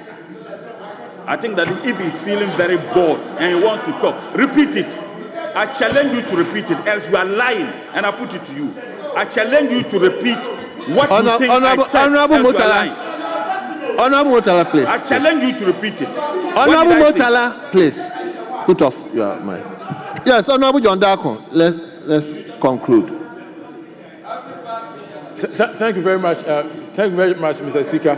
Mr. Speaker, the Joe FM report clearly says that a government, if I may read, Mr. Speaker, with your permission, a government advisory team on fact-finding mission to assess the impact of illegal mining faced stiff resistance in parts of the western and central region as they immobilized and seized equipment. The operation aimed at curbing environmental destruction sparked angry reactions from illegal miners and some officials of the governing NDC party. That is what happened. This is the FM report. Mr. Speaker, I also quote a report. Mr. Speaker, I also quote a report from Ghana Web, where the report clearly says that our Win Traditional Council accuses NDC MP of ravaging Tano Anria Forest with galamsey. NDC MPs engaging the president didn't find anywhere in his speech to condemn that.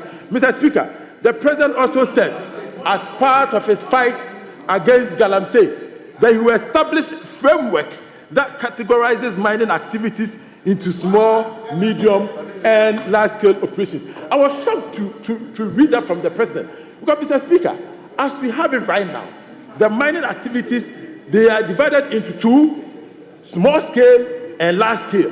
So when the president says he's now going to categorize them into small-scale, medium-scale, and large-scale, what is he talking about? The miners, that by creating a medium-scale mining, that is how he's going to fight. Honorable John Darko, please wind up, please. Oh, Mr. Speaker, they've been taking my time. Mr. Speaker, I haven't done anything. Honorable member. I won't be fair because. Honorable members, I don't have time here. Honorable members, I don't have time here. Mr. Speaker, during that era, dollar to CD is 17 Ghana cedis. Now it has come to dollar to 15. Mr. Speaker, the T-bill or the treasury bill at that time was about 29%. Now it's 20%. Mr. Speaker, therefore that tells how confidence Ghanaians have in President Mahama administration. Mr. Speaker, therefore we need to applaud President Mahama. President Mahama has promised that he's going to make sure he will bring more employment. Mr. Speaker, unemployment youth poses a threat to this nation.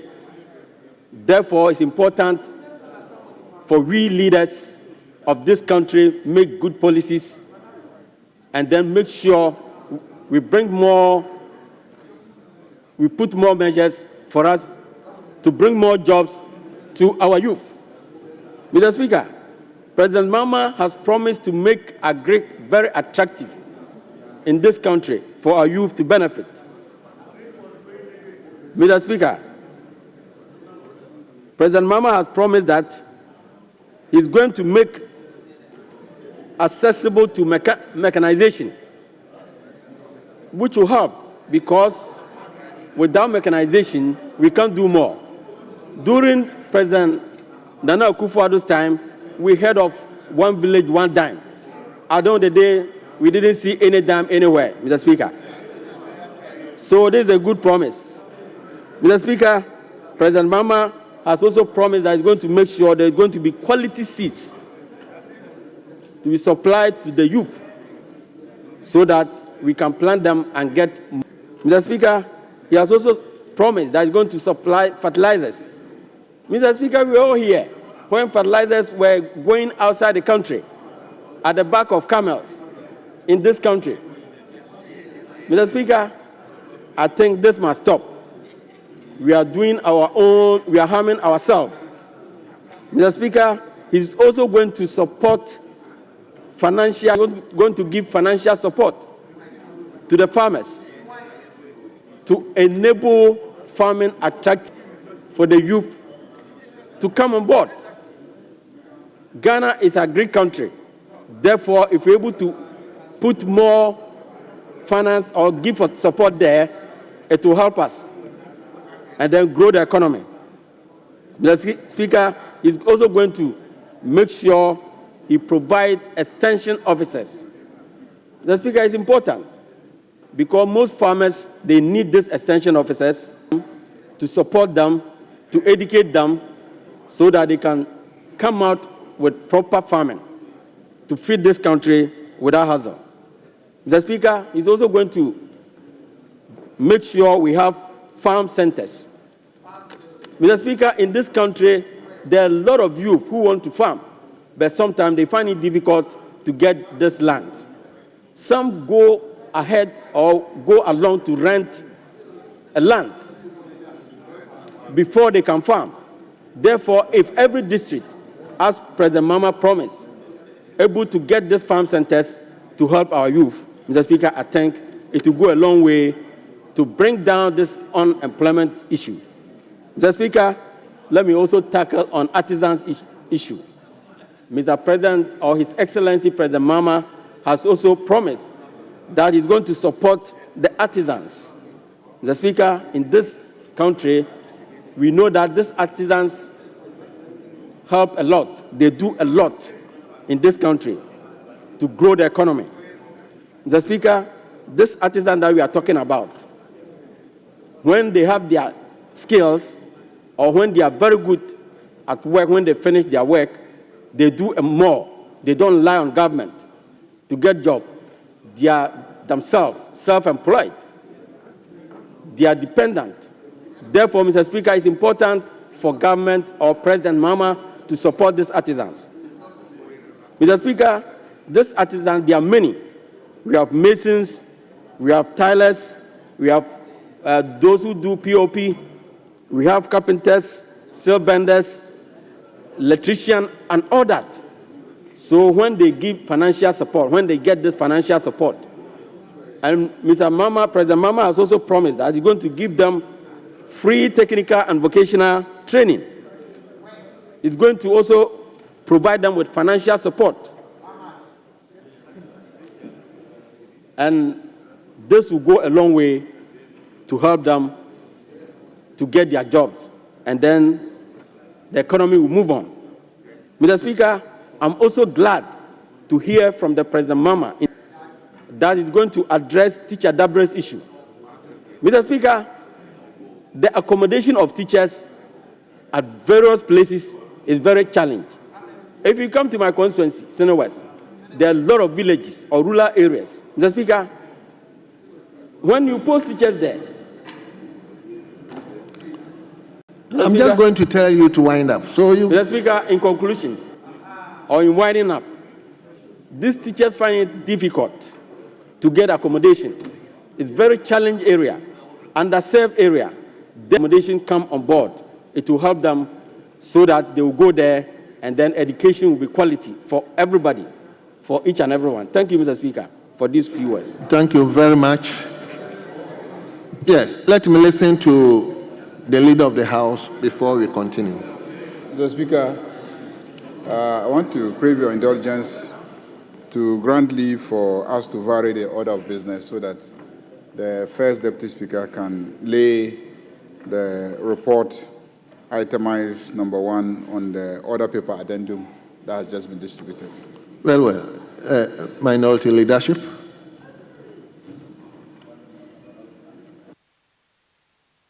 Speaker, the leader is seeking the leave of the House to vary order of business and to lay a paper.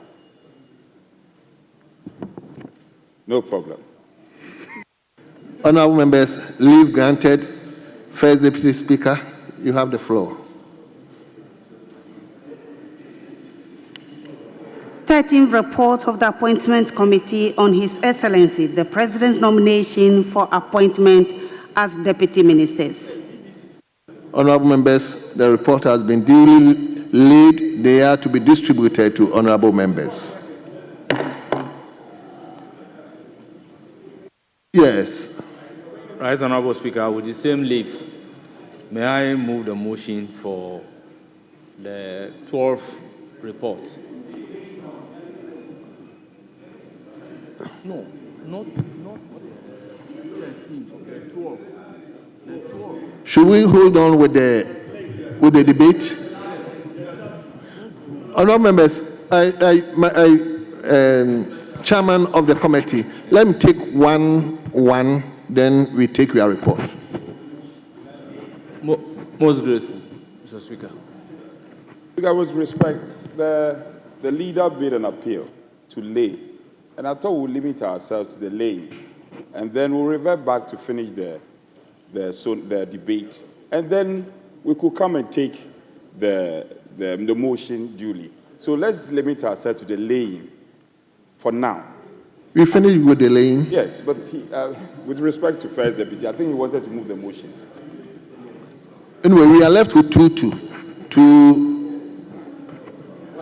We are left with Kwabena Ochedakon and Stephen Amoa. Speaker, with respect to you, it's not entirely true. At the conclave, we agreed. That was why we reduced the time allocated earlier from 50 minutes to 10 minutes. So the agreement at conclave was that we'll get 9 on each side to speak. Honorable, my colleague will bear me out. That was the agreement. So Speaker, it cannot be 2. There are more than 2. 9. It was 9. Well, we can add on. We have 9 there, but we can add on. So we still have more to do.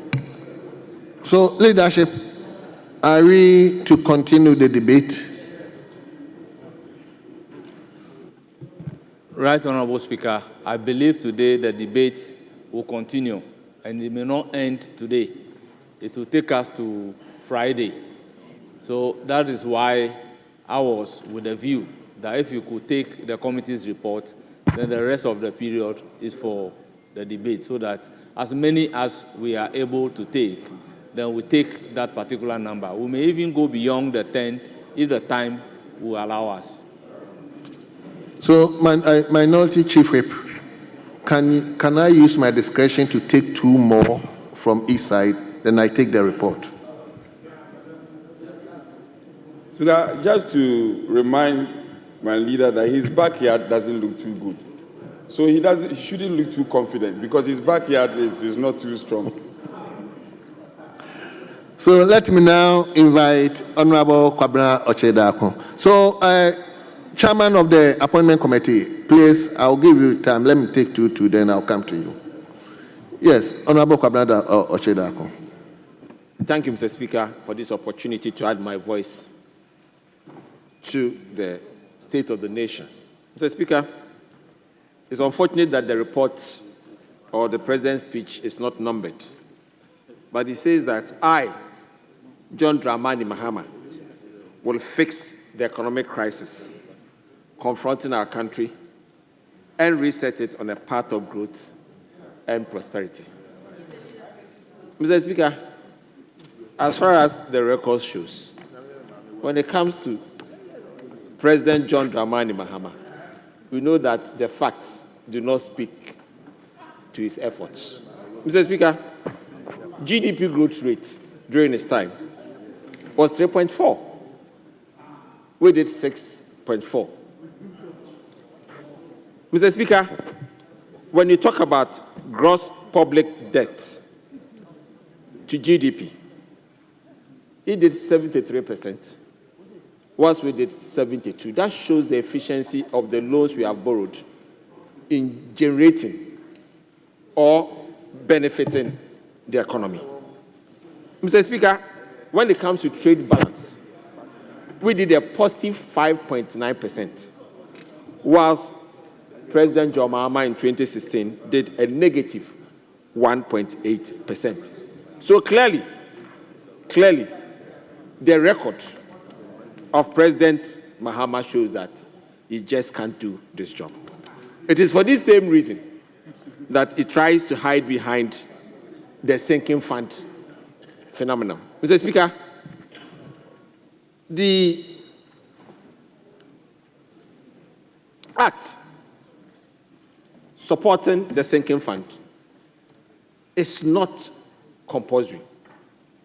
If you take the Financial Management Act 2016 Act 921, it says in section 37(1) that the minister may create a sinking fund. So no minister is compelled under any circumstance to create and use a sinking fund. And therefore, the use of the accounts mean to provide for the payment of buffers during the Nanado's regime was in the right order. Mr. Speaker, if you also take the president's speech on energy, he had made it categorically clear that there was a contract between ECG and Enclave Power. Mr. Speaker, there is no contract as such. It is between VRA, rather, and Enclave Energy. And therefore, you cannot use that as a pilot to do more of such operations in the districts and in the communities. Mr. Speaker, one area that interested me was in the area about the petroleum sector, linking it to the city of Sekondi Takoradi and the Western region. And Mr. Speaker, this is what the president said, and I quote, "Ghana's petroleum sector has witnessed a precipitous decline, with crude oil production shrinking by more than 32%. This has resulted from high opacity levels, a hostile business climate, and excessive political interference, culminating in most major oil companies exiting and stalling upstream activities." This is entirely wrong. Mr. Speaker, everybody knows that ever since the world started shifting towards the energy transition, the world has not been putting up the capital to finance investments in crude.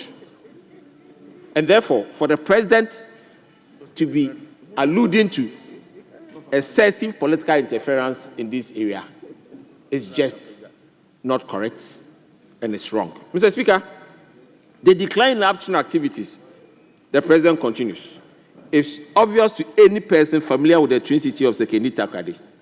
Just under a decade ago, the Twin City were the bustling epicenter of fabrication, logistics, service activities associated with the upstream oil and gas sector. Unfortunately, my recent visit reveals major shutdown facilities and many businesses that have packed and left.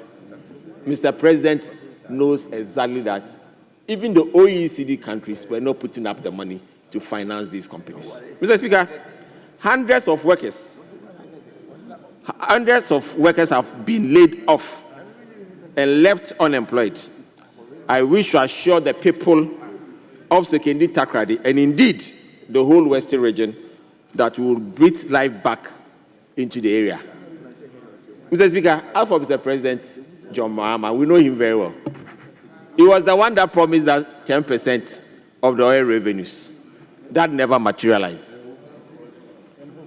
He promised Hope City. It never materialized. So clearly, Mr. Speaker,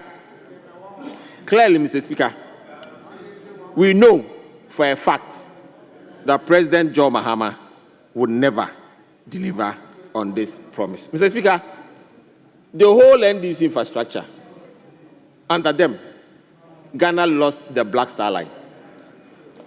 That created a lot of unemployment in the Western region.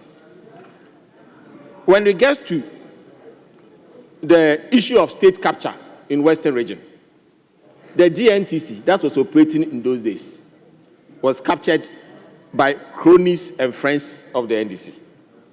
When you talk about the GMPC bakery at the Takrady Hebo, it was also taken over by cronies and friends of the NDC. If you talk about Bonsa ties, it collapsed under the NDC. Mr. Speaker, WVLC, Western Veneer and Lumber Company, was actually taken over not by friends and cronies, but family and friends. That company used to have more than 4,000 workers. Mr. Speaker, that is the reason why our economy has been having problems in the Sekenita criteria. Mr. Speaker, WAMCO, West Africa Mills, also suffered the same fate under President John Mahama. It collapsed until Nana Addo Dankwa Akufo-Addo came to the scene and resuscitated it, and now it is working. So, Mr. Speaker, when they talk about things that the President and the NPP did for the people of Western region to sustain life and keep it afloat, there are so many of them. Mr. Speaker, you can talk about the Elubo Government Hospital that has been completed, the Nswayem Government Hospital that has been completed, the Bugosu Government Hospital that has been completed, the Mpoho Government Hospital, the New Takrady, the Accident and Trauma Center at Apmenim, Bukro Government Hospital, Mpoho Regional Hospital, and our Agenda 111, Bukro, was completed. Yes, ours has been completed and commissioned. It has been completed and commissioned. And we have already selected the workers. Unfortunately, we are being given instructions not to post them. For the past 2 months, we've been given instructions not to post them.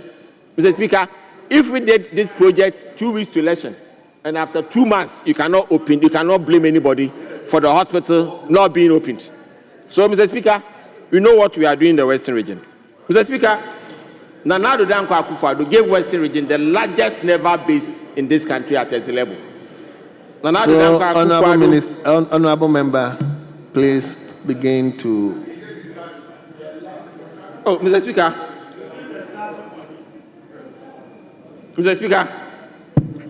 this state of the nation is uninspiring, especially when it comes to jobs for the youth.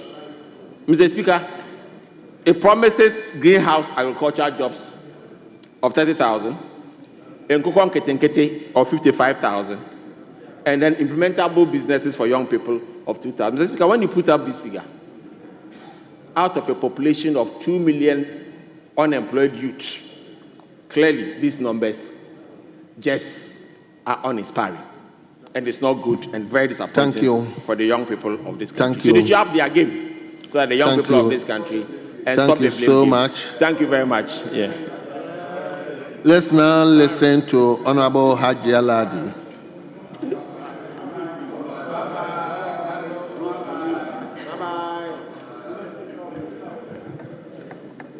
Thank you very much, Mr. Speaker, for the opportunity for me to add my voice to the message on the state of the nation given by His Excellency John Dramani Mahama. We thank God, thank Almighty Allah for giving us the opportunity for power to change and for us, change hands, and for us to be seated here today comfortably and peacefully and debating. I wish to first of all thank His Excellency John Dramani Mahama for giving us the opportunity of having a woman as the vice president.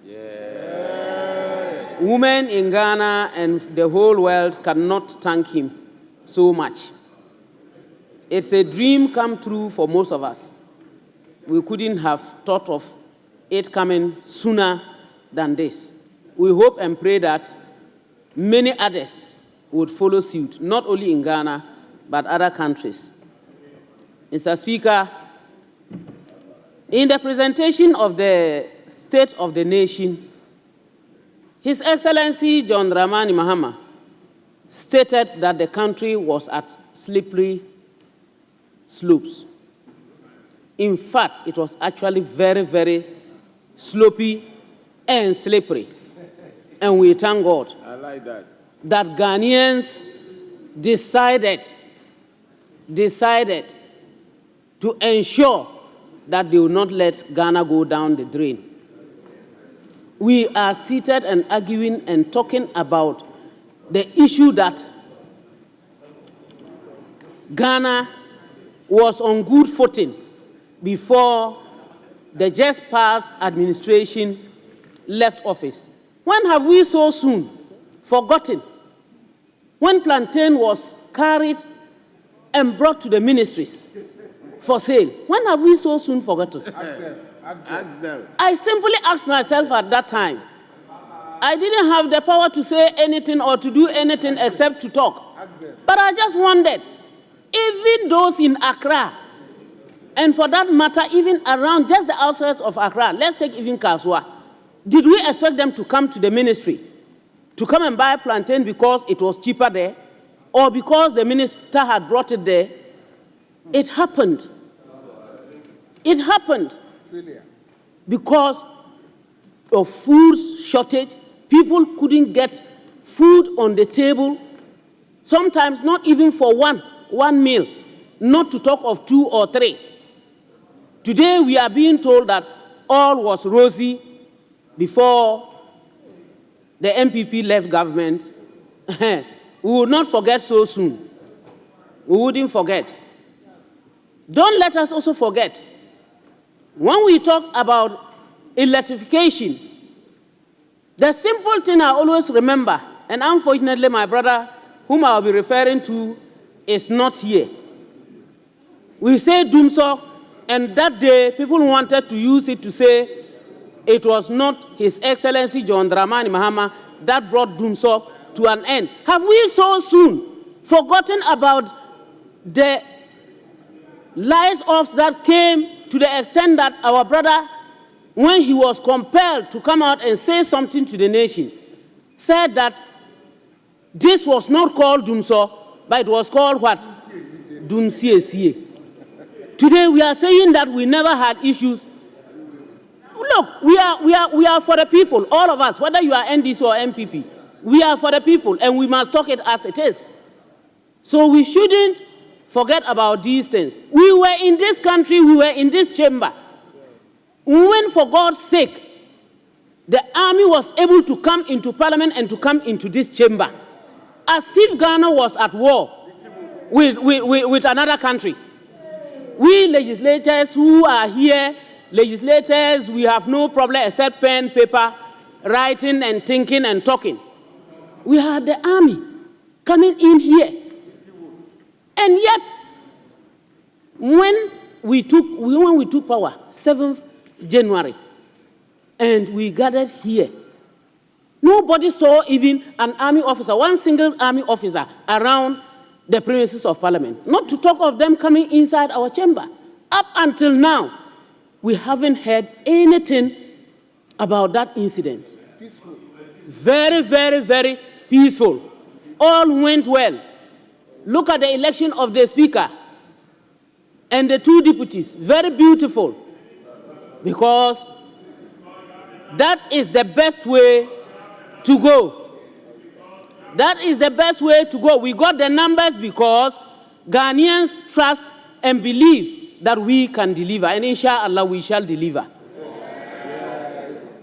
It was in this same chamber, what we have been crying against, what we have been talking against, it occurred in this chamber during the voting of the speaker, snatching of ballot papers and chewing them.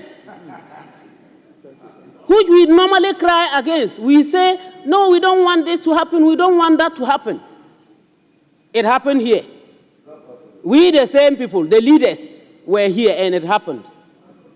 I wouldn't want to mention the person's name because he is not here, but most of us here were around.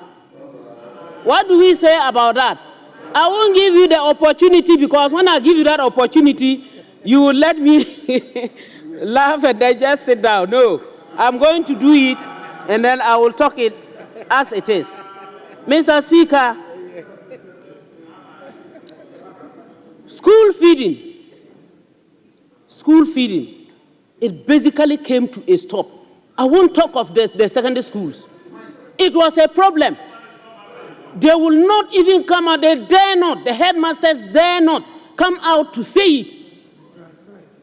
Because if they did, they will be transferred.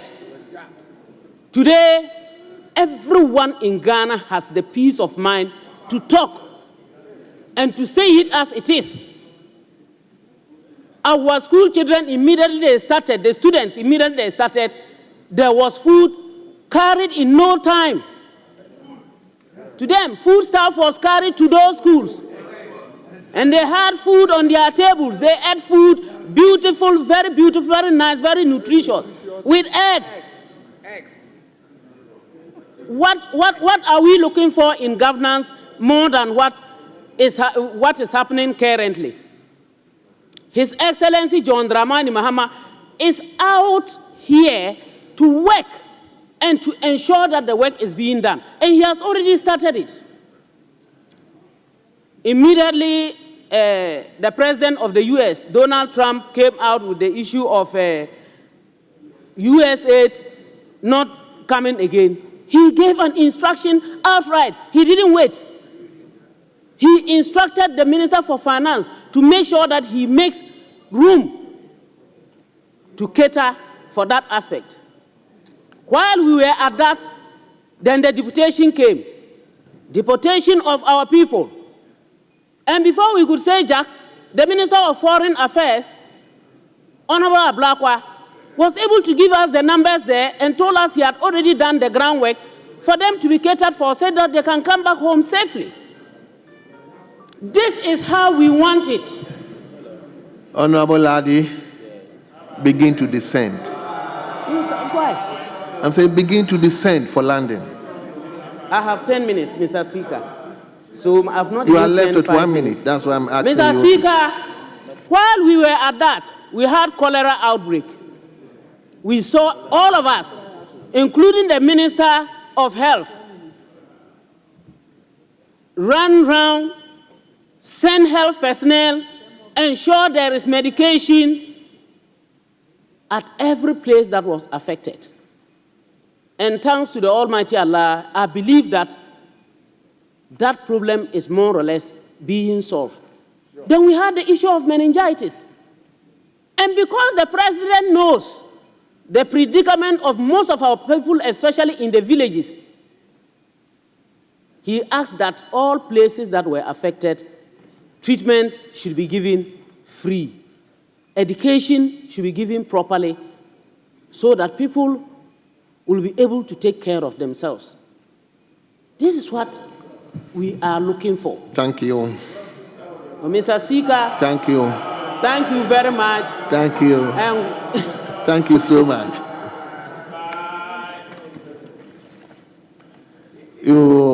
We will take the last round, then take the appointment report, then probably come back. So we will listen to Honorable Stephen Amoa, Honorable Dr. Stephen Amoa.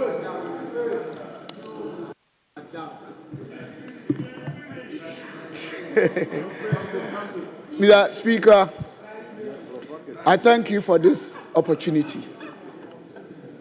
Mr. Speaker, I think it is time we actually offered Ghanaians records and data and the appropriate interpretations and explanations with integrity. Interpretation what? of economic figures You said another word. and explanations Okay. with integrity. Mr. Speaker, I think this issue about recycling incidents, pieces of information, just because one party wants to be in power, another party wants to come to power, in my opinion, should be a thing of the past. We can't continue treating Ghana this way. Mr. Speaker, I really got astonished when His Excellency John Dramani Mahama, our president, my president, came to this house and only stated just one out of the relevant primary macro indicators and painted a picture as if the economy of Ghana is in coma. What message are we sending to potential and prospective investors? Why are we creating panic in our country when there's none? Mr. Speaker, one thing that everyone should understand is that when it comes to the economy, it is not one having his or her discretion to give an illustration of a picture. It deals with facts and figures, numbers, numerical description. Mr. Speaker, the number one and the most important primary macro indicator to show whether a country's economy is doing well or not, number one is the GDP. You can't choose to say anything at all. 2016, God being so good, it is the same present president that handed over Ghana to His Excellency former President Nana Danko Akufo-Addo. GDP, as my brother said, just to re-emphasize, was 3.4. Mr. Speaker, we left over 6%, almost twice. Mr. Speaker, three most important secondary macro indicators all over the world in assessing any economy. Number one is the mainstay of your economy. In Ghana here, it's agriculture. They left 2.7. We left 4.5. Then you come to industry. It's very unfortunate that my senior, respectable MP, Honorable Haruna, he made a statement that MPP government destroyed the private sector. I stand to be corrected. Private sector is the key and definitional element of dealing with any industry in the world. They left industrial growth of 4.3. We left 8.9, almost twice. Mr. Speaker, there you come to services. They left 2.8. We left 5%. Mr. Speaker, now you talk about the fiscal space in terms of consolidation to show whether your economy has a future, is strong or not. They left a negative figure. We left a positive figure. Mr. Speaker, take that aside. Could we have said that the economy was so bad and dead and was in ICU, intensive care unit? Mr. Speaker, when one is intensive care unit, you cannot even raise your hand. We are still performing our obligations. This country outlays billions of cedis every month for emolument, paying workers. Were we paying them or not? Where did they get money to pay workers in January? Mr. Speaker, let us be. I don't want to use any vocabulary because I'm dealing with a statement of the president. But let us be very careful the kind of picture we paint to this generation and the world. Mr. Speaker, all the pro-poor policies, both in kind and cash, we left those that were performing efficiently and effectively well, including free SHS, paying billions every month. Mr. Speaker, I want to come back to this whole issue about debt. Yes, we left a little over 70% debt to GDP. That is not too good, yes. But Mr. Speaker, we need to contextualize this and explain it to all. I want any professor in the world and in Ghana here swear with Quran and Bible and say what I'm saying is a lie, because we are tired of misinformation. Mr. Speaker, when in the history of this country, where Ghanaians, public and civil service workers, were asked to stay home but they were paid, have we forgotten so soon? They went through a period of some months of not working but they were paid, all of them in this country. Mr. Speaker, even after that, they ran shit for over 11 months. 10 will go 2 weeks, another 10 will go 2 weeks, and they were paying them. Mr. Speaker, private sector sacked over 40,000 people in this country, paying corporate taxes. We ran revenue shortfalls of 12 billion in this country. That was when the world grew negative 3.3. That was when the debt to GDP of the world went to almost 300%. We even did well. Had it been the NDC government, debt to GDP would have been 1,400. Because we are better managers of the economy. Mr. Speaker, all that we are talking about is that, Mr. Speaker, I want my brothers to understand. I want my brothers to understand. I want my brothers to understand. If the economy was in coma, in ICU, how come such a developing country such as Ghana, you are the social democrats. In economics, you were supposed to adopt what we call a contractual fiscal policies to roll out pro-poor policies. NDC government cannot boast of one social and pro-poor policy. The poor child's need, not even one. Which one? Which one? Which one? Tell me. You are not capitalistic. You are socialistic. But you cannot roll out one pro-poor policy. One. Even teachers and nurses allowance, you know you are running a better economy. You cancel them.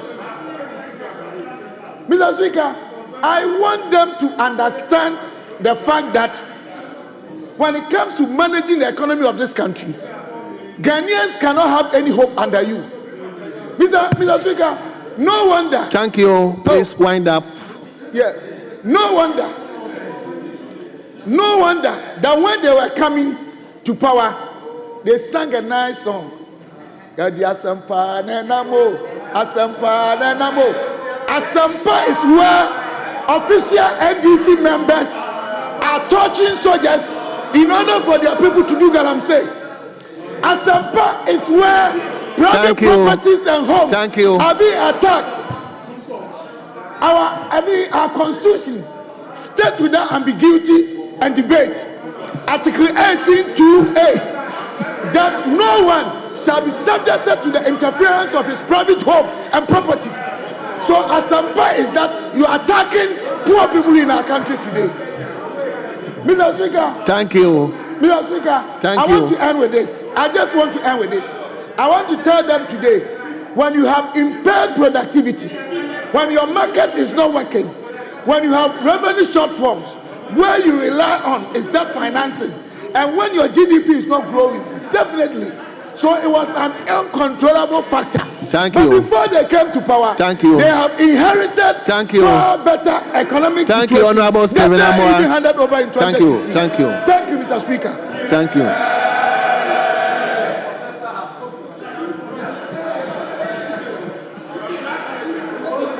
We will take the last.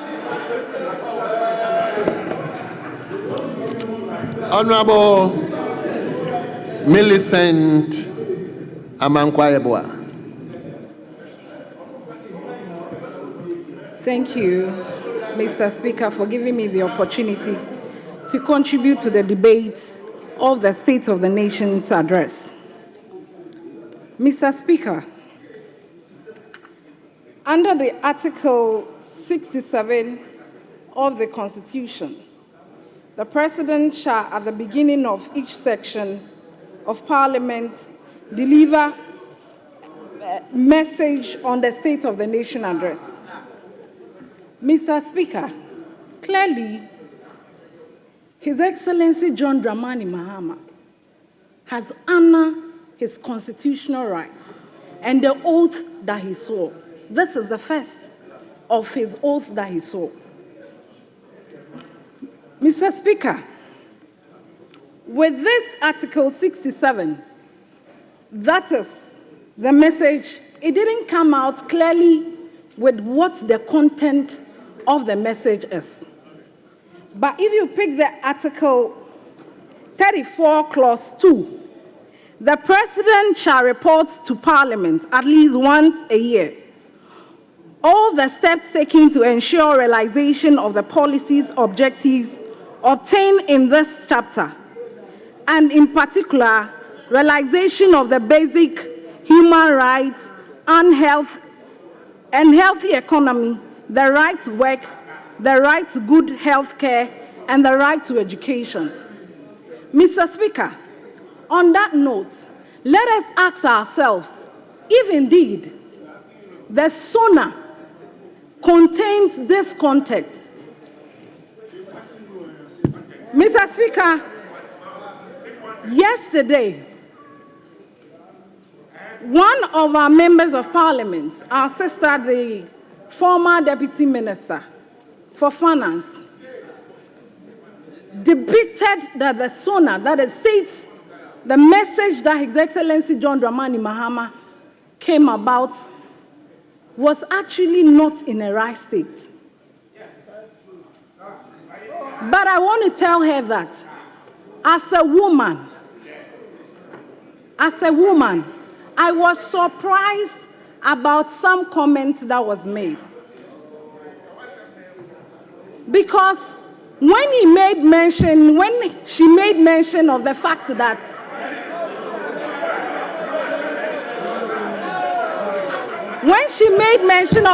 that His Excellency John Dramani Mahama gave out heavily expansion fiscal policy without any financial or funds allocated to it. She is a finance minister. I want to ask her that if the State of the Nation address is supposed to come out with outlined financial lines towards it, that is why we have the budget that will be read on Tuesday, on the 11th of March. That is when she would get to know the policies and the visions that align to the state's policy with its budget allocation. Again, she clearly made mention that His Excellency John Dramani Mahama is actually concerned about this collapse of banks because he in some way wants to give license. This is very insensitive, because how can you collapse banks? Up to now, some people have not been able to recover. People are on the streets. People are unemployed. Look at people's money that has been invested in it. Look at the money you use in collapsing it. And look at the money which, if you had used to save them, wouldn't have been perfect. Mr. Speaker, now they talk about His Excellency John Dramani Mahama being a terminator. Mr. Speaker, if you want to come to the table of equity, come with clean hands. Come with clean hands. If you are able to, if you are able to, if you are able to collapse banks, and people who was unemployed, you cannot today say that.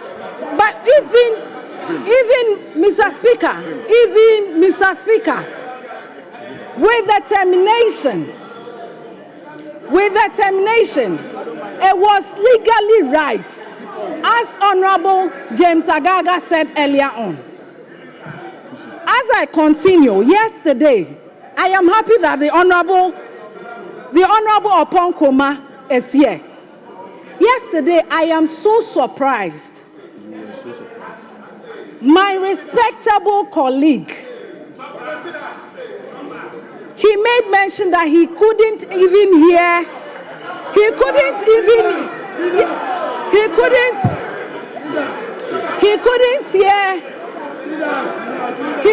even hear that His Excellency John Dramani Mahama spoke about job creation and then he said any initiatives.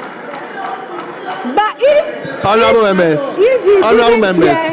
I want to help honorable him. members, please, we lay down the rules.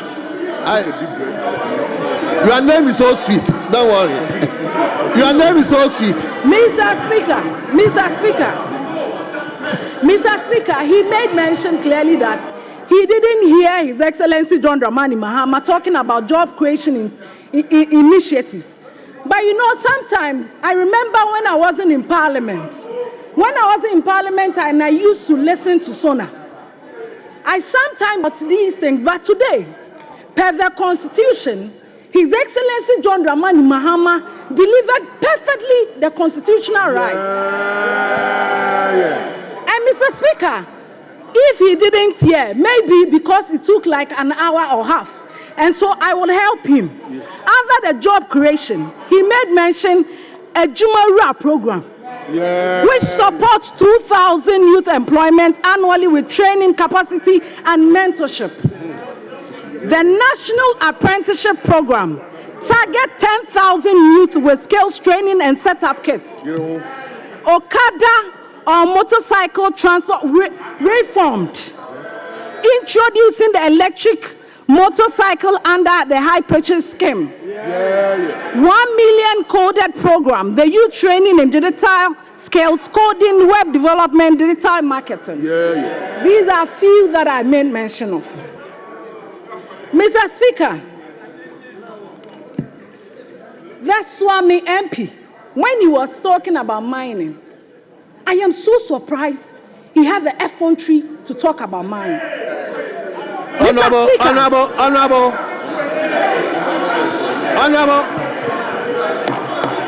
Speaker. Honorable. Mr. Speaker. Honorable member, please withdraw that statement. Mr. That Speaker, word. I am guided. I withdraw. Withdraw that word. Mr. Speaker, I am guided. I withdraw. Mr. Speaker, when you was talking about it, I was waiting. I have asked her to withdraw. She has withdrawn.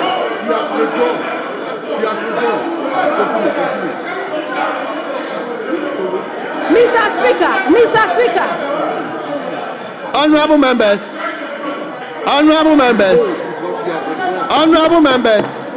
I have asked her to withdraw that word. Don't worry. Mr. Speaker, I am guided. You are guided? Yes. Mr. Speaker, I was thinking that he would make mention the things that they did during their previous government. But Mr. Speaker, surprisingly, we had excavators seized.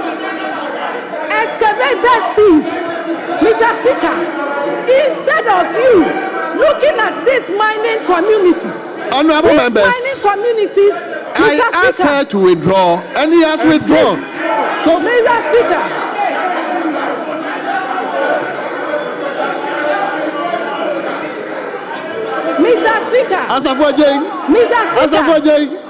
the excavators were seized, and in those communities are the most deprived communities. Honorable member, those excavators and machines should go and reshaping the roads. And these excavators were seized and come somewhere. Where is that? Wind up for me. Mr. Speaker, please permit me to continue on this because it's very important to me. Mr. Speaker. Honorable member, wind up for me. Your time is up, please. Mr. Speaker, when we talk, Mr. Speaker, I was so happy. Honorable members, I am being guarded by the table. They give me the time. Mr. Speaker, with this constitutional mandate on the health sector, Thank you. Mr. Speaker, Mr. Thank Speaker, you. Mr. Speaker. Thank you Mr. very Speaker, much. No, Mr. Speaker. Mr. Thank Speaker, you very much. Let me wrap up. Honorable Millicent, thank you. Mr. Speaker, let me wrap up. Please, 1 minute. Give me 1 minute. Mr. Speaker, 1 minute. Mr. Speaker, 1 minute. Mr. Speaker, on the health sector, His Excellency John Honorable Dramani member, Mahama please, said enough the is enough. agenda 111 Honorable member, enough is It enough. shows clearly that they didn't work. Mr. Speaker, on the free SHS, he made mention of it. That he's going to continue inclusive. Mr. Speaker, we will come back again. On that note, thank you for the opportunity given to me.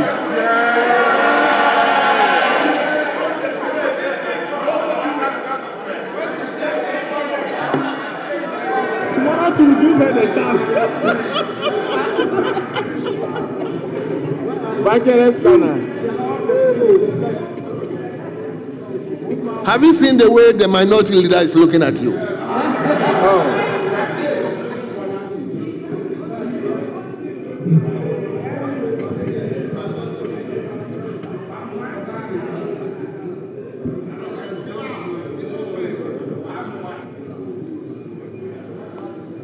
Yes, let's hear you. Who is having his microphone on? Consult the oracles. Yes. Speaker, in fact, let me give a background to what I'm going to speak to. Yesterday, we were supposed to do a motion advertised in today's order paper as item 16 on page 6. It had to be stood down. And today, we reached a consensus that that motion will be moved. Speaker, earlier on, our colleagues have also, specifically the First Deputy has appealed to us that we should take the report on the appointment committee, which our side has agreed to do. However, Speaker, we want to begin with item 16 on page 6, after which we'll proceed to take the appointment committee's report. Already, the report has been laid. So, Speaker, shall we proceed from item 16 on page 6? I thank you.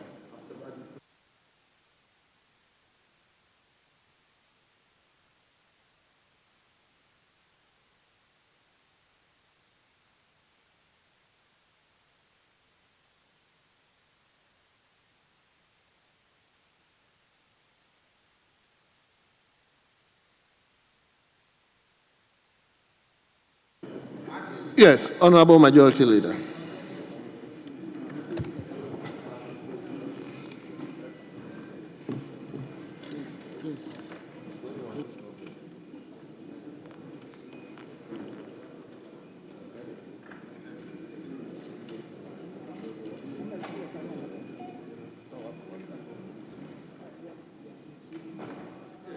Yes, Leader. Yeah, I thought we had agreed that we will take one from each side and then we will take the reports. And I think that is why the First Deputy Speaker took his seat so that he could take the report. I don't know why the Minority Chief Whip is seeking to vary the order of business again. I thought that we were just going to take at least one of the reports on the ministerial appointments. I thought that was what we agreed to do. We will just finish with the motion quickly, and then we'll take it. There's no problem. We'll take it. Please. The problem with motions is that they can get very contentious, heated debates, and drag on forever. So I thought that the best would have been to, because there's consensus on the nominees, at least the ones that we want to take.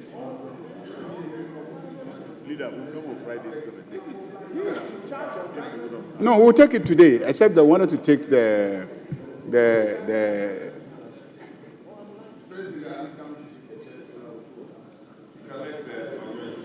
Okay, let him come and take it so that he's come and take it so that we'll take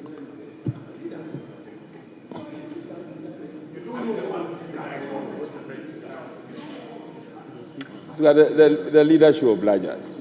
We'll just start from the motion and we terminate. We start from the motion and end. I'm coming. Hold on. Coming. So, leadership, is that the pressure of the House?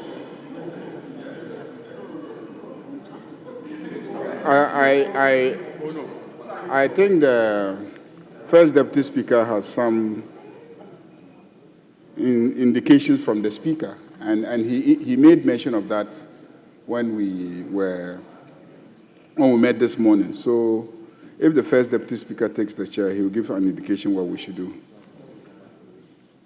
Okay, first Deputy, come and take the chair.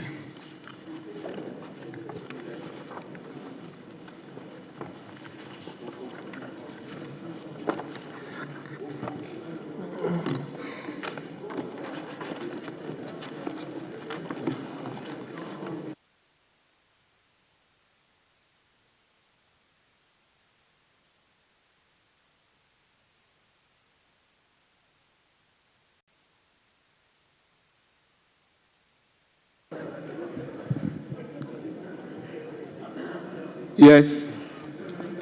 Speaker, may we move to page 6? Page 6 of today's order paper and take item 16. Item 16 on page 6, Speaker.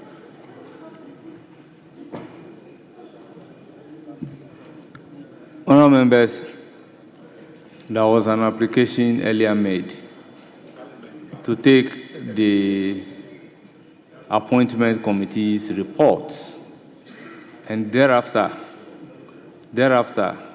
we'll take the motion. In view of that understanding, I ask that the second deputy speaker should take the chair so that I could myself move the motion. Then I can come and take the chair, and then we take the private member's motion. But I do not know what have changed.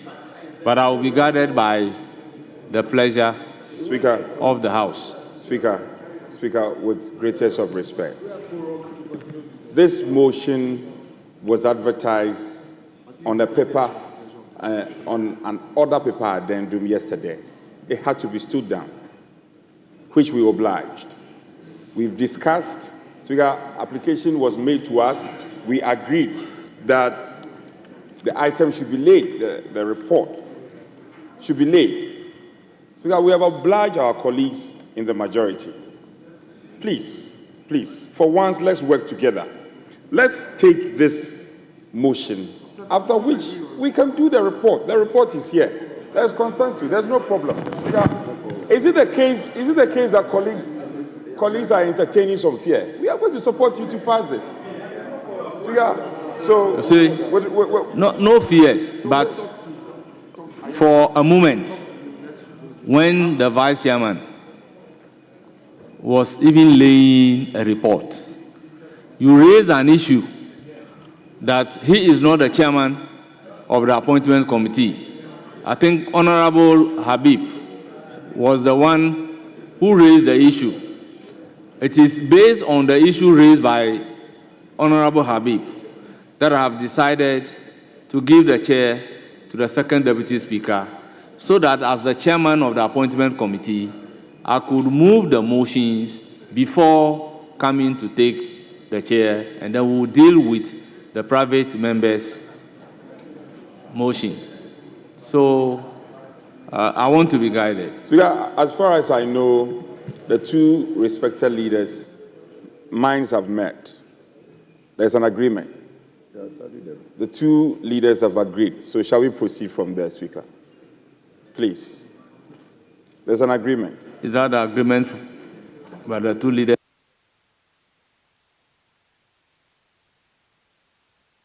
Mr. Speaker, from the very moment when my colleague, the minority leader, indicated his desire to bring a private member's motion, I have not hidden my opposition to it.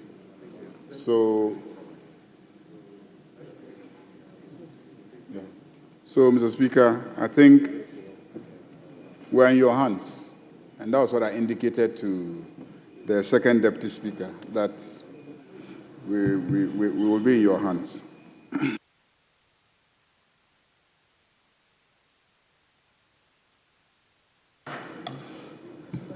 Yes, honourable members, item number 16 at page 6 of today's order paper. Private members' motion.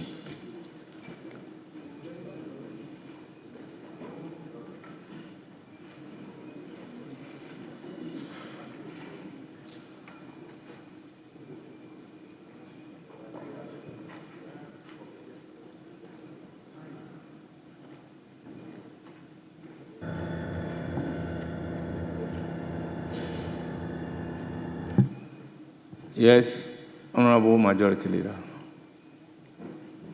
Mr. Speaker, in private, I had indicated and intimated to the minority leader that I am opposed to the motion advertised. Because the motion, Mr. Speaker,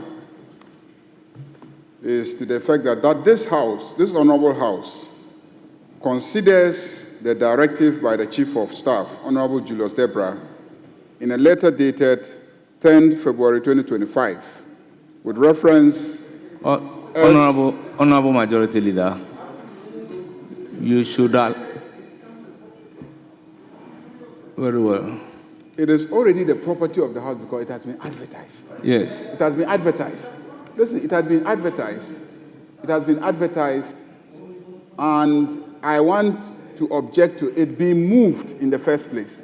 Not to oppose the motion after it has been moved. To object to it being moved. The objection is to it being moved. Very and that well. was the understanding Very between well. us. Very well. If that I should arrest it, yes, and then the Speaker will rule. Very well. And then the next step will take place. Very well. That was the understanding Very in private. Well. Yes. So I said that I was going to attempt to arrest it. Yes. So, and then Majority Leader, let me hear the Minority Leader briefly. Then I'll come back to you so that you can raise your objection. Mr. Speaker, I always say that I want the jurisprudence of the House to guide me. And if in this night Parliament we are setting certain precedents, that precedence would help all of us, and Hansard would be the witness. Mr. Speaker, speakers have ruled on this very important matter, that a preliminary objection to a motion can only be triggered after the motion has been moved and seconded. However, Mr. Speaker, if the new practice in this ninth Parliament is that a preliminary objection, a preliminary legal objection, or any form of objection to a motion must be raised before the motion is moved, it's fine. Because I remember in the 7th Parliament, in the matter of Kennedy Japan, when it came to the contempt matter, I stood on the majority side in the 7th Parliament at the back bench and raised a preliminary objection to arrest the motion. The ruling of Professor Okwe was that no, the motion must first be moved, seconded, and then the motion will be properly before the House. In the matter of Kenoforiata, Honorable Ayerega, wait. In the matter of Kenoforiata, then as Deputy Majority Leader, I again rose on preliminary objection to the motion. Again, Mr. Speaker, relying on precedents, said that no, the motion would have to be moved, seconded. It is only upon that that would be seized with the matter. Then my preliminary objection on the matter could be raised.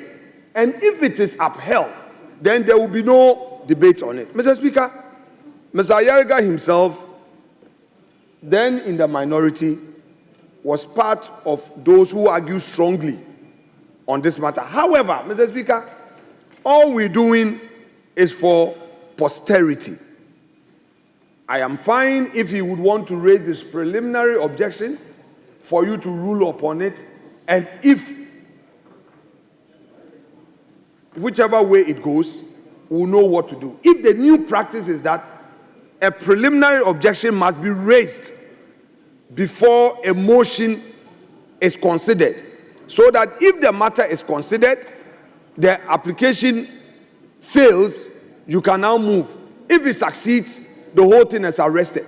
Don't let us also forget, Mr. Speaker, in the Doe Ajaho case, Honorable Dominic Nitihu, in the Merchant Bank's case, again, when he moved a motion, there was a preliminary objection to it. Right Honorable Ajaho allowed the motion to be moved, seconded. Then after that, the preliminary objection was raised from the majority side, and he ruled on it and sustained the objection. Mr. Speaker, there are 3 precedents from 3 different speakers on this matter. You are in the chair now as the presiding officer. If you want to vary the precedents, this would be the new precedents, and I'll be guided. I don't have a problem. Thank you, sir. Honourable Majority Leader. Mr. Speaker, the terms of the motion are captured in the order paper. So we know what the motion is. We know what the motion is. It's not as if we don't know what the motion is. So when a motion is advertised and you think that that motion, if moved, would offend a provision of the standing orders, you should be able to arrest it before it is moved. The reason is that in moving the motion, the mover will already make comments or even argue in support of the motion. So whatever you are seeking to arrest, you will lose the opportunity to arrest it because the motion is moved and the terms in which it is going to be moved will unearth the issues that you think offend the provisions of the standing orders. So the proper thing to do is that once the content of the motion is known and the motion has been advertised and everybody can read it, if you think it should not be moved, it is before it is moved. When you give indications that the motion is about to be moved, that's when you arrest it. You seek to stop it from being moved so that it is not moved. If you rule that the objection is not well founded, then he can go ahead and move the motion, argue, and then we'll all debate the provisions of the motion. I think that's the proper practice. Honourable members, I think we are talking about 2 separate things here. In the Merchant Bank case, I think the objection was to the effect that such a motion should not be debated. Therefore, the motion was moved, and when it's time for it to be debated, then the preliminary objection was taken. That has got to do with truncating the debate of the motion.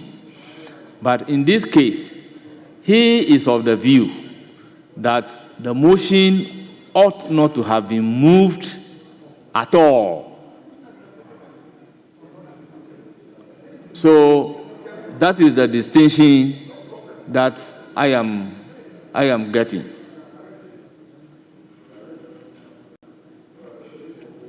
Yes, Honourable Okonkro. Mr. Speaker, just to help the conversation, akin to what will be happening in the courts, if this proposal is accepted, it will mean that when a writ is issued, even before the motion is actually moved by a lawyer in court, another lawyer can go without the matter having been moved to seek to arrest it. That would not be proper. It is important that though it has been advertised on the order paper, it be moved and seconded, and then whatever objection there is raised, and then it can be dealt with by the Speaker. Thank you, Mr. Speaker. Honorable Kojo Nkrumah, as a matter of fact, if it were to be in courtroom and you don't want the motion to be heard, you raise a preliminary objection when the mover of the motion is on his feet to move the motion. After the motion is moved, you will be given the opportunity to respond to the motion. In that case, your response cannot be a preliminary objection to the application. That is why I'm saying that I have the distinction that one is to the effect that a debate on the motion should be truncated. The other one is to the effect that the motion ought not to have been moved at all. And I think that is what Honorable Majority Leader Mahama Ayariga is saying. So may we hear your preliminary objection.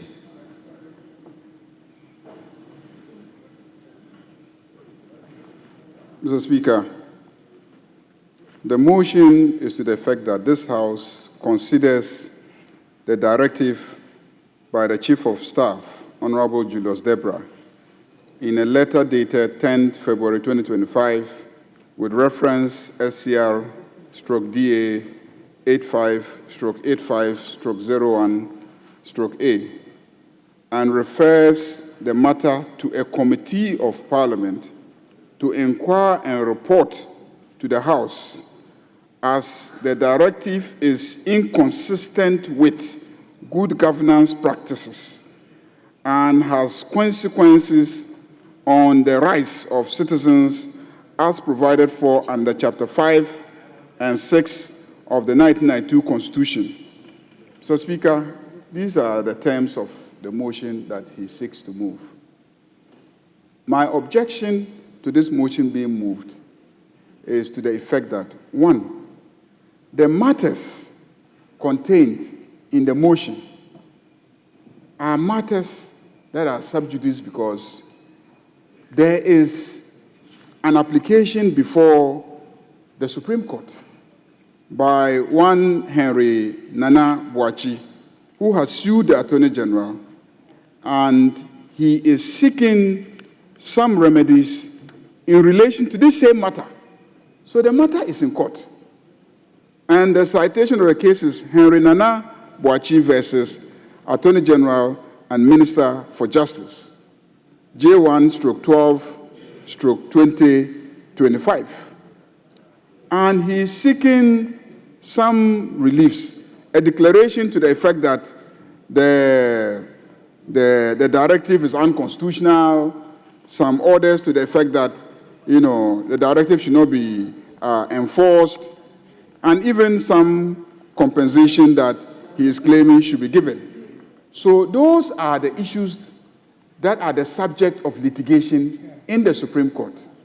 Now, once this matter is in the Supreme Court, he is saying that this House should also refer the matter to the Human Rights Committee of the House for a determination that the letter has the consequence of violating the rights of citizens. So my position is that, look, the matter is already in the Supreme Court.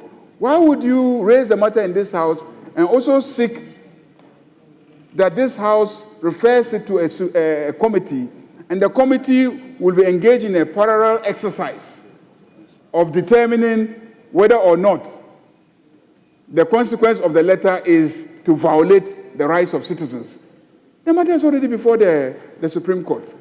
And I also argued that what you are seeking to do, in effect, is to ask this House to engage in a judicial function, a determination that the letter violates the rights of citizens. So that's a judicial function you are asking this House to engage in. The nature of the work of committees is to ascertain facts. That's mostly what committees do. not to make a determination of a violation of rights or not.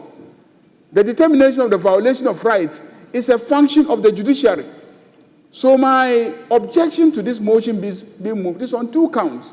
One, that is a matter that is already before the courts. And I don't see how we are going to move this motion and debate it without violating Order 1231 of our standing orders. And Order 1231 says that a member or a person entitled to participate in a debate shall not make reference to any matter on which judicial decision is pending, as may, in the opinion of the person presiding, prejudice the interests of parties to the action.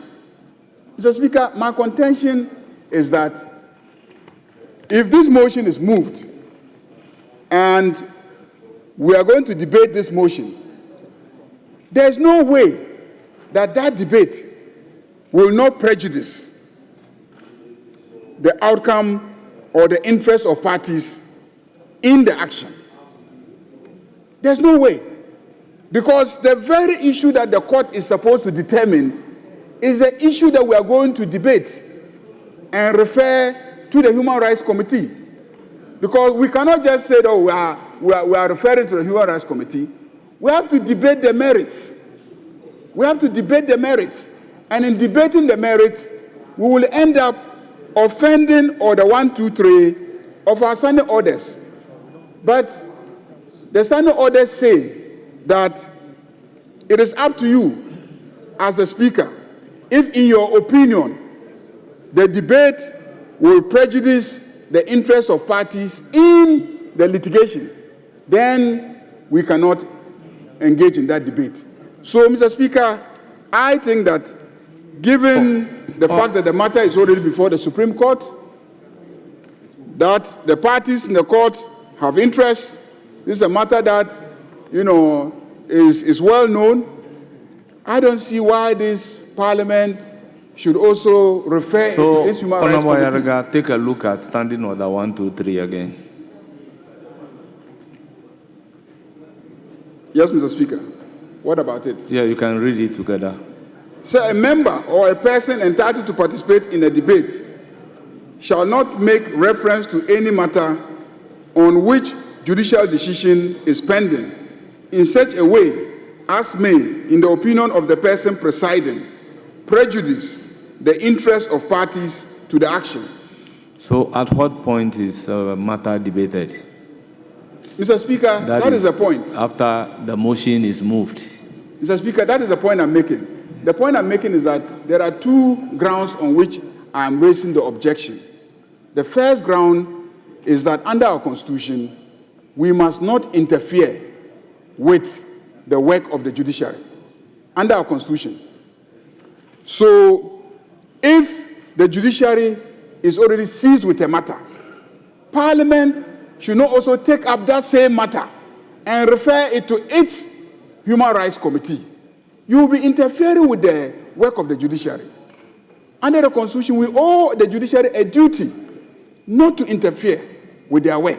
And my argument is that we taking up the matter and referring it to our Human Rights Committee to also inquire into will be interfering in the work of the judiciary. That's my first argument. And I'm saying that my second leg is that if we are to move the motion, it will be difficult for us to move the motion without making statements. Whether we are moving it, we are debating it, whichever way, we will end up prejudicing the interests of parties in the matter. So if you combine the 2 grounds, my contention, Right Honorable Speaker, is that the motion should not even be moved. Because I know how he's going to move the motion. In moving the motion, he's going to marshal all the arguments. That is where the problem is. He's not just going to get up and stand on his feet and say, I move in terms of the motion paper, and then that is not what he's going to say. He's going to move the motion and marshal every argument. At what point do we arrest the statements that will prejudice the outcome of the interests of parties in the litigation that is at the Supreme Court? So it is better that we argue the grounds for the motion not being moved at all, for you to rule at that stage, then we move on. Otherwise, if we say let's move, the person moving, the person seconding, the arguments that they will put forward in moving and in seconding, all those will end up prejudicing the interests of parties in the litigation. So if you combine the two arguments, even though ordinarily you wait until the person is making a statement and you think the statement is going to prejudice the interests of parties, then you object. But here, I'm saying that the very language of the motion already prejudices what it is saying we should do. What it is saying we should do, apart from offending the Constitution, we say we should not interfere in the work of the judiciary. In moving it, there's no way that he will not say things that will not prejudice the interests of parties in the substantive litigation. Why the hurry? Mr. Speaker, he came here in this House and requested to make a statement on this same matter. We objected, but the Speaker gave him the opportunity, and he made a statement on this same matter. Then somebody has gone to the Supreme Court on this same matter. And once the matter is in the Supreme Court, you come to this House and say this House should also refer it to its Human Rights Committee to make a determination whether human rights are being violated or not. I said that is an exercise of judicial function. This House can't do that. Those are my arguments. And that's why I objected. And I told him privately, I told him at the meeting with the Speaker where the motion was admitted, and the Speaker agreed that, okay, you go, you try to arrest it, let the ruling be given. If the ruling is that he should move it, then he moves it, then we debate it. And then if the conclusion is that we should refer it to the committee, the Human Rights Committee, we refer it to the Human Rights Committee. Mr. Speaker, that is my case. Thank you very much. I would give the floor to Honorable Minority Leader to respond to the preliminary objection raised by the Majority Leader on the motion under reference. Thank you, Mr. Speaker. This platform and Chamber of Parliament will always be a place to enrich knowledge and to learn. First of all, Mr. Speaker, in response to the preliminary objection, let me rely on Order 103F of our rules book. Yes, F, 103F. Conditions for admissibility of motion. Condition of admissibility for admissibility of motion. Mr. Speaker, our rules provide,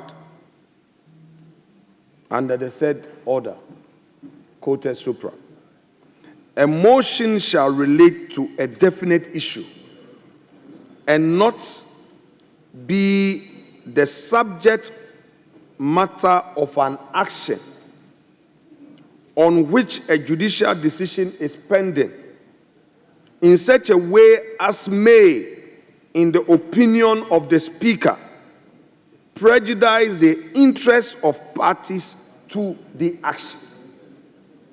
Mr. Speaker, this motion has crossed the admissibility stage and has met the threshold of admissibility. Indeed, the Honorable Mahama Yarga raised these matters. This was not the original text that was filed. We interrogated it to ensure that the outcome of this motion and the text thereto will not have any prejudicial effect on any matter in court. So, Mr. Speaker, the first leg of his argument falls flat. In any event, Mr. Speaker, with respect, the Supreme Court's writ is seeking an interpretation of the Constitution. The substance of the motion before you, Mr. Speaker, is not seeking a declaratory relief. My law in the minimum is not rusted. My law in the minimum, I kept quiet for you. Learned majority leader. Please. You have not heard me. Mr. Speaker, these things must stop. Majority leader. I never said that. He is not paying attention. I'm saying that this motion. Minority leader, I may be called upon to give a ruling, so I need to understand very clearly. So the fact that the subject matter being a letter written by the Chief of Staff terminating appointment as quoted in the motion is actually before the Supreme Court for the determination of constitutionality or other words of it. Is that the case? Mr. Speaker, that is not the matter. Mr. Speaker, if you are delving into issue of admissibility, we have to be careful. The motion has been admitted by the Speaker, and the Speaker considered all facts. Allow my argument to proceed with the greatest respect. My contention, first, is that this motion has met the admissibility threshold in accordance with the rules of this House. Honorable Minority Leader, I intend not to be arguing Mr. Speaker, with you allowed him I to just want to understand whether Mr. Speaker, the man argued. he made an argued for 25 minutes. allusion to that particular fact. It may be denied that there is no such case pending before the court. So I humbly want to understand whether a case of that nature is pending. You understand? I'm not delving into issues of admissibility. He raised this very matter. I am saying that what he's doing is on you. The fact that he talked about a pending matter at the Supreme Court was in the full knowledge of Mr. Speaker. He brought this matter to the attention of Mr. Speaker. This matter was brought to the attention of the Speaker. The clerk to Parliament and I were before the Speaker in his presence, with the majority leader. The issues were brought up, and as a result of the issues of court writs, the text of the motion had to be amended. Mr. Speaker later had to look at the court process and did a further amendment before admitting the motion. We've crossed a line. We've crossed a line. And that is why I referred you to Order 103F. This was not the original motion. The original text was under half-hour motion. I have the original text here. It had to be amended and amended again so that we don't go into the realm of the matters before court. And that is why in my second argument, I was adverting your mind to the fact that this motion is not seeking to have this House make constitutional declarations. This motion is not seeking declaratory reliefs. This motion is not seeking for an interpretation of the supreme laws of the land. It is not. This motion is anchored squarely on good practices and governance matters. Mr. Speaker, do not forget that not long ago, we had a matter pending at the High Court in respect of these matters about the collapse of banks, and the applicants petitioned this House. Mr. Speaker ruled that indeed they are facing some civil, they themselves had filed some applications at the court.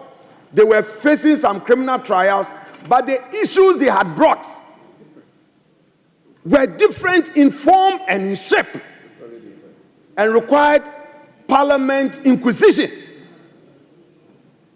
What is before us is not about a matter before the Supreme Court.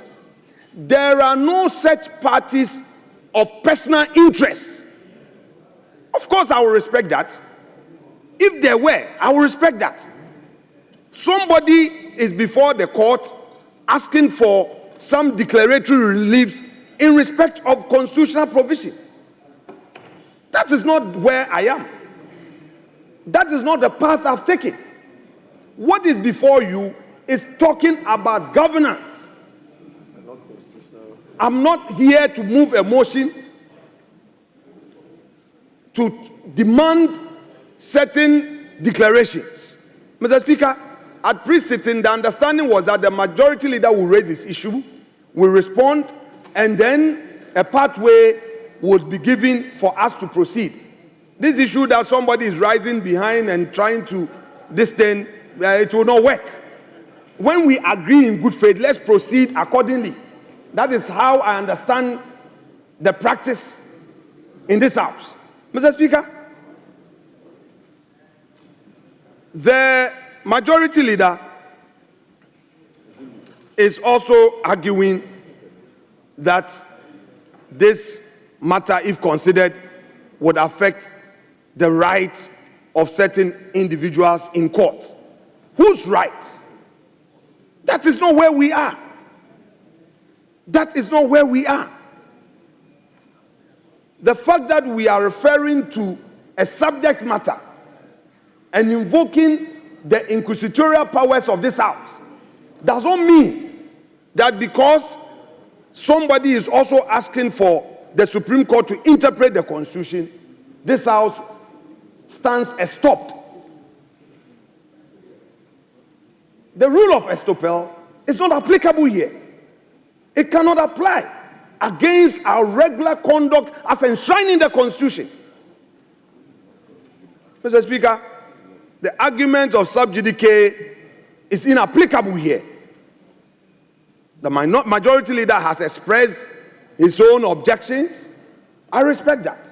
But, Mr. Speaker, for the good of this Parliament, we need to proceed to move this motion. There is precedence, and I've cited the precedence at the risk of being repetitive. I shall repeat them. I shall go over and then draw the attention of the chair that we've had instances where Ghanaians were facing criminal trials. Ghanaians were pursuing the state in the civil matters, but again petitioned this very house on aspects that they felt that their rights needed to be protected by the people's representatives. What does the motion say? I will go over. The motion is coming under Order 114 of our rules.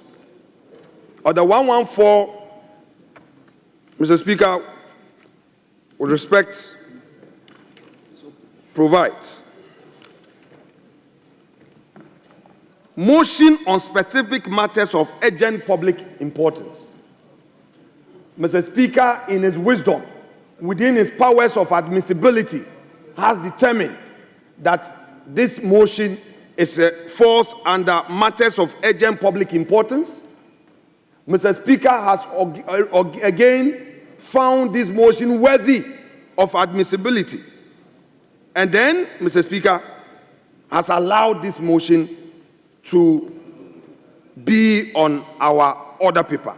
And this is what the motion reads: that this Honorable House considers the directive by the Chief of Staff, Honorable Julius Debra, in a letter dated 3rd February 2025, with reference number SCRDA85/85/01/A, and refers the matter to a committee of Parliament to inquire and to report to the House as the directive is inconsistent with good governance practices and has consequences.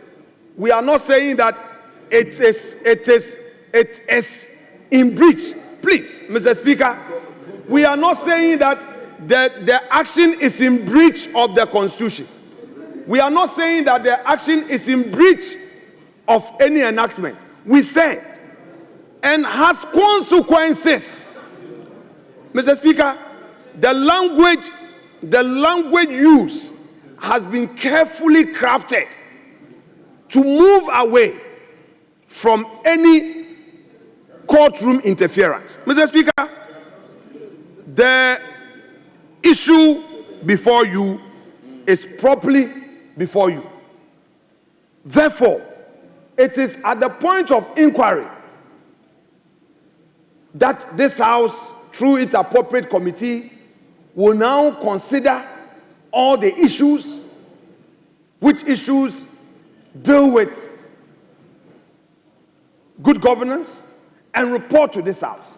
When the committee reports, this House will now consider the remit of the report, i.e. the findings and recommendations and all. Then we take a decision. Mr. Speaker, for anybody to say that merely moving the motion to bring this matter before the people's representative will amount to interfering in a court process, Mr. Speaker, will be tantamount to denying us our rights as the people's representatives from considering governance issues. Mr. Speaker, our hands therefore will be tied that this House cannot proceed, and any busybody will then use courts to arrest this House. Because as soon as the matter is raised, you say, oh, I have filed a writ. Oh, there's something before the court. Then, Mr. Speaker, how will this House function? But I shall conclude,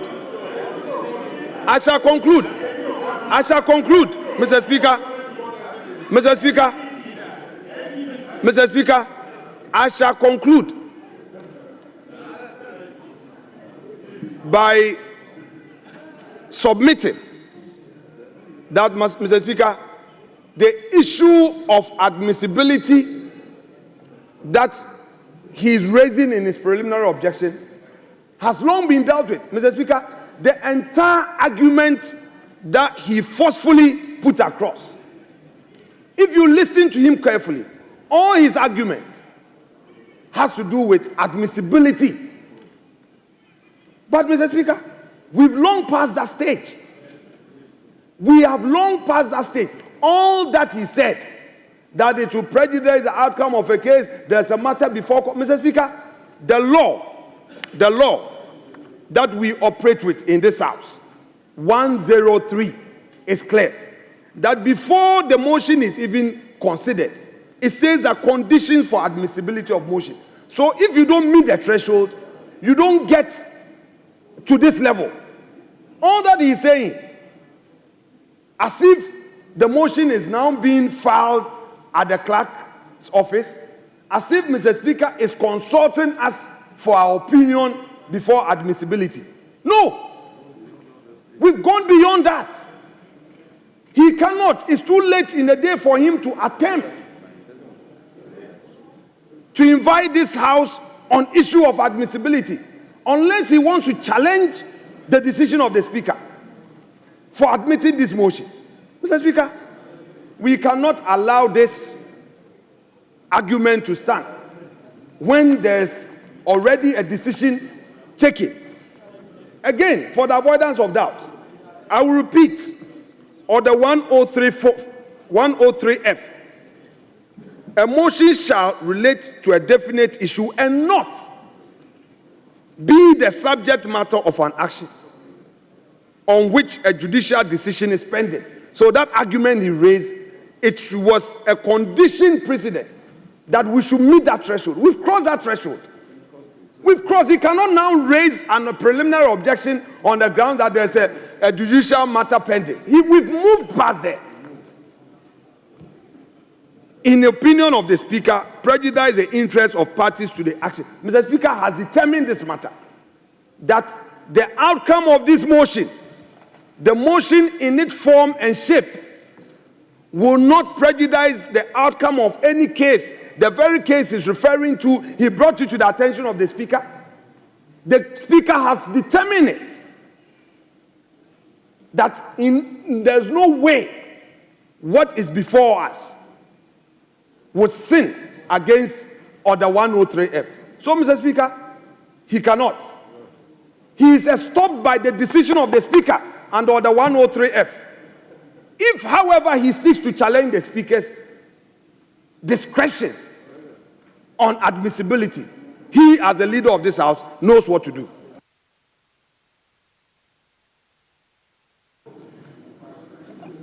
Honorable Majority Leader, I am being called upon to make a ruling on this matter.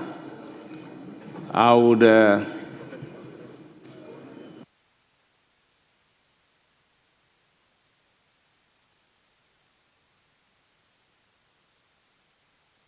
Honorable members, I will want to plead with you to suspend the House for 10 minutes to enable me come and deliver my ruling there and then, but not to defer the ruling. So, honorable members, bear with me. In 10 minutes, the House is accordingly suspended for 10 minutes.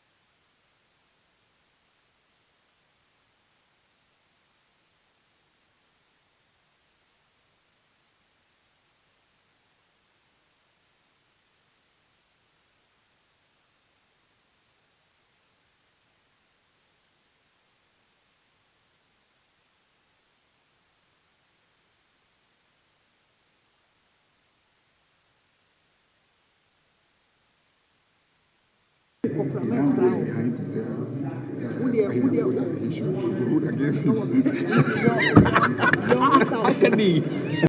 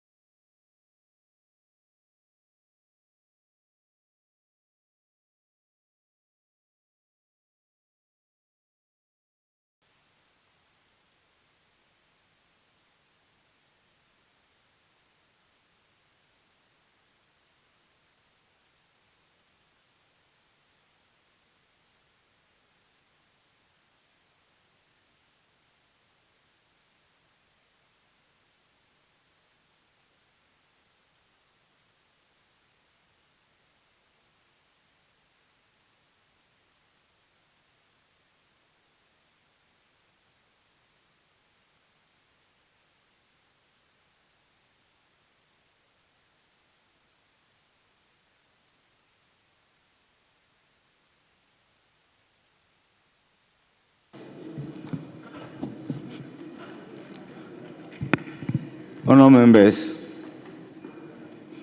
the motion, private members' motion, numbered 16, at page 6 of today's order paper, was scheduled to be moved. Just about when the motion was about to be moved by the Deputy Minority Leader in the person of Alexander Afanyo Makins, the Deputy Minority Leader, the Minority Leader, Alexander Afanyo Makins, the Honorable Majority Leader raised an objection against the moving of the private members' motion, numbered 16, at page 6 of today's order paper. Honourable members, the objection was to the effect that the motion should not be moved at all, that moving the motion will prejudice the interests of the parties in court in a case entitled Henry Nana Boachi versus the Attorney General, suit number J1/12/2025. Honourable members, the motion in question was duly admitted by the Speaker and accordingly programmed to be taken today. Honourable members, the criteria for admitting motions in the House are very clear, and the conditions for admitting motions are provided in Standing Order 103 of this House. I am quite certain that as at the time of filing the motion, the conditions spelled out in Order 103, above quoted, were duly met. However, when the motion was moved, when the motion was about to be moved,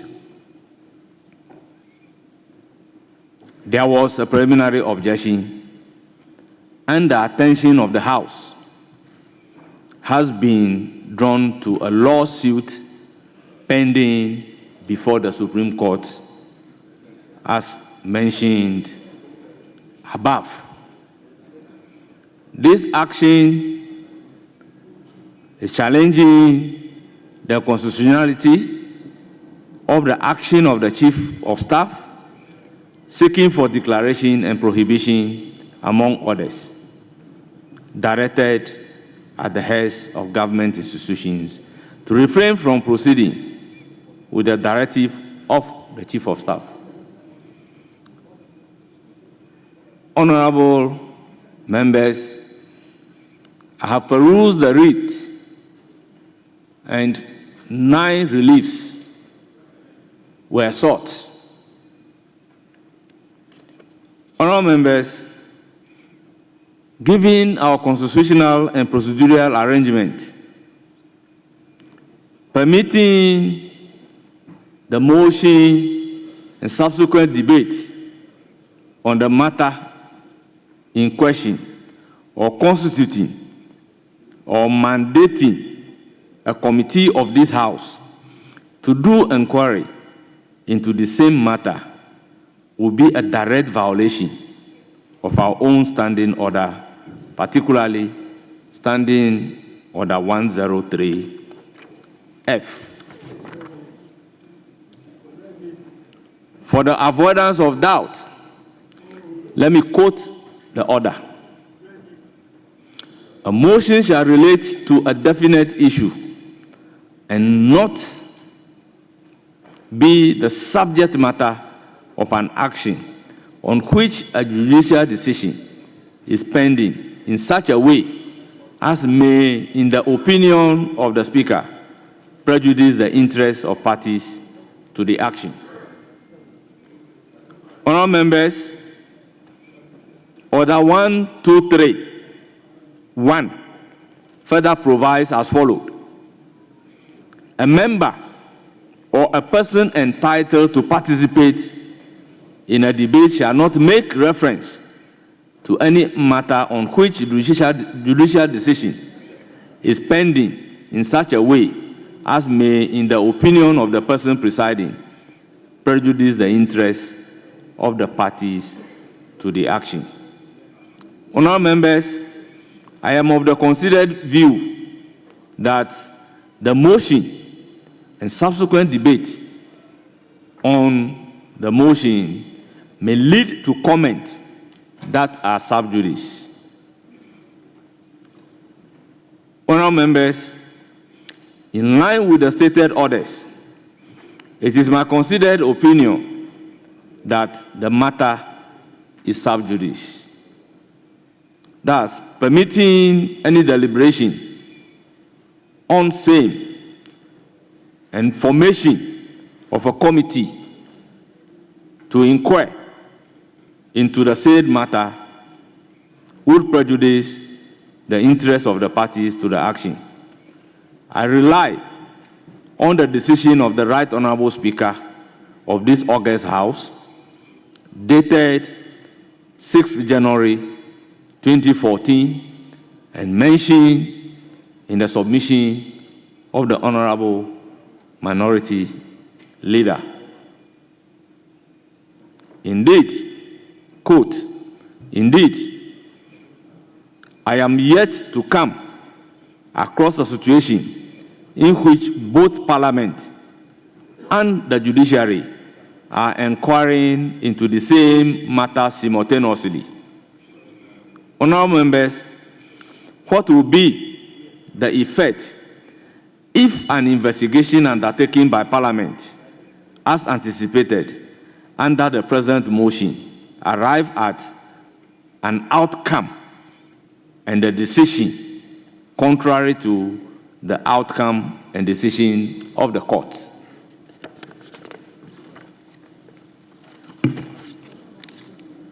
It is therefore my ruling that a discussion of the motion will prejudice the parties to various cases tentatively pending before the court. Honourable members, this ruling has to do with the acquisition of a merchant bank. And the ruling above quoted can be seen in the official reports, 4th series, volume 85, number 1, column 36. It is also worthy of note that in the same official report, the Speaker then made reference to Right Honourable Peter Alajete in a ruling alluded to the sub judice rules when he said, quote, the Speaker may, in a particular case where it is quite obvious, refuse to admit a motion, especially when it is covered by a clear-cut case. For example, if you put forward a motion affecting a matter which is pending in court directly, and it was brought to the knowledge of Mr. Speaker, Mr. Speaker is bound to draw attention to the fact that such a motion cannot be properly debated by the House and therefore cannot be accepted. But it does not allow, it does not follow that in every case which a motion is accepted and listed, the Speaker has necessarily gone through the motions of deciding every issue of propriety involved in that motion. Honorable members, regarding the motion at hand, I am reliably informed that at the time the Right Honorable Speaker admitted the motion, the fact of an action pending at the Supreme Court regarding the subject matter was not brought to his attention.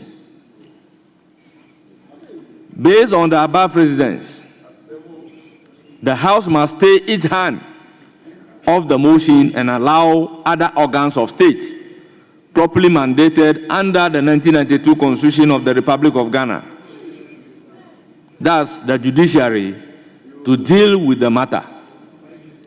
Accordingly, the motion and the subsequent debate on it is stayed pending the determination of the matter by the Supreme Court. Honorable members, accordingly, the objection is sustained. The motion, therefore, cannot be moved. I so ruled.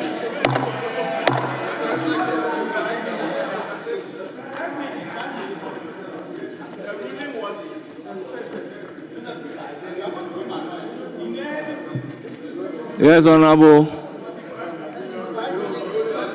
Minority Leader. Mr. Speaker. Minority Leader. He's on his feet. Mr. Speaker, my first duty as a legislator is to thank you as the presiding officer in matters of such nature. However, I may disagree with you. I've always held this view since I entered this chamber in January 2013 that matters would always resurface. As a practitioner in our court, I've had low moments where cases that I believed in strongly that I could win, I ended up losing sometimes 7-0, 6-1, 5-2. But after some 360-degree turnaround, said dissenting views expressed carried the force of law in future decisions. I disagree with you, but I'm not sad. Mr. Speaker, however, we are dealing with matters of integrity, and I would take the liberty of this opportunity given me by you to correct some aspect of some pronouncement you've made. Mr. Speaker, and I say so believing that the majority leader, who has so much respect, has so far demonstrated integrity in his dealings with me. I also believe that the clerk to Parliament has been such a man of integrity. Mr. Speaker, you said that you are reliably informed that at the time the Speaker admitted this motion, he was not in the know of the pendency of the suit. Mr. Speaker, with the greatest respect, I won't challenge your ruling, but let the records reflect that that aspect of your ruling, which is already printed, which you just read, is not the case. The majority leader, in the presence of the clerk, my good self, brought the matter up that there is a Supreme Court decision, writ. In fact, he brought it to the attention of Mr. Speaker. Mr. Speaker subsequently requested for the motion to be amended. We all worked on it. In leadership, we all worked on it. Mr. Speaker, in the presence of the Right Honorable Speaker, we worked on this motion. Subsequently, Mr. Speaker said that because of the pendency of the suit, he further amended the motion. So if you are, in your view, this admissibility criteria, you said in your ruling that although the presiding officer may admit, it doesn't mean that he has considered the entire propriety. It's good. Look, Parliament of Ghana will not end today. So I am fine. But Mr. Speaker, don't let it be part of your already prepared ruling. That, because when the camera showed that the thing has been typed, printed, let me finish, Ayarga. These are matters of integrity. I need to finish. When I'm done, you will make your point. If indeed, Honorable Minority Leader. Honorable Minority Leader, with all due respect, let me recognize Majority Leader. I didn't get what you said. Let me recognize the Majority Leader. I recognize the Majority Leader. Very well, that's fine, that's fine, that's fine. Yeah, that Honorable Majority Leader, before you come in, yes, I think it is trite learning yes, that if a ruling is delivered by the Speaker, anybody who wants to challenge the ruling knows what to do. Mr. Speaker. So a situation where Mr. Speaker, I make you are reference. prejudicing. I'm not telling you. I'm not challenging your ruling. But Minority Leader, if you listen to the ruling carefully, I make reference to the decision in the merchant case, in which Right Honorable Speaker Alajete was quoted. And I proceeded to read Honorable Alajete's ruling. So, Right Honorable Minority Leader, with all due respect, where I sit, I disagree with certain things that you said, but I will not be dragged into the debate. Honorable Majority Leader. Mr. Speaker, the Minority Leader knows that if he disagrees with you,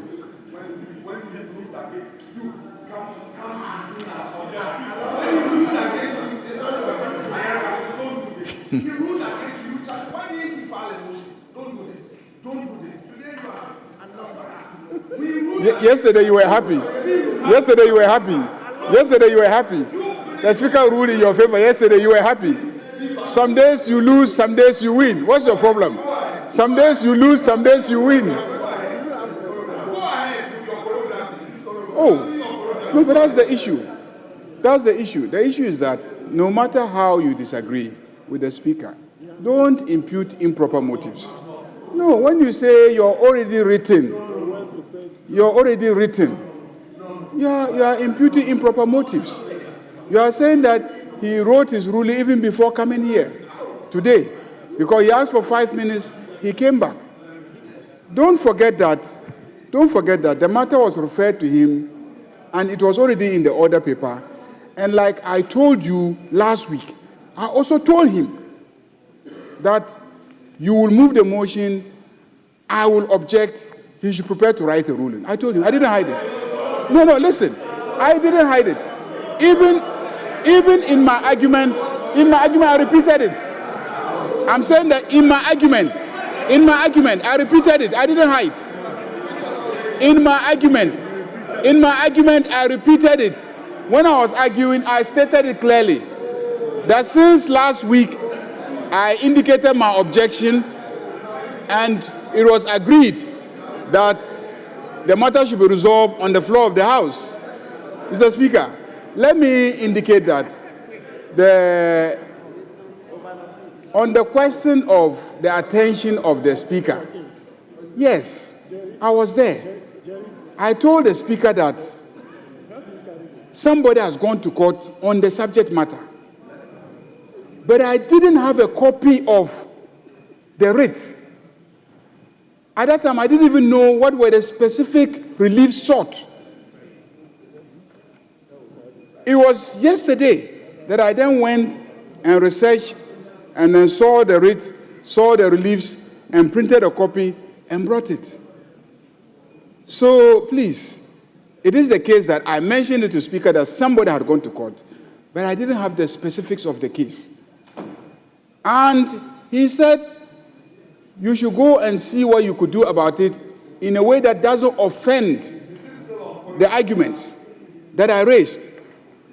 And you went and you were struggling to amend it. And I told you that there's no way you will amend it and succeed in curing the defects of the motion. I told you. The clerk was there. I told him that there's no way because the matter is in court. So please, if you want to litigate it, you can come by motion. If you come by motion, we can debate it again, and then a decision will be taken. But for now, it's ruled. It's already, past 7. Members are tired. Some of us are fasting and all that. So, Mr. Speaker, we are in your hands. You can adjourn so that we can reconvene on Friday and continue business. Well, honourable members, I think matters relating to the motion numbered 16 regarding the ruling is foreclosed. So, honourable minority leader, conclude. Mr. Speaker, with the greatest respect to you, and in fact, to the majority leader, and to the clerk of this house, I wouldn't want to bring him into these matters because he wouldn't have an opportunity to argue his case. So I will leave him out of it. But Mr. Speaker, let's be very factual.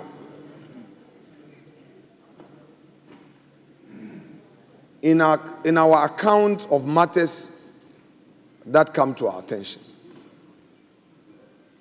Mr. Speaker, you have indicated clearly,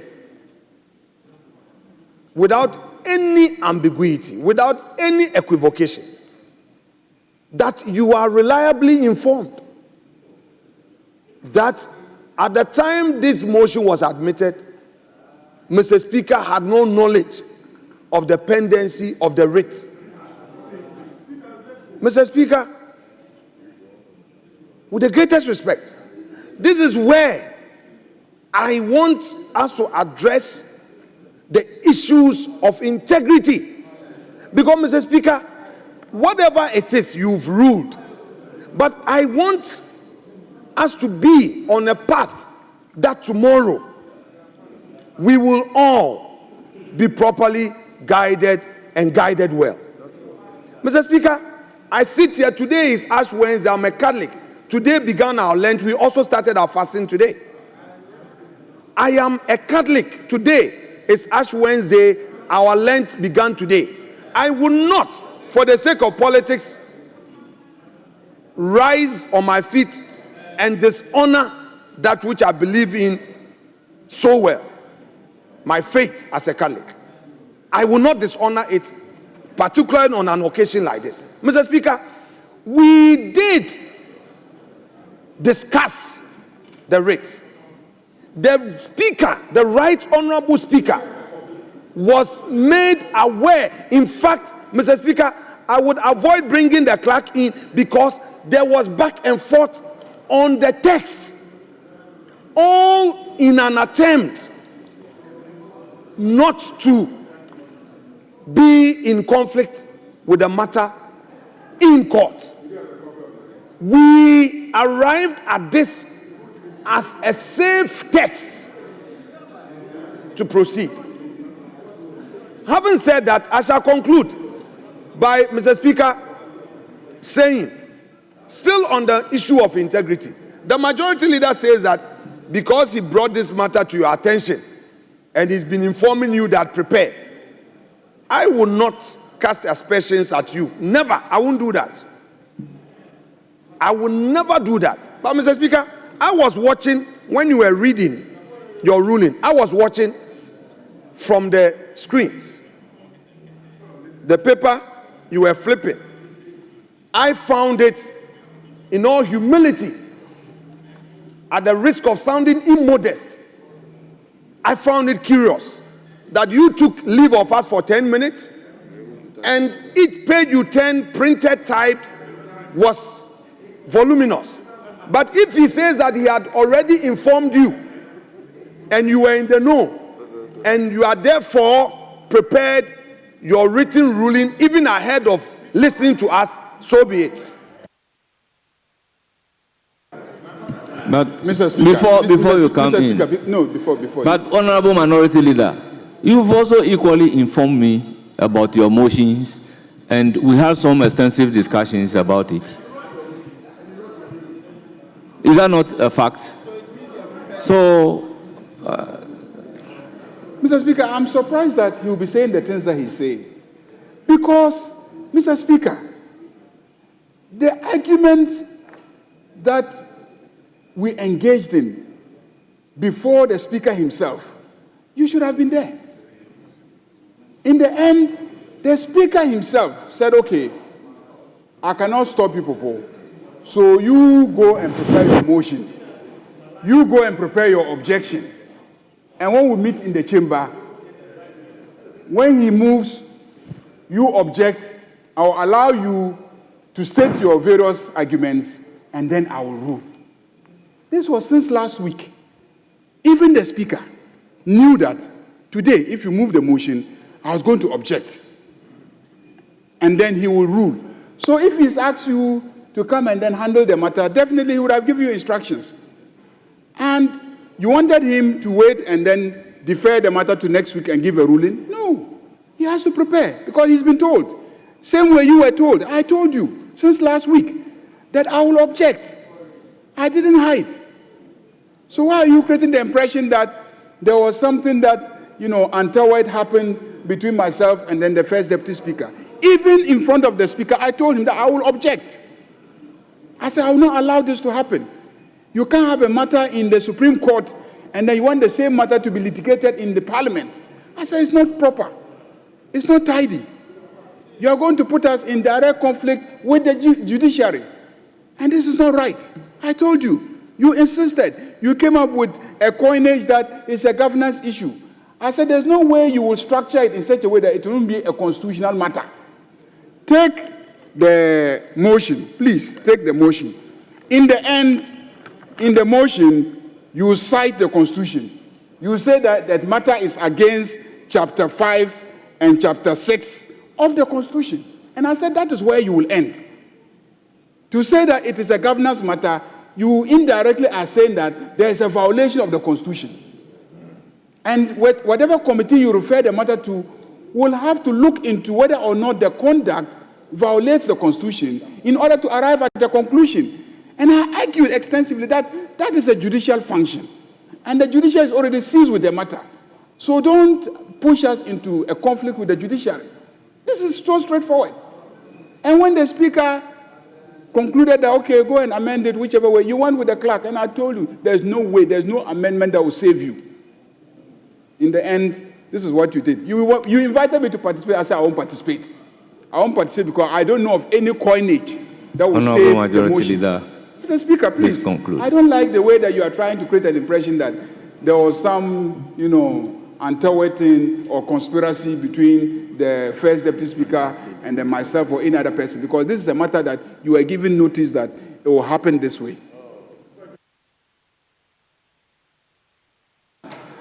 Honourable members, I stand on Order 56-2 and adjourn the House to Friday, 7th March 2025 at 10 o'clock in the forenoon.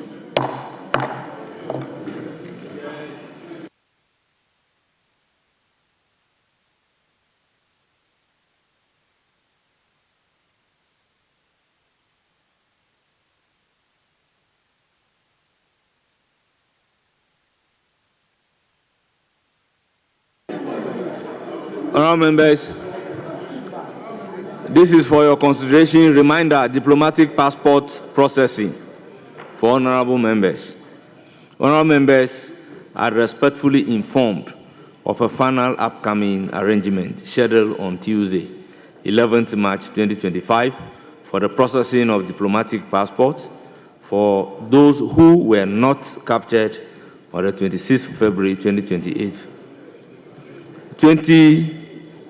On the 26th February, 28th February, and 4th March 2025, respectively. Details of the arrangement are as follows. Time, 10 a.m. to 5 p.m. Venue, multi-purpose hall, 6th floor, job 600 annex. Dress code, official attire of any color except white. Documents to be presented. Completed diplomatic passport form, ordinary passport, or colored photocopy of the ordinary passport, biodata page.